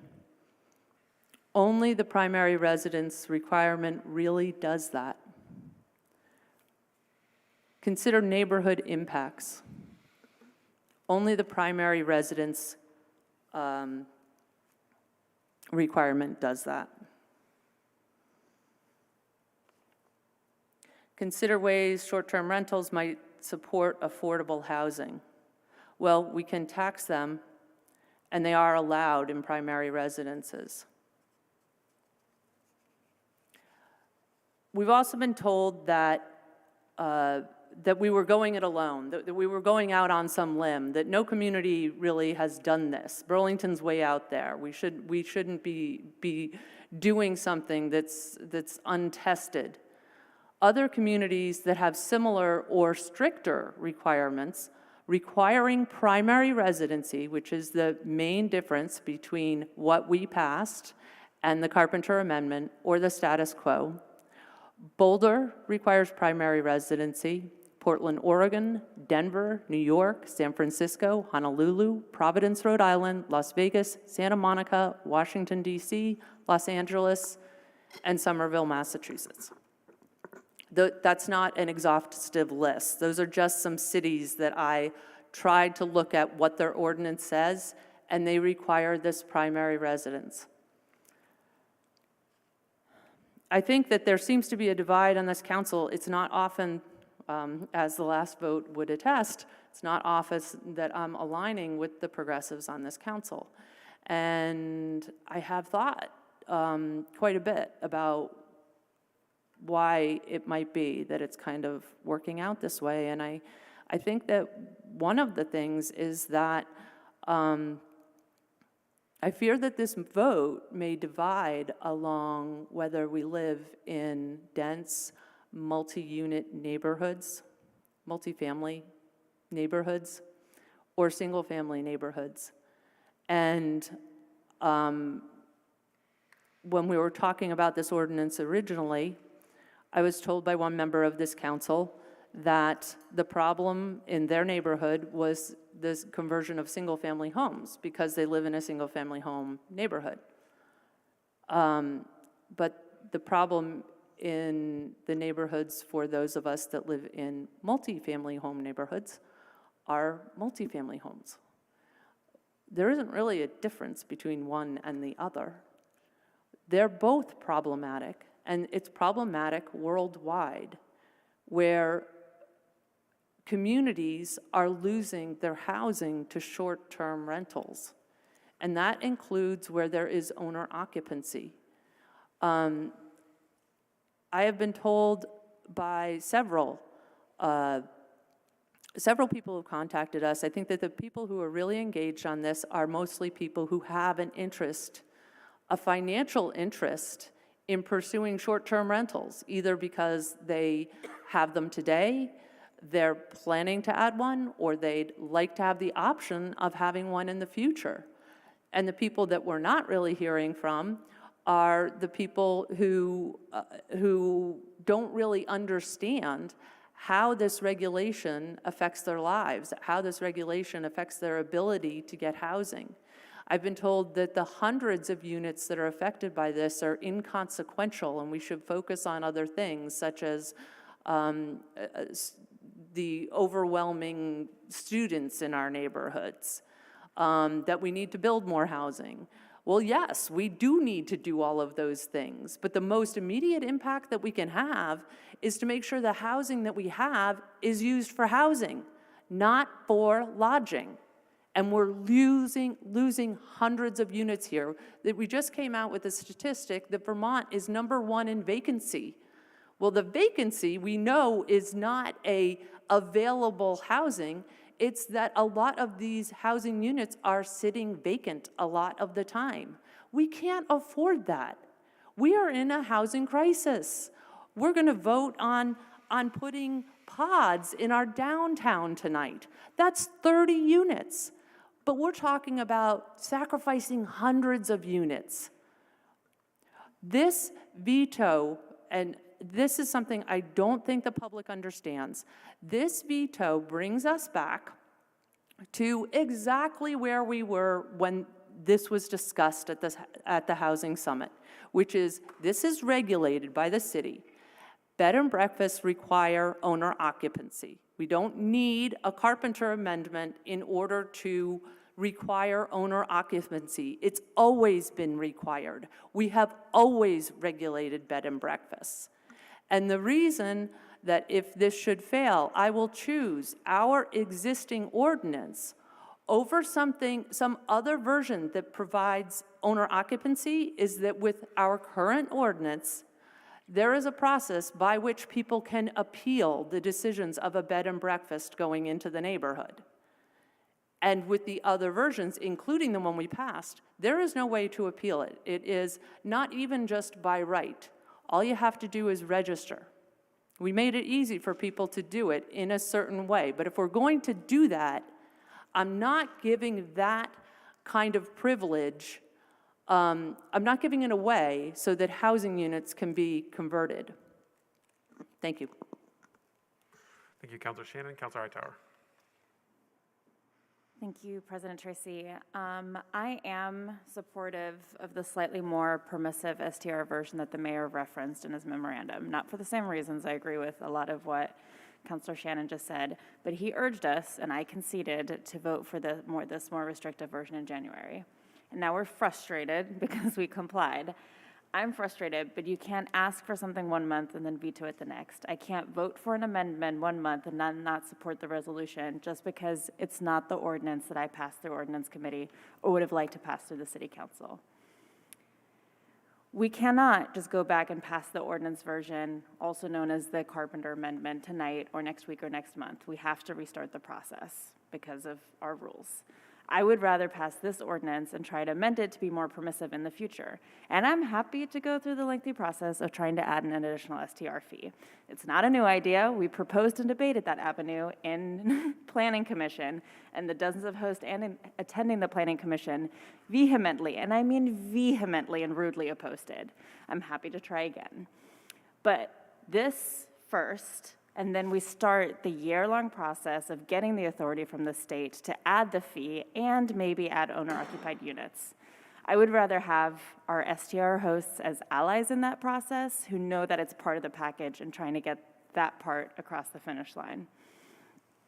Because the other thing that I have to mention is everyone today was very kind and civil, but the frustration of when we started doing this was so strong. Folks who have investment homes who don't want their STRs taken away. Folks who didn't want to pay the extra fees. Right now, the hundreds of STRs that are not allowed have had dozens of people come forward outraged that we would take away this non-right from them.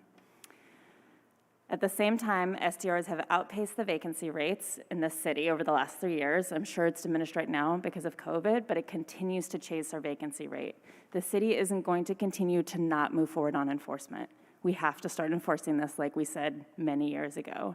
If we pass this policy, we have time to start enforcing this ordinance. We've got a little bit of buffer.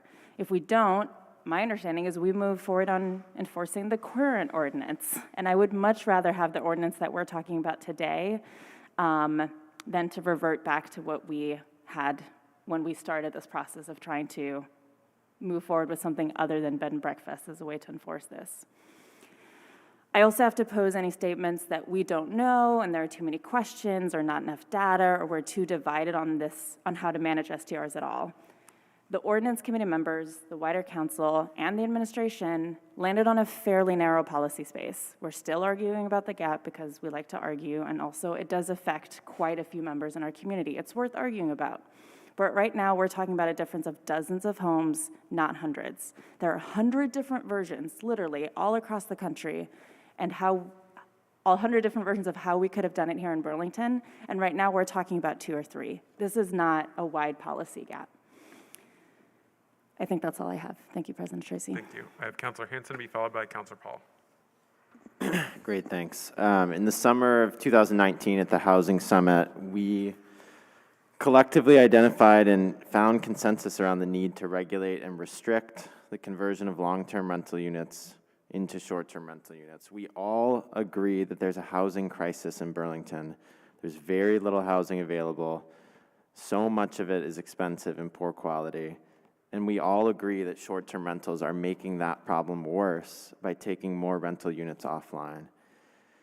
We've spent 2.5 years debating this, and meanwhile, more and more people are getting pushed out of this community, and short-term rentals are remaining completely unregulated. After 2.5 years, we got to a place that 8 out of 12 councilors supported. If we don't override this veto, this endless debate is going to continue. We're going to get back into the same points that we've debated over and over again. The council already voted no on Councilor Carpenter's amendment, so we're basically rejecting something that had 8 out of 12 support to try to force through something that was a 6-6 vote. That's just a recipe for continued debate. I think at the end of the day, the question tonight is, are we willing to step up and take an action that's going to benefit the vast majority of Burlingtonians, or are we just going to keep kicking the can down the road, trying to find some perfect compromise that, you know, somehow doesn't impact those profiting from Airbnb? If we're serious about restricting short-term rentals, people who own investment properties in Burlington are going to make less money. That is one of the policy trade-offs that we're talking about and that we would have to make to do this, unless we want to restrict it another way. But I think this is the best way to restrict it. It's the one that found, after all this time, majority support. And from an equities perspective, it's the best way to divide that line. So I just think as a city government, we need to move forward. We can't just continue as it is. The housing crisis is bad. We have a chance to do something about it after 2.5 years, or we can just keep debating and keep allowing this issue to have a negative impact. Thank you. Thank you, Councilor Hanson. Councilor Paul. Thank you, President Tracy. Over the past few weeks since we voted on this ordinance, I've had a lot of time, more so than I thought I was going to have. I thought we would have been discussing this 2 weeks ago. I've had a lot of time to reflect on the vote and consider the impacts of both, you know, on our housing challenges, which we all agree there are housing challenges. You know, our desire to find creative solutions to the affordability crisis. We know that we are also in an affordability crisis. And to try to consider the impacts of the users, the providers, and the economic consequences of this change. You know, and I recognize the impact that this has on our community, and I'm very grateful to the number of people that have reached out to me and have reached out, I'm sure, to others to express their perspective on the ordinance and on the veto. The first thing that I did was I went to the city's housing action plan and I read up on the initiatives as they related to accessory dwelling units and STRs.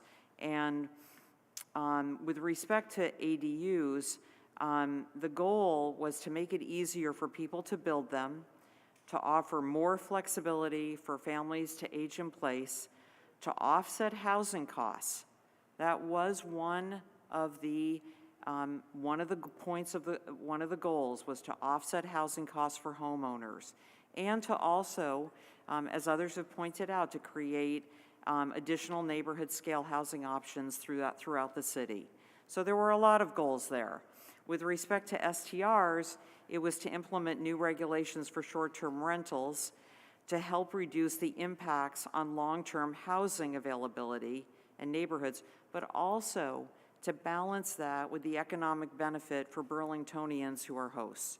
So there was a lot going on there. I think that the amendment that Councilor Carpenter, who, and others can disagree with me, but who arguably is the counselor with the greatest amount of expertise in housing, affordability, and creating housing, having devoted her entire professional career to this, and someone who continues to be sought out on the state level for her experience. She created a balance between offsetting housing costs, particularly given our high property taxes and other costs, and balancing the economic benefits, allowing flexibility while modestly creating housing options throughout the city. I thought that the amendment was a reasonable compromise, and that's why I supported it. At the last meeting that we had on this issue, there were a lot of figures that were mentioned as reasons for supporting this ordinance. And they were figures that I found very compelling. Compelling enough that I voted for it. After the council meeting and in the last couple of weeks, when I had a chance to look at this in a deeper way and consult with other people who know a lot more about this than I do, and to get the actual data, I found out that the current data doesn't prove the argument that some have been putting forward. Currently in Burlington, in the first quarter of 2022, there are 221 active short-term rentals. That is a decline of from 270 active rentals in the fourth quarter of 2021. So the number is not going up. 80% of these short-term rentals are entire homes, which includes ADUs, and 20% of them are private rooms within a home. Of all the rentals in the past year, in 2021, there were 280 total rentals. And I have the breakdown of how many were available for rent from 1 to 90 days, 90 to 180, and so on. What this data shows is that it bears out the testimony and the emails that I received, and presumably others did too. We heard from a lot of hosts that their ADU or an apartment or the like is used some of the time to help them make ends meet. But a lot of the time it's used when they have a family member that's visiting, or they have a family member that needs an independent dwelling for a variety of reasons. And the data is saying that 74% of short-term rentals are not available for long-term rental. So the vast majority of those, they're using them to balance their family's personal needs along with their financial needs, and that is a matter of equity. Saving for their children, childcare costs, living expenses, so that they can hold on to their home and someday age in place. 26% of those who have an STR are renting them short-term for 271 to 365 days. That is 74 units. And we don't know how many of them are actually renting them year-round, literally 365 days a year. Probably not that many. But we don't know that. But let's say that even half of the 74, given the testimony that we've heard, how many would convert to a long-term rental if there were, if that was even possible for some of them? Of 74, maybe half, maybe not even half, maybe 10. It's a very small number. The current figures indicate that STRs make up just over 1% of the total rental housing. And of those, perhaps a few dozen are rented year-round or close to it. So I continue, unfortunately, as Councillor Hightower has pointed out, I would love to be able to right now make an amendment to an override to try to get a 7th vote in support of Councillor Carpenter's amendment. But we can't do that tonight. Our rules don't allow it. I hope that we will consider revisiting this because I don't agree with the status quo. And I think that given the decline right now that we're seeing in short-term rentals, now is the ideal time to maybe look at some alternatives. I am not opposed to the idea of capping the number of STRs as a percentage of our rental units. I believe that STRs should be owner-occupied, and I am very much opposed to the speculative buying that is going on that is igniting our housing market and contributing to the soaring prices that people can't afford to live here. I don't think that this ordinance is balanced. I don't think that it strikes a middle ground, and I don't think that it meets the intent of the Housing Action Plan. I don't think that it is good best practice.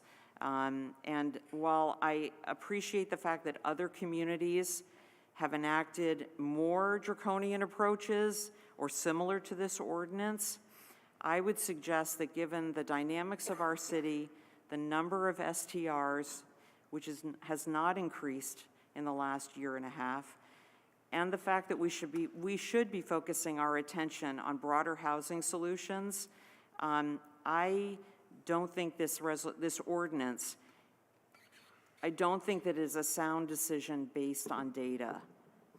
To the contrary, the data proves out that a substantial shift to long-term rentals is probably not going to happen. In fact, well, I'll say probably not going to happen. In conclusion, what I would say is that I don't believe this ordinance is the way for Burlington to go.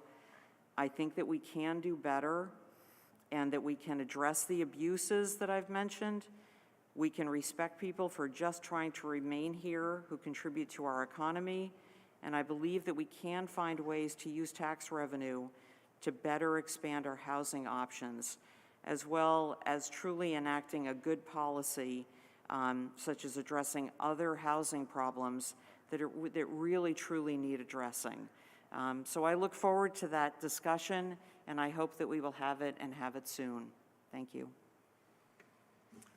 Thank you, Councillor Paul. I have Councillor Mason to be followed by Mayor Weinberger.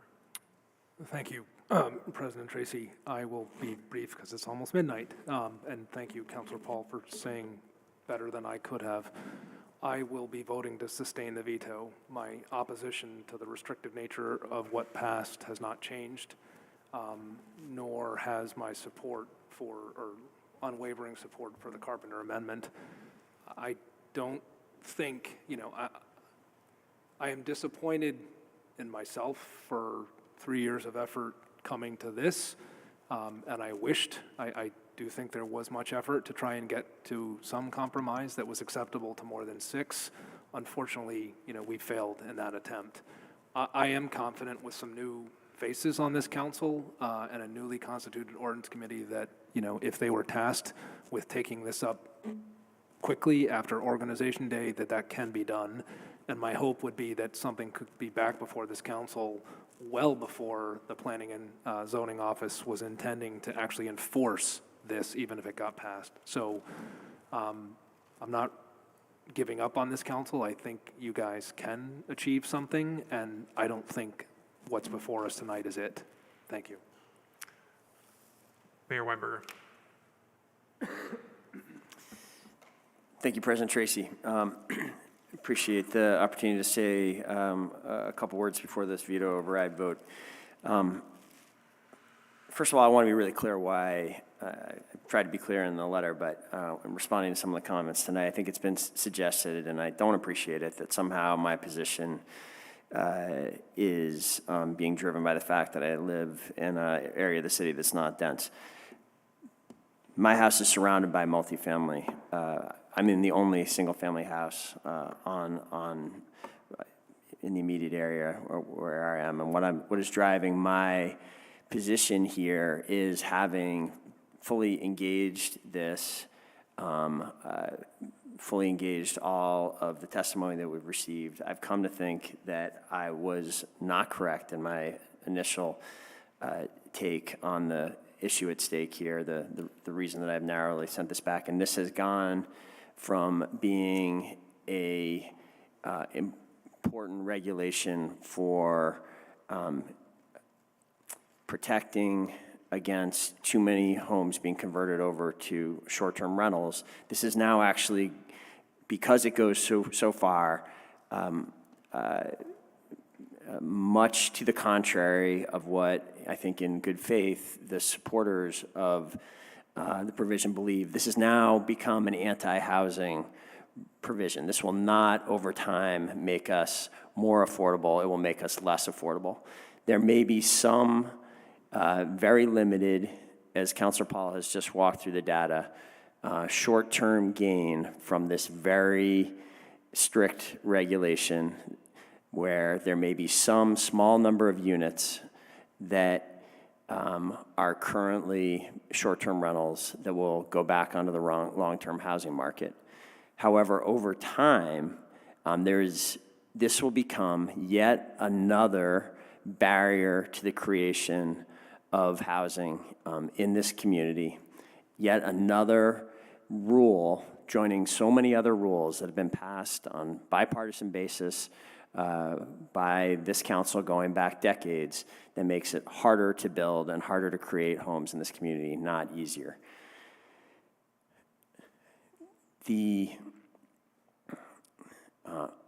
Specifically, even from my perspective, we have begun to turn that tide as a city government in recent years, and we have taken many steps on attempting to undo these problematic rules. There's another one on the agenda for later tonight even that seeks to remove parking requirements that do serve as barriers to the creation of exactly what we're talking about here, small-scale housing citywide. We have just gone through an extensive process encouraging the creation of more ADUs, some of which, when they are created, some of the time will end up on the long-term housing market. We are going to, if we provide this flexibility to owners, if that flexibility doesn't exist, less of them will be built. But moreover, where we need to go, and what I've been talking very publicly about for a long time, and what will be coming to the council, is attempts to make duplexes, triplexes, quads, much more buildable in this citywide. And those projects will be challenging. This is going to remain a difficult community to make the numbers work and to get those types of new homes created. This is, even regardless, by putting this limitation on how the properties can be used in place, there's no doubt in my mind that will be an additional barrier to those small-scale structures being built citywide. And let's be really frank about it. The only way to solve our homelessness problem, the only way to solve our housing crisis is to build our way out of it. We are not going to get there with these more severe regulations around the edges. Where we are going to need our build our way out of this if we're really going to get this done. This will become another barrier to that happening. So people voting to override the veto, that vote should not be seen from my perspective as in any way a pro-housing vote. It will not have that effect long term.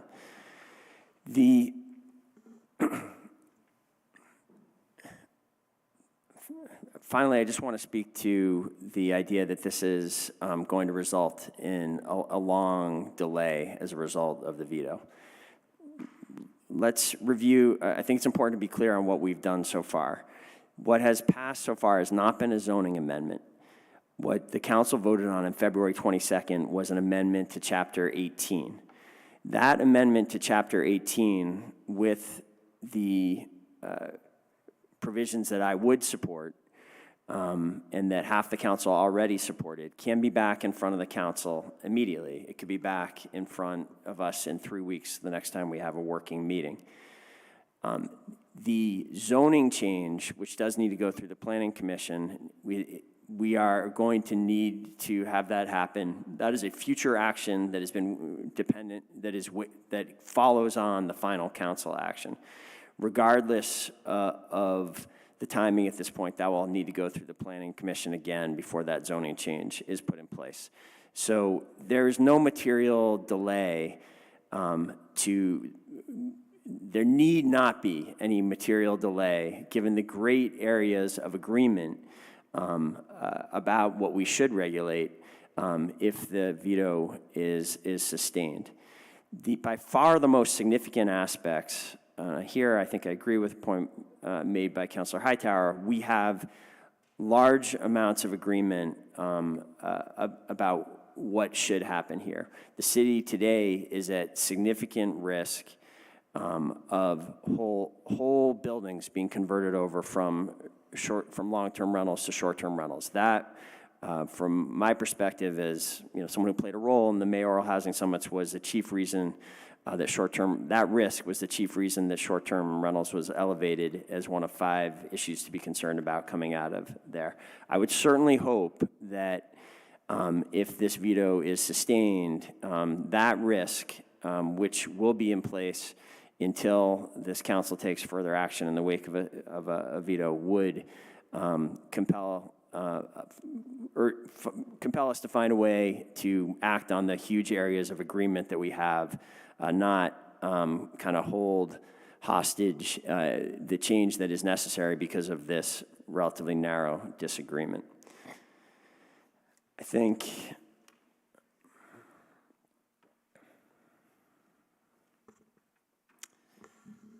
that is, I could go on, but I shouldn't. I'll leave it there. Thank you, President Tracy. Councilor Hightower. And I'll keep it brief.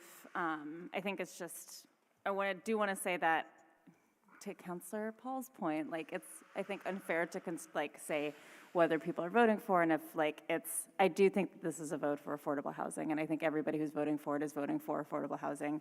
I do think we have to build more housing, but at the same time, saying that this will stop more building, specifically of buildings that are only going to be made for short-term rentals, and therefore, if that is true, then they won't be affecting the long-term rental market. So I don't even think that's a fair argument. That being said, I obviously do support various types of compromises on this, but I think tonight I will definitely be voting to try to override the veto. Thank you. Councilor Shannon, to be followed by Mayor Weinberger, and if we can, and Councilor Carpenter, and if we can just please be brief. I just want to address the specter that with this veto that whole buildings will be converting to short-term rentals. I just want to address that the specter of whole buildings converting to short-term rentals if we don't take some other action soon. That would only happen if the building were owner-occupied, met all of the conditional use requirements, was approved by the Development Review Board, and was not appealed by neighbors. The reason we have been at risk of whole buildings converting to short-term rentals is because our regulations that are on the books have been ignored and not enforced. Since we voted on this ordinance, the existing laws have been being enforced, and people have been getting notices of violation based on the old bed and breakfast rules, not our new rules. So we have rules on the books that do control this and control them well, as long as we use them and we don't ignore them. Thank you. Thank you, Councilor Shannon. I've got Mayor Weinberger and then Councilor Carpenter. Okay, just a really discrete point that I think I haven't been clear about. What I'm suggesting is that duplexes, ADUs, triplexes, and quads will need to play a significant role in building our way out of the housing crisis. the provision that I've tried to be really clear about, the version of this ordinance that I would support would allow one of those units of those small multi-unit properties to be an STR. So the idea is that that would help these come into being, not that every housing unit being created would just be for STR. I think, again, even if we allow the flexibility of people at times being able to, 1 year, deciding to put their ADU on short-term rental, having that security, knowing that they can do that if they need to, will lead to more ADUs being built, and some of them will end up being long-term rentals, at least during some part of their history. So this is important flexibility to give property owners if we want to actually see the creation of more small-scale structures that gets us out of this housing crisis, as many other cities are turning to. Councilor Carpenter. Thanks. I'll be a lot of folks, the mayor and Councilor Paul and others have said what I was going to say. I just want to repeat, if we sustain the veto, we can start in 2 weeks just doing this over again. And because it's Chapter 18, it shouldn't be so painful a process. We've certainly talked about it. So in 2 weeks from now, or whenever our first meeting is, let's get it figured out and go ahead. Okay, I don't have anyone in the queue. Can we please go to a vote? Okay. Yes. A yes vote is to override. Yes. Okay, thank you. Correct. If you do not want to override, you vote no. Will the city clerk please call the roll? Counselor Barlow? No. Counselor Carpenter? No. Counselor Jang? No. Counselor Freeman? Yes. Counselor Hanson? Yes. Counselor Hightower? Yes. Counselor McGee? Yes. Counselor Mason? No. Counselor Paul? No. Counselor Shannon? Yes. Counselor Strongberg? Yes. City Council President Tracy? Yes. 7 ayes, 5 nays. The override fails. Brings us to our next item, which is item 6.04, an ordinance regarding parking minimum and maximum requirements. Councilor Mason. Thank you, President Tracy. I would move that we consider this a second reading, refer the amendment to the Planning Commission to correct any technical deficiencies, make any recommendation or opinion it considers appropriate, and thereafter to promptly submit the amendment to the full City Council and ask for the floor back after a second. We have a motion. Is there a second? Seconded by Councilor Hanson. You have the floor, Councilor Mason. Thank you, President Tracy. I will be brief given the hour, but I do feel it appropriate to walk through a little bit of history given the volume of email that we all received today on this. As was alluded to in the last discussion, I'll start. The proposed amendments seek to expand the removal of parking minimums from the multimodal use parking district that we passed a few months ago to citywide. As was alluded to in the discussion on the last topic, that this seeks to remove a barrier to the construction of new housing units. As the mayor just alluded to, the only way out of this crisis is to build, and requiring parking, much less excessive parking, is an impediment. This amendment was introduced by Councilor Hanson in the fall of 2021 and referred to the Ordinance Committee. The intention was to fast track it, but with some pushback by certain members of the Ordinance Committee and the Planning Commission, it did go through more of a robust process. After a joint committee hearing with Planning Commission, the Planning Commission requested a specific referral of the amendment for their thorough review and discussion and the opportunity to provide comments. The Planning Commission did hold 3 public hearings specifically on these amendments on January 11th, 25th, and February 8th, and provided a markup of its changes and a memorandum expressing proposed changes to the TDM standards. The changes in that memo were discussed at the Ordinance Committee meetings on March 2nd and March 10th. The Planning Commission's specific objection related to imposing TDM requirements in the neighborhood and shared use parking districts and the potential negative impact on less than, smaller scale developments. They sought, along with what had been at the time encouraged by the Planning and Zoning Office, to delay moving forward on the TDM until a TDM study that the Planning Office is planning on going forward later this year. At Ordinance Committee, that proposal was not supported, but rather the committee was receptive to modifying the applicability of the TDM standards for those smaller 5 to 9 dwelling unit developments so as not to impede development. To be clear, because we got a lot of email today and we got so much email, I haven't even had time to process all the comments on parking minimums. I know there were a lot of people that I, and probably the rest of us, were hearing from for the first time who had not been actively involved in the multiple hearings leading up. If this passes, this amendment goes to the Planning Commission for public hearing and for input. So everyone who's reached out, this is not their last bite at the apple. Similarly, if it passes, or it will come back, from the Planning Commission, and the next council will be the council that actually votes whether to move forward. So with that, I know Megan Tuttle has been on this hearing for 5.5 hours. If there are specific questions about any of the changes, or if Megan feels the need to provide an overview, I would offer the floor to Megan, but I also respect that it's midnight. So Megan's on screen if people have questions for her. If not, that will conclude my comments. Thank you, Councilor Mason. Don't have anyone in the queue. Councilor Hanson. I'll go very short, which is that I'm really glad we're moving forward on this. I think it's a really strong step forward on both housing and climate, and I want to thank everyone that's worked on this, and I'm eager to move forward tonight. Thank you. Thank you, Councilor Hanson. Anyone else? Okay, not seeing any, so we'll go to a vote. All those in favor, please say aye. Aye. Aye. Any opposed? No. Okay, will the city clerk please call the roll?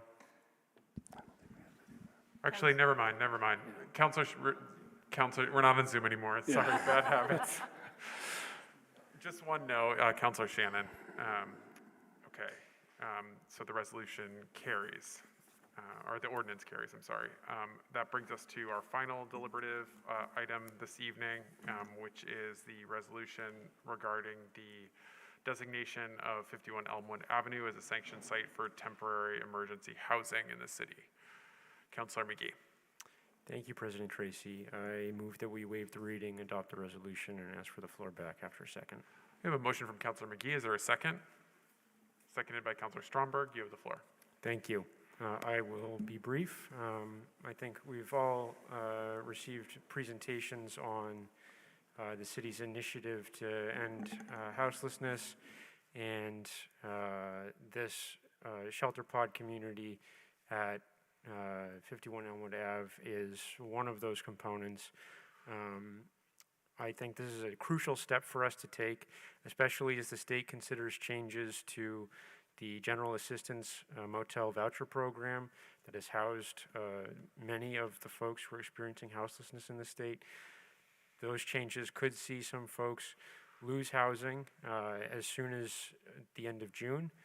So I think it's crucial for us to support this tonight and allow the city to continue this vital work of getting this community built and stood up by July 1st so that we can have these 30 shelter pods in place, because it is crucial that we have this short-term emergency solution in place while we work on these longer-term solutions to ensure that we are fulfilling our goal of having housing as a human right here in Burlington. With that, I would like to invite Councilor Pine to answer a couple of questions from folks that we heard during the public forum. Sure. Welcome, Director Pine. Yeah, but I'll try. There we go. You'd have to count to 13 votes if I was still counselor, I think. Yeah. Thank you. Sorry for bringing this item to you at this moment, because I think you have a packed agenda, and I hope that I can answer your questions and provide some background. If you want me to run through a few points around outreach and engagement, I think, is what you're hoping? Sure, yeah, if you could speak to the timeline and specifically around outreach to community members. Sure.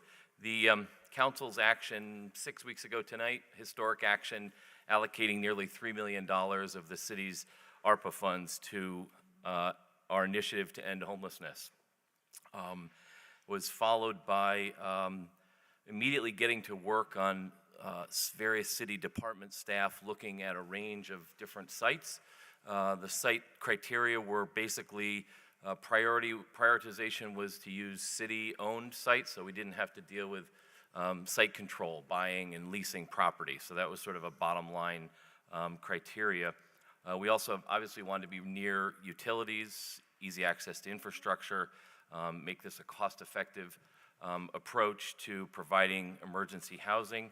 And in addition, I think we felt that it's critical that folks have access to the core services that allow people to maintain a level of dignity and hopefully get the independence and self-sufficiency that everyone would hope for someone who's experiencing homelessness.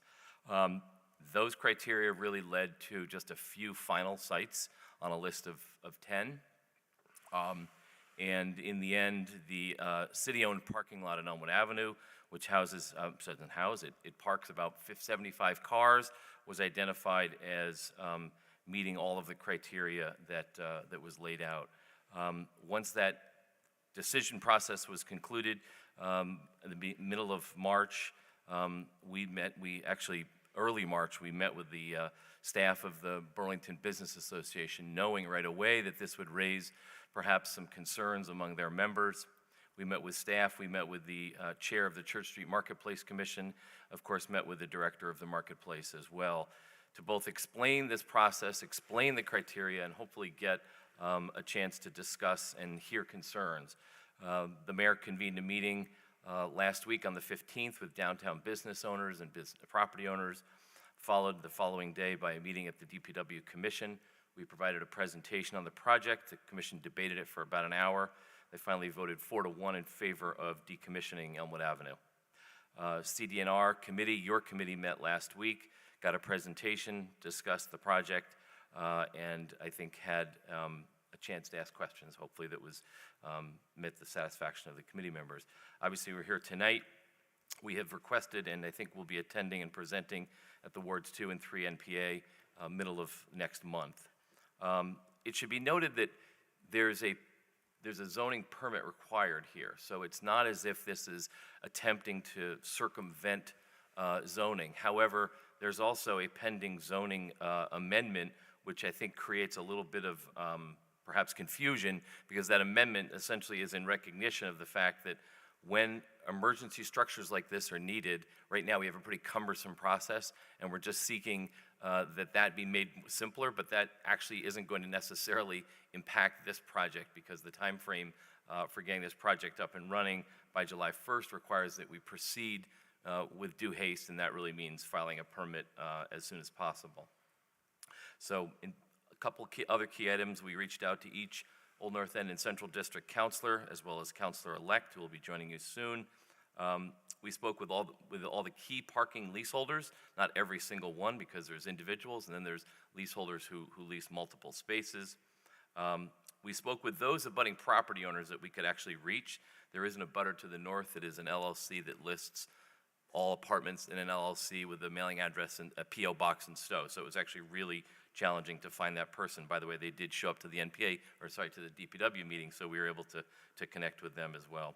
We're currently planning at least 2 community neighborhood meetings. That one will be held at the adjacent property that is owned by the O'Brien family, and that's in the Kenzie House Senior Housing, and the other will probably take place at the Unitarian Church. We have a date yet to be determined, but that planning is underway. So we are committed to continuing to work with stakeholders. We do have this aggressive timeline of opening on July 1st, and we today just put up a frequently asked questions document, which is quite long, but I think it tries to address all the issues we've been hearing from folks. It's been raised by some that the loss of parking and the revenue will be an impact to the city, but it should be noted that all those people who lease spaces are getting parking spaces in the garage at Lakeview, which is next to the former Macy's, the current BHS site. There's plenty of available parking within that complex, and they will be paying the same lease fee that they were paying to be at Elmwood Avenue. So there is no actual loss of revenue.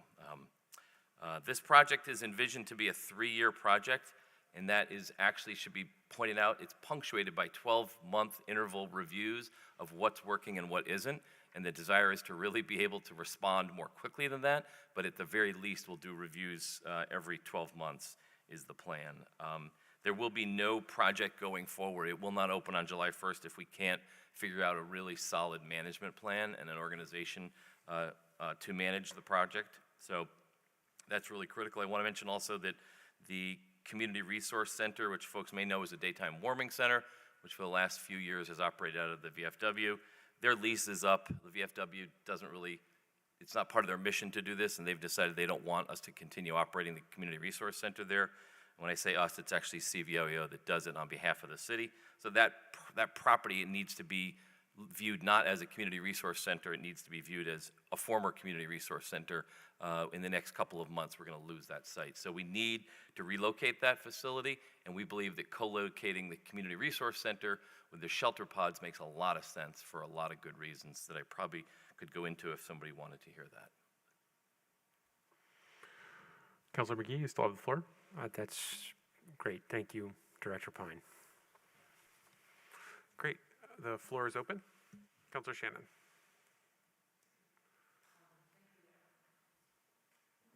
Thank you to everybody who has worked so hard to bring this project to where it is now. I think that this is,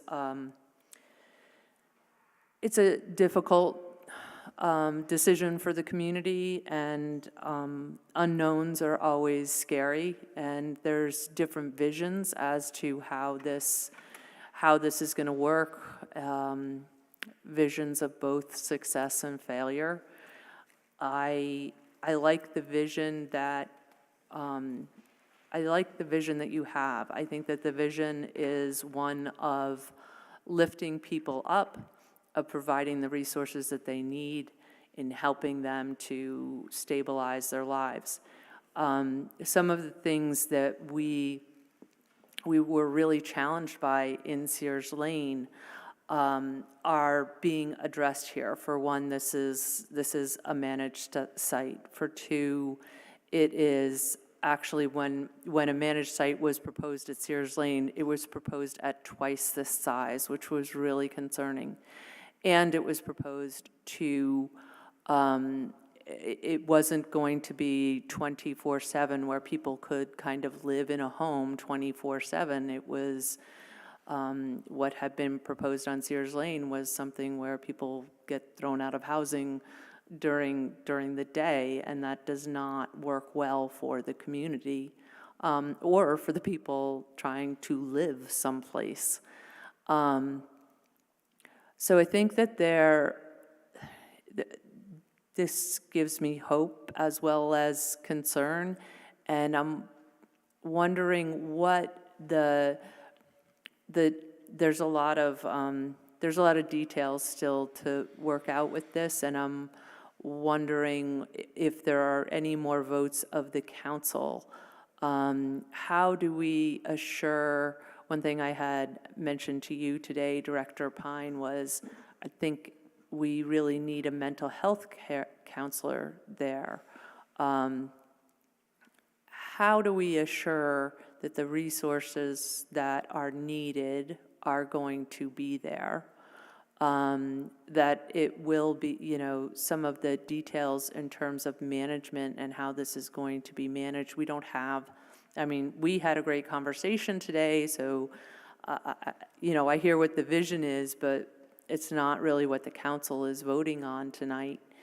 And I also would ask that for the first year, I think we really should have a quarterly review, and I'm not sure what you're envisioning in that review, but I think that in the first few months, we're going to be learning at a rapid pace about what's working, what's not working, and it's definitely not something that can wait for a year. Thanks. I don't know if you can respond. Yep, of course. And Director Pine? I think Councilor Shannon's comment was one we really took to heart. We met earlier today, and the idea of having easy access to mental health counseling is one that we share that goal. I don't want to make promises we can't keep, so I don't know enough yet about the ability to ensure that that's going to be the case, that it will be available all the time. But we're going to strive for having access to, clinical social workers on site, at least on a regular basis. I just don't know what those hours would look like. But, yeah. Councilor Shannon, what was that? Are there going to be any other votes of the council? Oh, sorry, other votes. Well, I think the council's vote tonight is essentially a binding vote. It's not a permit vote. You're not voting on a permit per se, so you're voting really to sort of decide to use city property in this fashion, I believe is how city attorney has explained it, but I'll let him explain it because he's far more eloquent at this than I am. I don't know about that, but the vote tonight is an authorization vote because it's a use of city-owned land. What the city council is being asked to do is to approve this use that's being proposed because it is for an extended, it's not simply a one-day type of event. But there may be other votes as either funding is approved or not, but there won't be a second vote where there's a sort of plan put forward before the council, because this is really the sole element that requires review, which is approval of the use. Councilor Shannon? Thank you. Just to clarify, there will be other votes on spending the funding and how that's going to be expended, or no? We've already done that. Mayor Weinberger, did you want to answer that? The council already had a major vote on this and committed $3 million of funds to essentially about half of which were for the specific project. So I think the authorization vote has already been made. Certainly, I think Councilor Shannon's point that there needs to be a lot of attention to the management oversight of this as we get it running is certainly the administration fully agrees with that. And I think we certainly, as a follow-up to this, could speak with council leaders about how best for the council to engage in that. I would think maybe the CDNR committee would be a natural partner for the administration for sort of ongoing discussions about how it's going. But I think this, from my sense, this is the last, at least, barring some new issue arising, which is certainly possible. We're thinking this is the last major action by this council before this community opens. There will be another vote, as Director Pine suggested. There is going to be DRB votes from here, and there will be a vote on. I guess the council will have a vote on the zoning change as well, right? Yeah. However, as I mentioned earlier, the DRB process it's kind of like a parallel process, I guess is the best way to think of it. We're not seeking to change zoning to allow it to happen, but we just acknowledge that responding to an emergency requires something a little more nimble than what we have in place now. So it's really, we're going to go for the zoning permit anyway, just as a matter of course. It's better for all parties involved to get permits. So that's what we're doing, even though we theoretically could be waiting around for a zoning change to obviate the need for that, but I don't think that's not the plan we're taking here. Now, if the council wants to play a role in reviewing a eventual plan for management and a arrangement with a manager, I think, we wouldn't be opposed to that. I think that's a reasonable role and a request or a condition even. Yeah. All set, Councilor Shannon? Yes, thank you. Okay, I have Councilor Jang to be followed by Councilors Mason and Hightower. Thank you, President Tracy, and thank you, Director Pine, for being here. And from my perspective, I feel like the timeline is very ambitious. This is going too fast, and from my perspective, I don't like it. I think when we put investment of this much of money, we should be doing it very carefully, and also doing it in collaboration with people who live adjacent to that site. I understand there will be some community engagement, there are meetings happening to it, and what is more concerning to me is the fact that we have not even yet identified an RFP, basically, someone who will be managing this site. And also, what is all of this means with, substance use disorder that the city is trying to mitigate. I feel like we could have taken at least, a solid 6 months to plan, to think about it, and the pace in which this is going, it is scary. This is not a small issue. But the question that I have is, what do you mean by this is going to run only for 3 years? What does it mean? It means that we're putting on the site the infrastructure needed to provide electricity to each unit and plumbing that will only be needed to basically provide water and sewer to one building.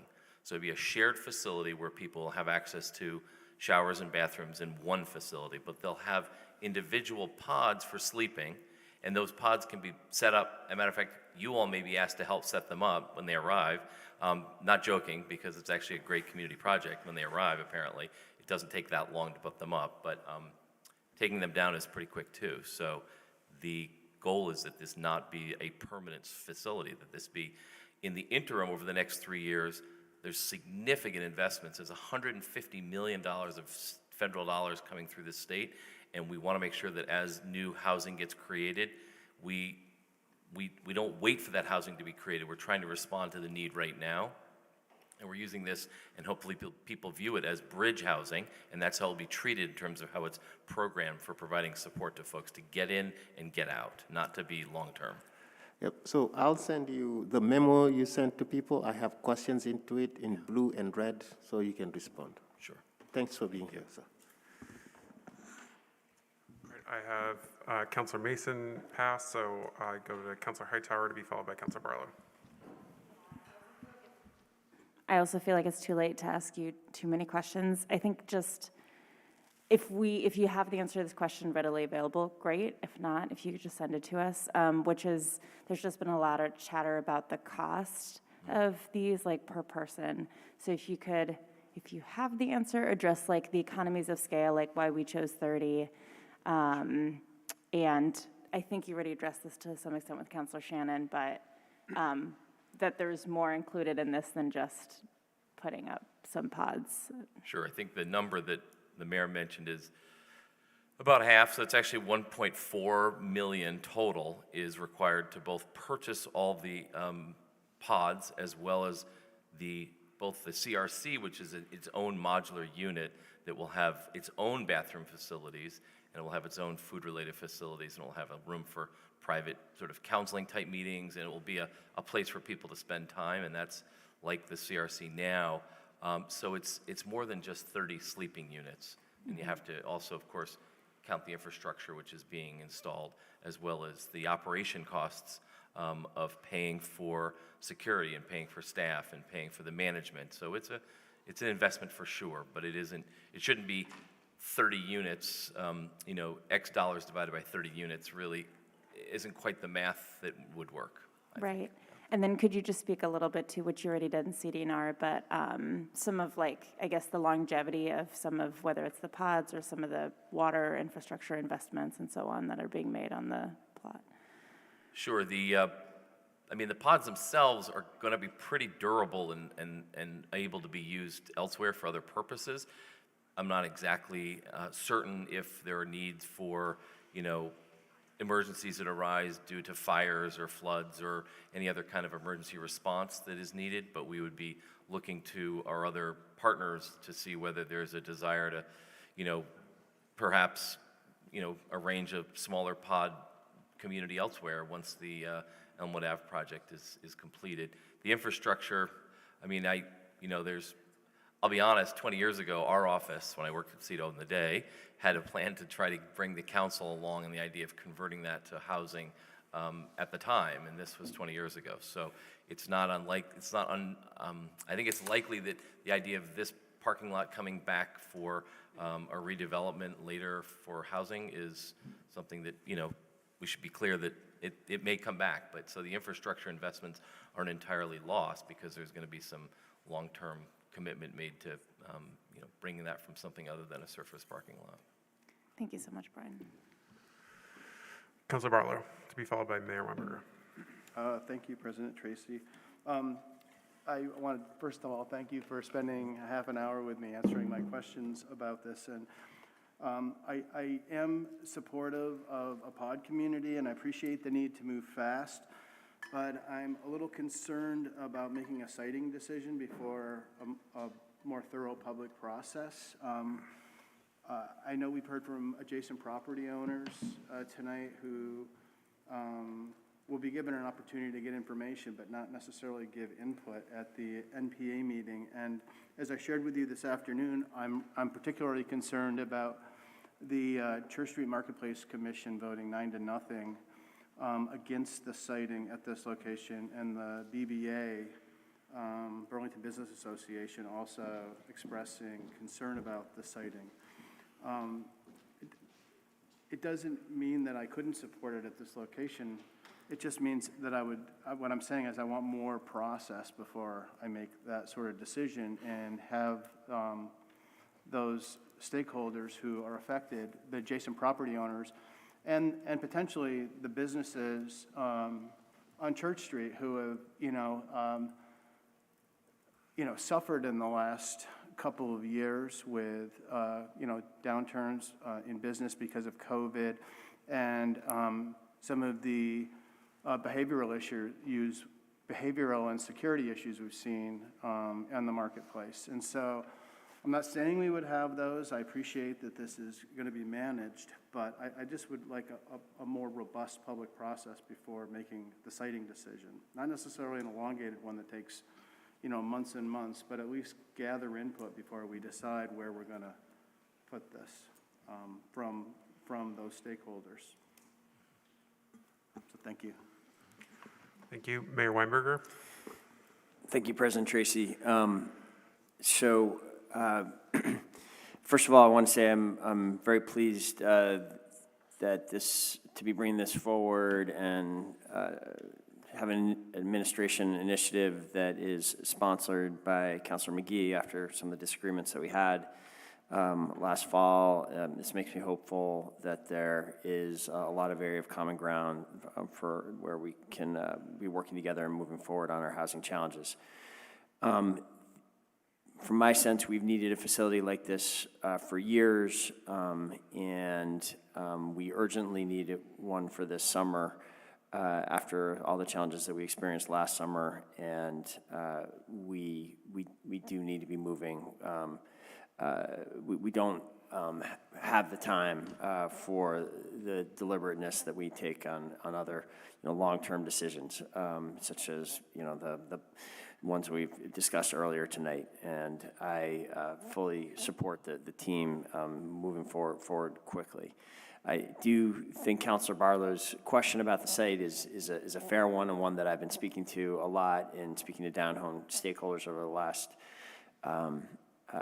week. I certainly appreciate that in that unanimous vote from the Church Street Marketplace, there was a unanimous endorsement of the concept of having a shelter pod community like this. They were questioning only the location. And there, I think reasonable people can disagree as to whether a downtown location is better or worse. From my perspective, the administration's perspective, we have a long record of succeeding with facilities such as this in downtown locations, and actually not only with downtown locations assisting the individuals that we're trying to help, but actually also improving, addressing some of the concerns that other downtown stakeholders have about behaviors and interactions. Having a facility like this near the downtown, I actually think is going to be an additional positive resource on on the downtown environment and climate that and actually will help us make progress there. I say that in part, given our experience that we've had with the low barrier shelter that was formerly on Winooski Avenue and the Day Station Community Resource Center that's currently housed on Winooski Avenue. Those facilities have all succeeded in this downtown context, and I expect this one will as well. Final point I just want to make is that I'm encouraged by the broad consensus that I've heard. There are many people in the community who've been very supportive of what we're trying to do here.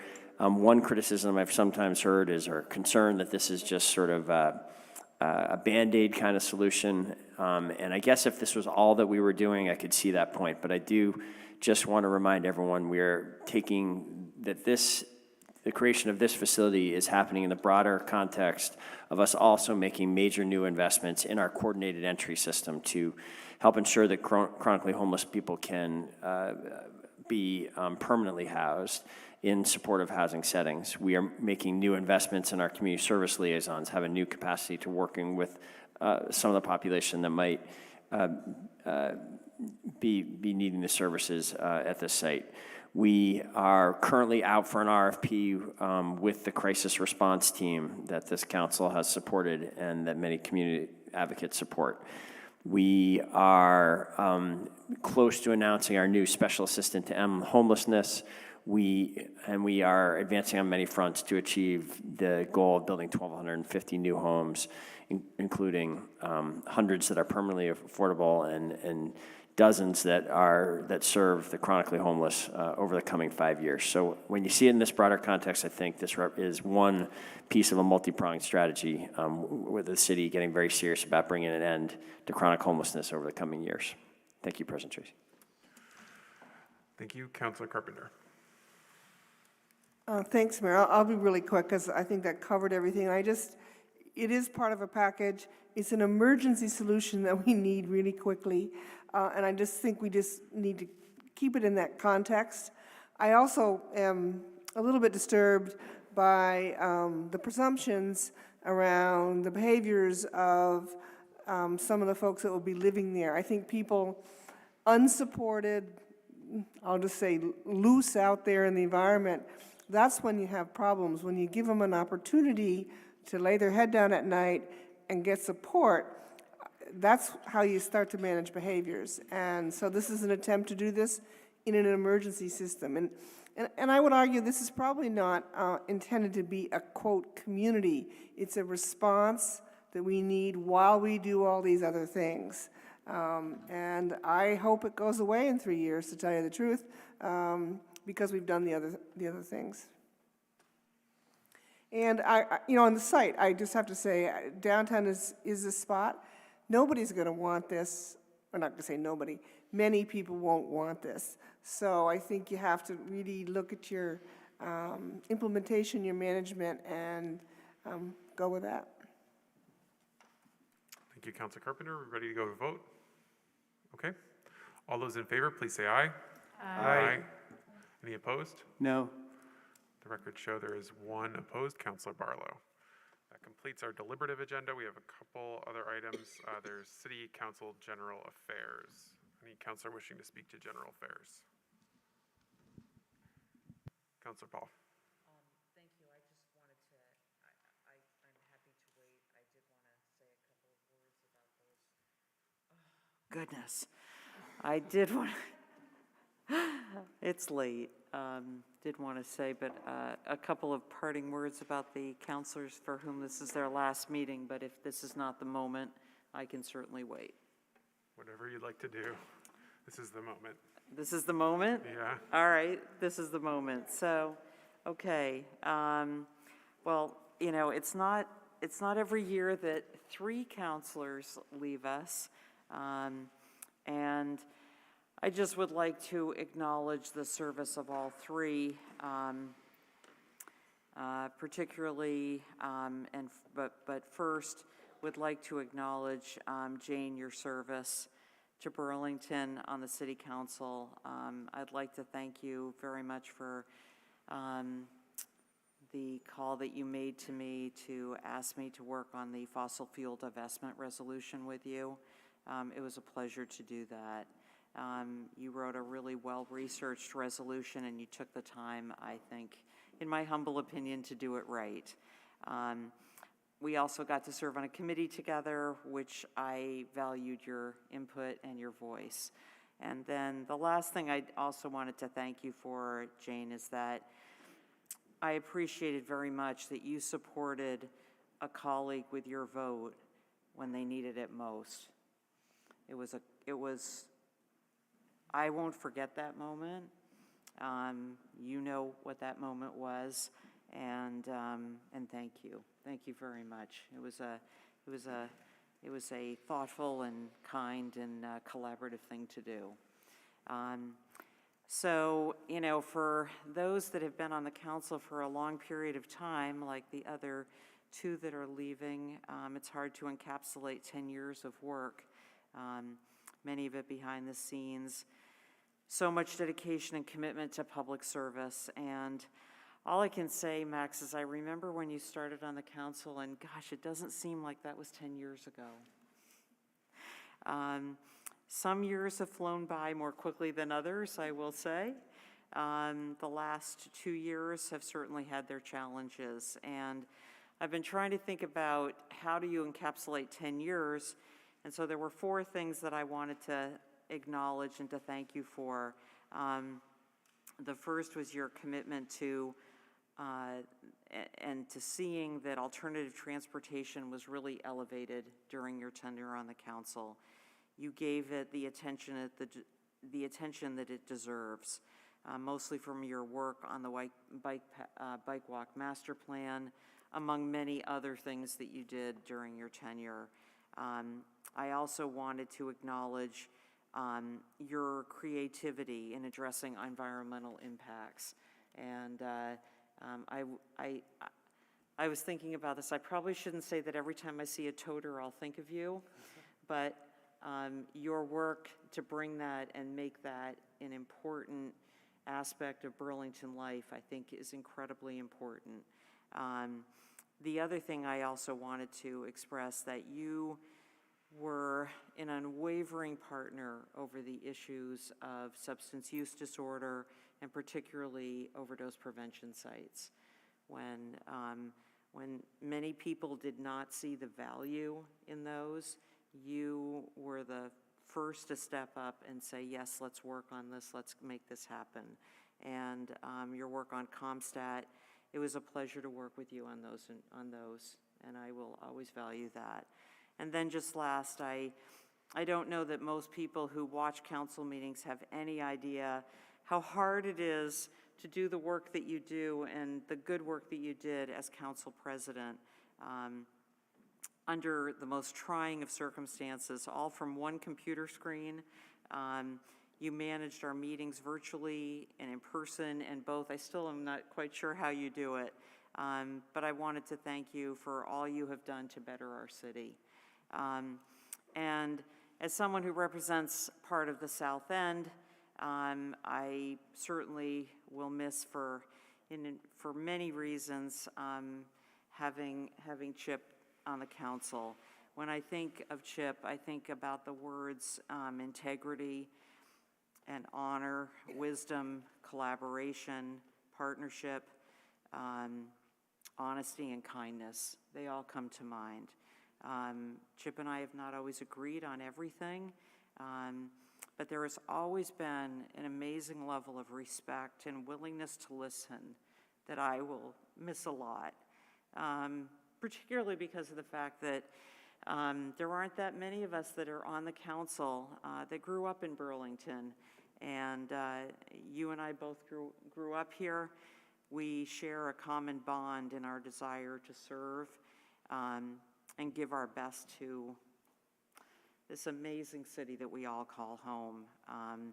The last thing I just wanted to say, and I would imagine that Chip will probably say this, but I hope you won't mind if I do too, that serving on the city council is absolutely a family commitment. You give up a lot, but your family gives up a lot.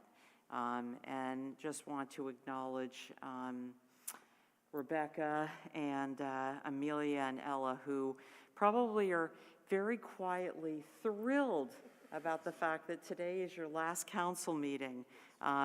Yes, I hope that this is the start of many new adventures, family vacations. You won't have to schedule them around council meetings, and won't that be fun? But you will be terribly missed. Thank you. Thank you so much for everything, and thank you to all three of you. Thank you very much. Councilor Mason. Thank you, President Tracy. I'm just feeling fortunate that today is not tomorrow, because it's my wife's birthday, and I would have had a bit of an issue. It is my wife's birthday, excuse me. It's only fitting that the last meeting the three of us will participate in was one involving heated debate on each and every issue. Involving competing policy goals, I don't think any of us was in the wrong. It's just a question of what we prioritized. And also feeling guilty, about not being able to respond to the hundreds of emails that literally came in today. Working on a Monday with an agenda like this is nearly impossible. I want to use this brief time to really extend my thanks and appreciation, starting with the voters of Ward 5. It has been a pleasure and an honor to serve over the last 10 years and represent your interests before this body. I've truly enjoyed getting to know many of you, who have reached out based on a preview or on an issue that concerns you, and feeling that I was effectively representing your interests here. I would like to thank my family and my children for the privilege, which really is what this is, the privilege of being away from them and serving the city of Burlington. I started 10 years ago when my kids were much younger. They were 8 and 7. And I sort of foolishly thought, I can do this. They were involved in lots of stuff, as was I, and I thought, I can do this. It's a meeting every other week. Very doable. Not yet realizing that, there was a caucus the night before the meeting that, that took away Sunday night. And then there was subcommittee meetings, that was another night. And then leave aside the special committees that you somehow get rooked into, whether that's the retirement task force or the downtown code, or the housing summit where, you seem to have 200 meetings over the course of 2 years. Leaving aside NPA, community meetings, et cetera, this could be a full-time job. For those of us that try to do, life and this, it's a challenge, and concessions have to be made. And I know I've missed a lot of dinners and a lot of nights, and I thank my family for that. I would be remiss if I didn't thank the dedicated city staff that have made my job easy over the last 10 years. Lori and I have known each other for over 15 now. And I could spend 10 minutes literally listing off everyone that I'm indebted to, who has made my job easier in serving. I want to thank all of you, my colleagues and many who have come and gone over the last 10 years, for their commitment to the city and their constituents. I know we often disagree, but at the root of it, I still think we're all doing what we think is in the best interest of our constituents, and it's hard to challenge that. A special thank you to South End Councilors Paul and Shannon, first for your mentorship. I was a new person, not really knowing what was going on. Also for your collaboration on really all issues South End. I can't imagine having done this without both of you at my side. Councilor Paul, your work ethic and the attempts at collaboration are an inspiration. I don't know how you do it. One of the highlights of my service was sort of the community food drives and being able to do that hands-on work, that you made happen. Councilor Shannon, you're, again, tonight, I don't like being on the other side of you. Fortunately, over 10 years, we haven't often been on opposite sides, but your effective advocacy and also your ability to solicit public input and mount that on a moment's notice is just unbelievable to me. Mayor Weinberger, I thank you and I'm thankful for our friendship and the collaborative work and what we've accomplished over the last 10 years, including, many issues that were a long time before some members here, the shared risk, model on retirement, where we moved that needle after thinking we could never get that done, resolving the Burlington Telecom litigation. I mean, I never would have thought that possible. And moving forward on the countless number of ordinance changes and housing reforms that we have over the past 10 years. Your eternal optimism, has turned me around when I've felt pretty defeated on many issues. I cannot imagine serving in this capacity with a different mayor. So thank you for that. This is, I'm 52. This is not the end. I'm not moving in, but it was a challenging last 2 years, I think, for all of us, and I think that needs to be acknowledged. And I was feeling, that enthusiasm for this, the challenges this faced were gone for me, and it was, at the right time to move on. I don't think this is the end of public service. I'm hoping to return, to more of a direct service and actually try and get reward. I don't know what that is yet, but I'm looking forward to starting that. Contrary to what Ben said, just to be clear, I have no intention of watching Channel 17 or on Zoom. And I will likely not be texting any of you in the meetings.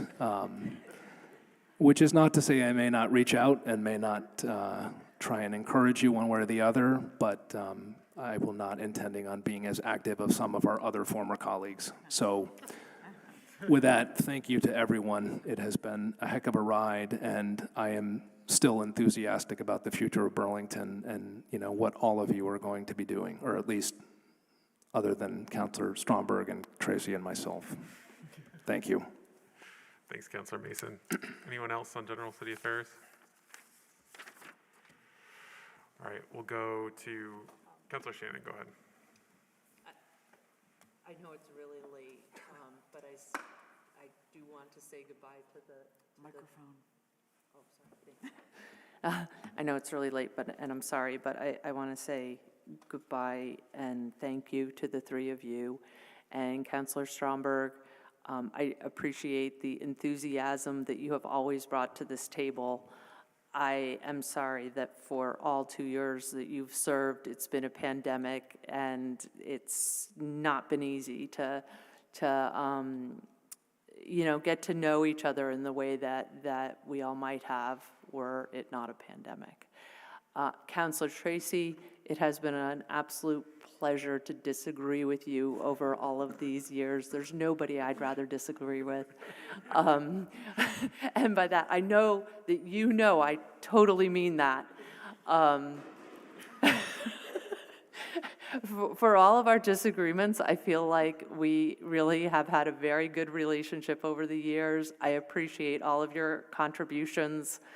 I appreciate, I'm really glad it was you who took over council presidency of Zoom, because that would have overwhelmed a lot of us.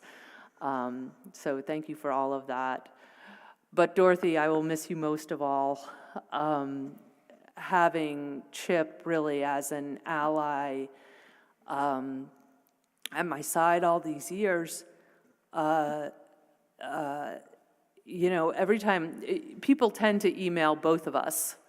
And for as busy as Chip is, I can always count on him responding to that email first. In fact, he'll respond to the email that I've completely forgotten about.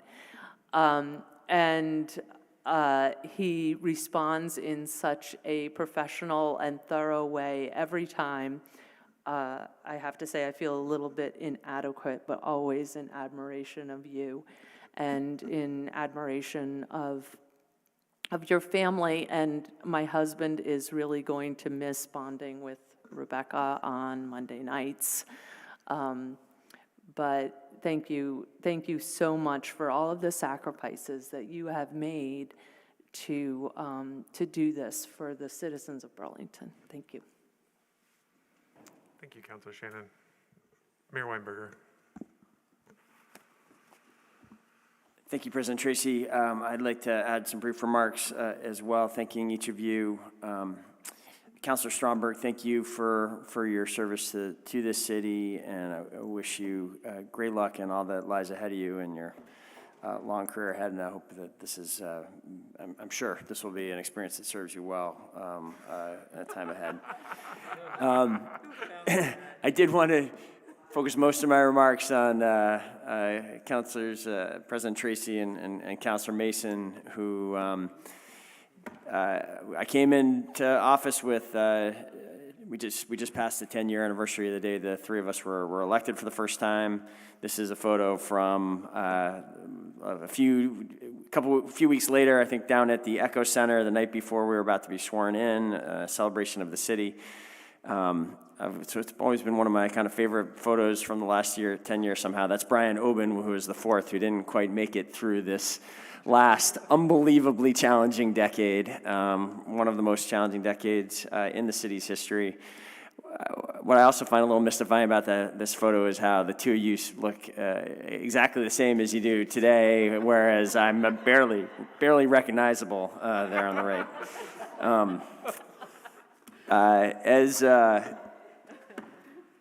As Councilor Mason suggested, I can't quite imagine what it's going to be like to serve in this role without the two of you being leaders on the council. Max, our many disagreements have certainly been well publicized and featured in a major campaign.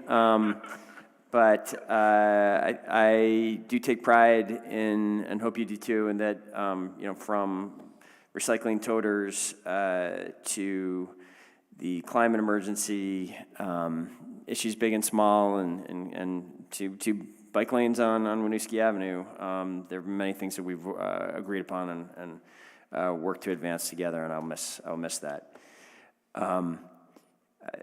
Chip, I can't do, I don't want to repeat the really beautiful words that both Karen and Joan shared, and I won't do it as well. I will thank you too for your friendship. It's been an important part of my making it through the last decade. I think the people of Burlington have benefited enormously from your commitment to the details of being a city councilor, your long service, diligent, painful at times service on the ordinance committee, the technical skill that you brought there as an attorney, but probably more importantly, your good nature and your goodwill towards all of that will be greatly missed by me and the people of Burlington. It's been a pleasure working with you all. Thank you, Mayor. Anyone else? Is there still time to make comment? Yep, go ahead. Folks still making comment? I really echo so many of the things that were said tonight. I'm sorry I left. I'm not feeling a little under the weather, so I just headed out. But I did want to jump back on and comment for the three of you, and just in all different ways, but are all in many ways really wonderful and amazing colleagues. Councilor Mason, again, I really, Sharon Busher, I think former Councilor Busher said it really well. I don't think we always agree, but yeah, you're just the way that you have been always so respectful and diligent. I feel like it's just created an environment where we can really kind of easily disagree and kind of talk about things, and not that disagreeing is always easy, but it's really incredible. And I so appreciate that about you. And it just the nostalgia of looking back on those old photos. And I think, just the amount of work that you put in over the years, and just hearing all the amazing things that people have said about you. I really, I echo that, and thank you for being just such an amazing person to work with, through the time on council. And sorry, it's getting really late. Jane, You're one of the first people that I knew in Burlington. It's been so amazing to just watch you come into yourself more, as any of us do. I just so much remember the night that you got elected. And just felt incredibly proud of you and continue to feel really proud of you. And it's so amazing to watch you really shine in areas that are not like in my wheelhouse, especially on some of the climate stuff. You're just so brilliant and so smart. And I think that you have been such an amazing colleague to so many people on the council and have been willing to work with people and in ways and times when I feel like I have a stubbornness, you have, I think, an openness, and I think that really complements this work and complements the work differently. And I'm sorry to not be there in person to give you a hug, but I'm just so thankful to have worked with you. And I always cry. I always cry. And I can't see any of you, which makes this feel even more silly. But Max, just an amazing mentor, an amazing person, one of my favorite people. Oh, now I can see you. This makes things a lot less weird. I just remember, being so blown away the first, few times coming to council meetings and hearing you speak so passionately and I felt eloquently about issues that I also care about. Your willingness. I'm sorry, I just can't not cry during these. Your willingness to, I think, believe in me and me being able to be in this space before I was able to see that, and was just extremely powerful. And I think you've created space for a lot of people and really held it down for a long time. And I was really glad to see you get to pass the gavel tonight and speak towards an issue that you've worked so hard on and kind of in your classic form, and the work that you did during the pandemic to moderate these meetings that were during just like the most unbelievably confusing and stressful sort of circumstances, and just being someone who I can always call, and I know that you'll pick up the phone, and I hope vice versa, has just been, it's hard to imagine what this experience is like without you. It's just defined so much of my experience of working on community policy in Burlington and working on the council. But yeah, I really respect all of you so much, the three of you. Thank you just so much. I'm bummed that I didn't hold it out to the last minute to get to congratulate you in person, but I really have a lot of love and respect for all of you, so thank you. Thank you, Councilor Freeman. Anyone else? Councilor Stromberg. Okay, thanks.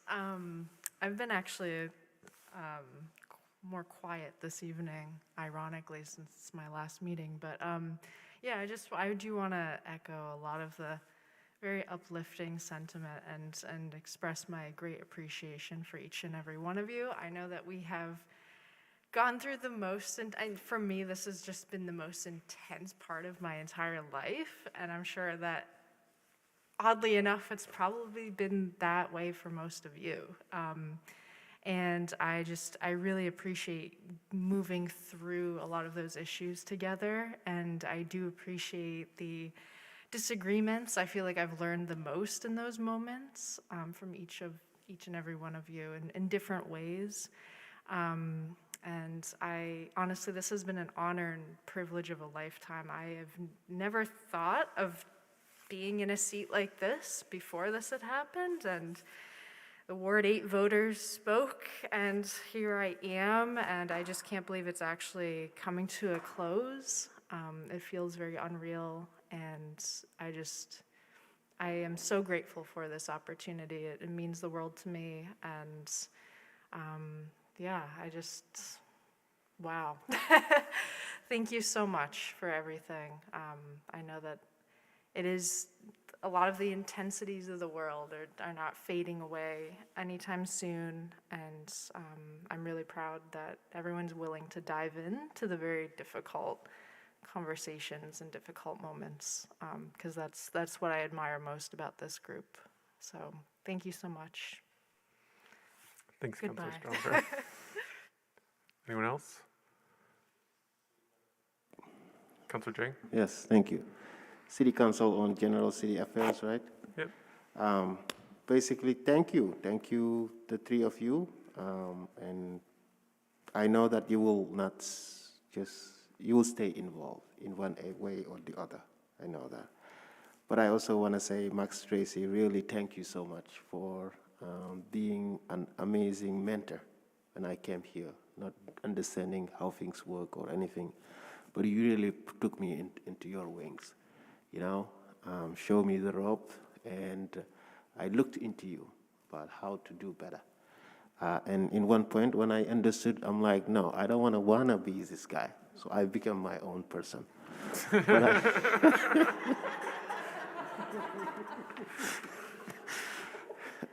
Yeah, so bold, and also at the same time, so calm, you know, and also I learned a lot from you, to tell you the truth. You know, Chip Mason, really, to tell you the truth, I know that you are your heart, you have a big heart. You're a good guy, you're a great person. And I know that you have, like, you have style. Not only, yes, you definitely have style. And your style is, you know, about how you conduct yourself with the people, that you have tact, and also you're the most dressed city councilor, right? You look pretty good tonight, Councilor. I know. But I won't allow Joe McGee to take it from you, though. So I told him, after Chief, it's going to be me. But, you know, thank you. And I feel like, you know, you are the most also fit city councilor. Yeah, it's like you go to the gym or something like that, right? Yes, and the ordinance committee, I mean, I serviced you maybe 3 months, and then I left out, but I know that you have done so much in there, and very appreciative of you. Thank you, sir. Jen, yes, I know that you brought a lot of enthusiasm into this work, though. You know, sometimes things are very messy, but we can look at you and just see you smile, and you bring it back to what matters, yes? And I remember also your hard work around maxing with UVM students. You're very new, but you had the courage to stand up and to do what's right, and I think everyone else followed. Amazing to be with you, and for the rest of you, 2 more years. Thank you. Thanks, Councilor Jing. Anyone else? Mayor Weinberger. Sorry, one last part of this tradition is we have plaques for each of you for your service, and a particularly large one for you, President Tracy, I think, as having served as council president, and I'm just going to hand them out now, very quick.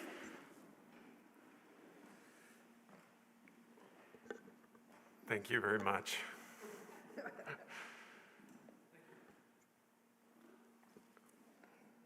Thank you.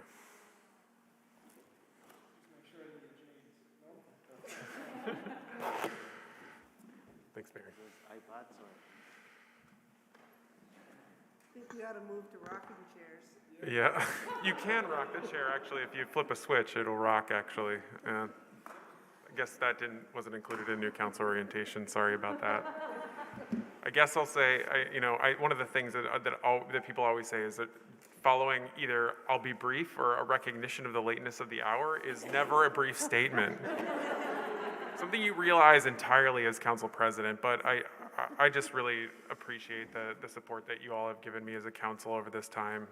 Even when it hasn't felt like that, even when I've gotten, text messages and been in the middle of a meeting and been incredibly harried and stressed, when I take a step back and I realize where that's coming from and where all of you are coming from, it's about supporting this body and supporting the work of our city. And I think that's really where I am leaving, is just, a sense of gratitude and taking a step back from this. I think one of the things that a counselor told me when I was leaving, when I was coming into the role, is that you got to leave things at Monday night or after Monday night. You can't hold grudges in this role and be successful. And I tried to do that. I don't know how well I did that myself in this, but I think that's good advice, and that's where I am now. I feel very grateful for having served with all of you and bonded to all of you, honestly, for having gone through what we've gone through in the last couple of years. I mean, I'll never forget it, and being in it with all of you, I think, was an incredible support, and I just appreciate that, regardless of how absolutely difficult it was. And let me be clear, it was absolutely hell at points over the last couple of years, especially serving in this role and serving at the breakneck pace that we were at the intensity that we were at. The role, in many ways, I think, shifted pretty fundamentally over the last 2 years. I think Councilor Mason touched on this, and maybe others who have served a short time don't really know what it was like before, and those who were here do, and it has shifted dramatically. It's been one intense issue after another for years on end, and necessarily so. We're dealing with incredibly challenging situations across the board. Every topic, I think, has deserved the focus that we've given it. I think it's been an incredible effort to just work with all of you. And I think, as part of that, though, I think, I think there's a good piece of, coming back and looking at all the things that you've accomplished and appreciating that, and all the people who were involved and who helped you to have that success and who had that success with you. But I also think about all the work that we're leaving undone as a council, or as I leave the council, but that you all will continue. And, those issues of the climate crisis, of systemic racism, of, the opiate crisis, of so many different things that we've worked on together over the years that still remain as yet unfinished in terms of our work. And I just really want to thank all of you for working on those issues with me, and just know that I'll continue to pay attention and look forward to working with you in different capacities on those issues, because the work certainly doesn't end. We really have so much more to do as a community on these issues to really bring about just ends and to really build a better community. So I really appreciate all of you, and look forward to seeing you on the other side. Thanks.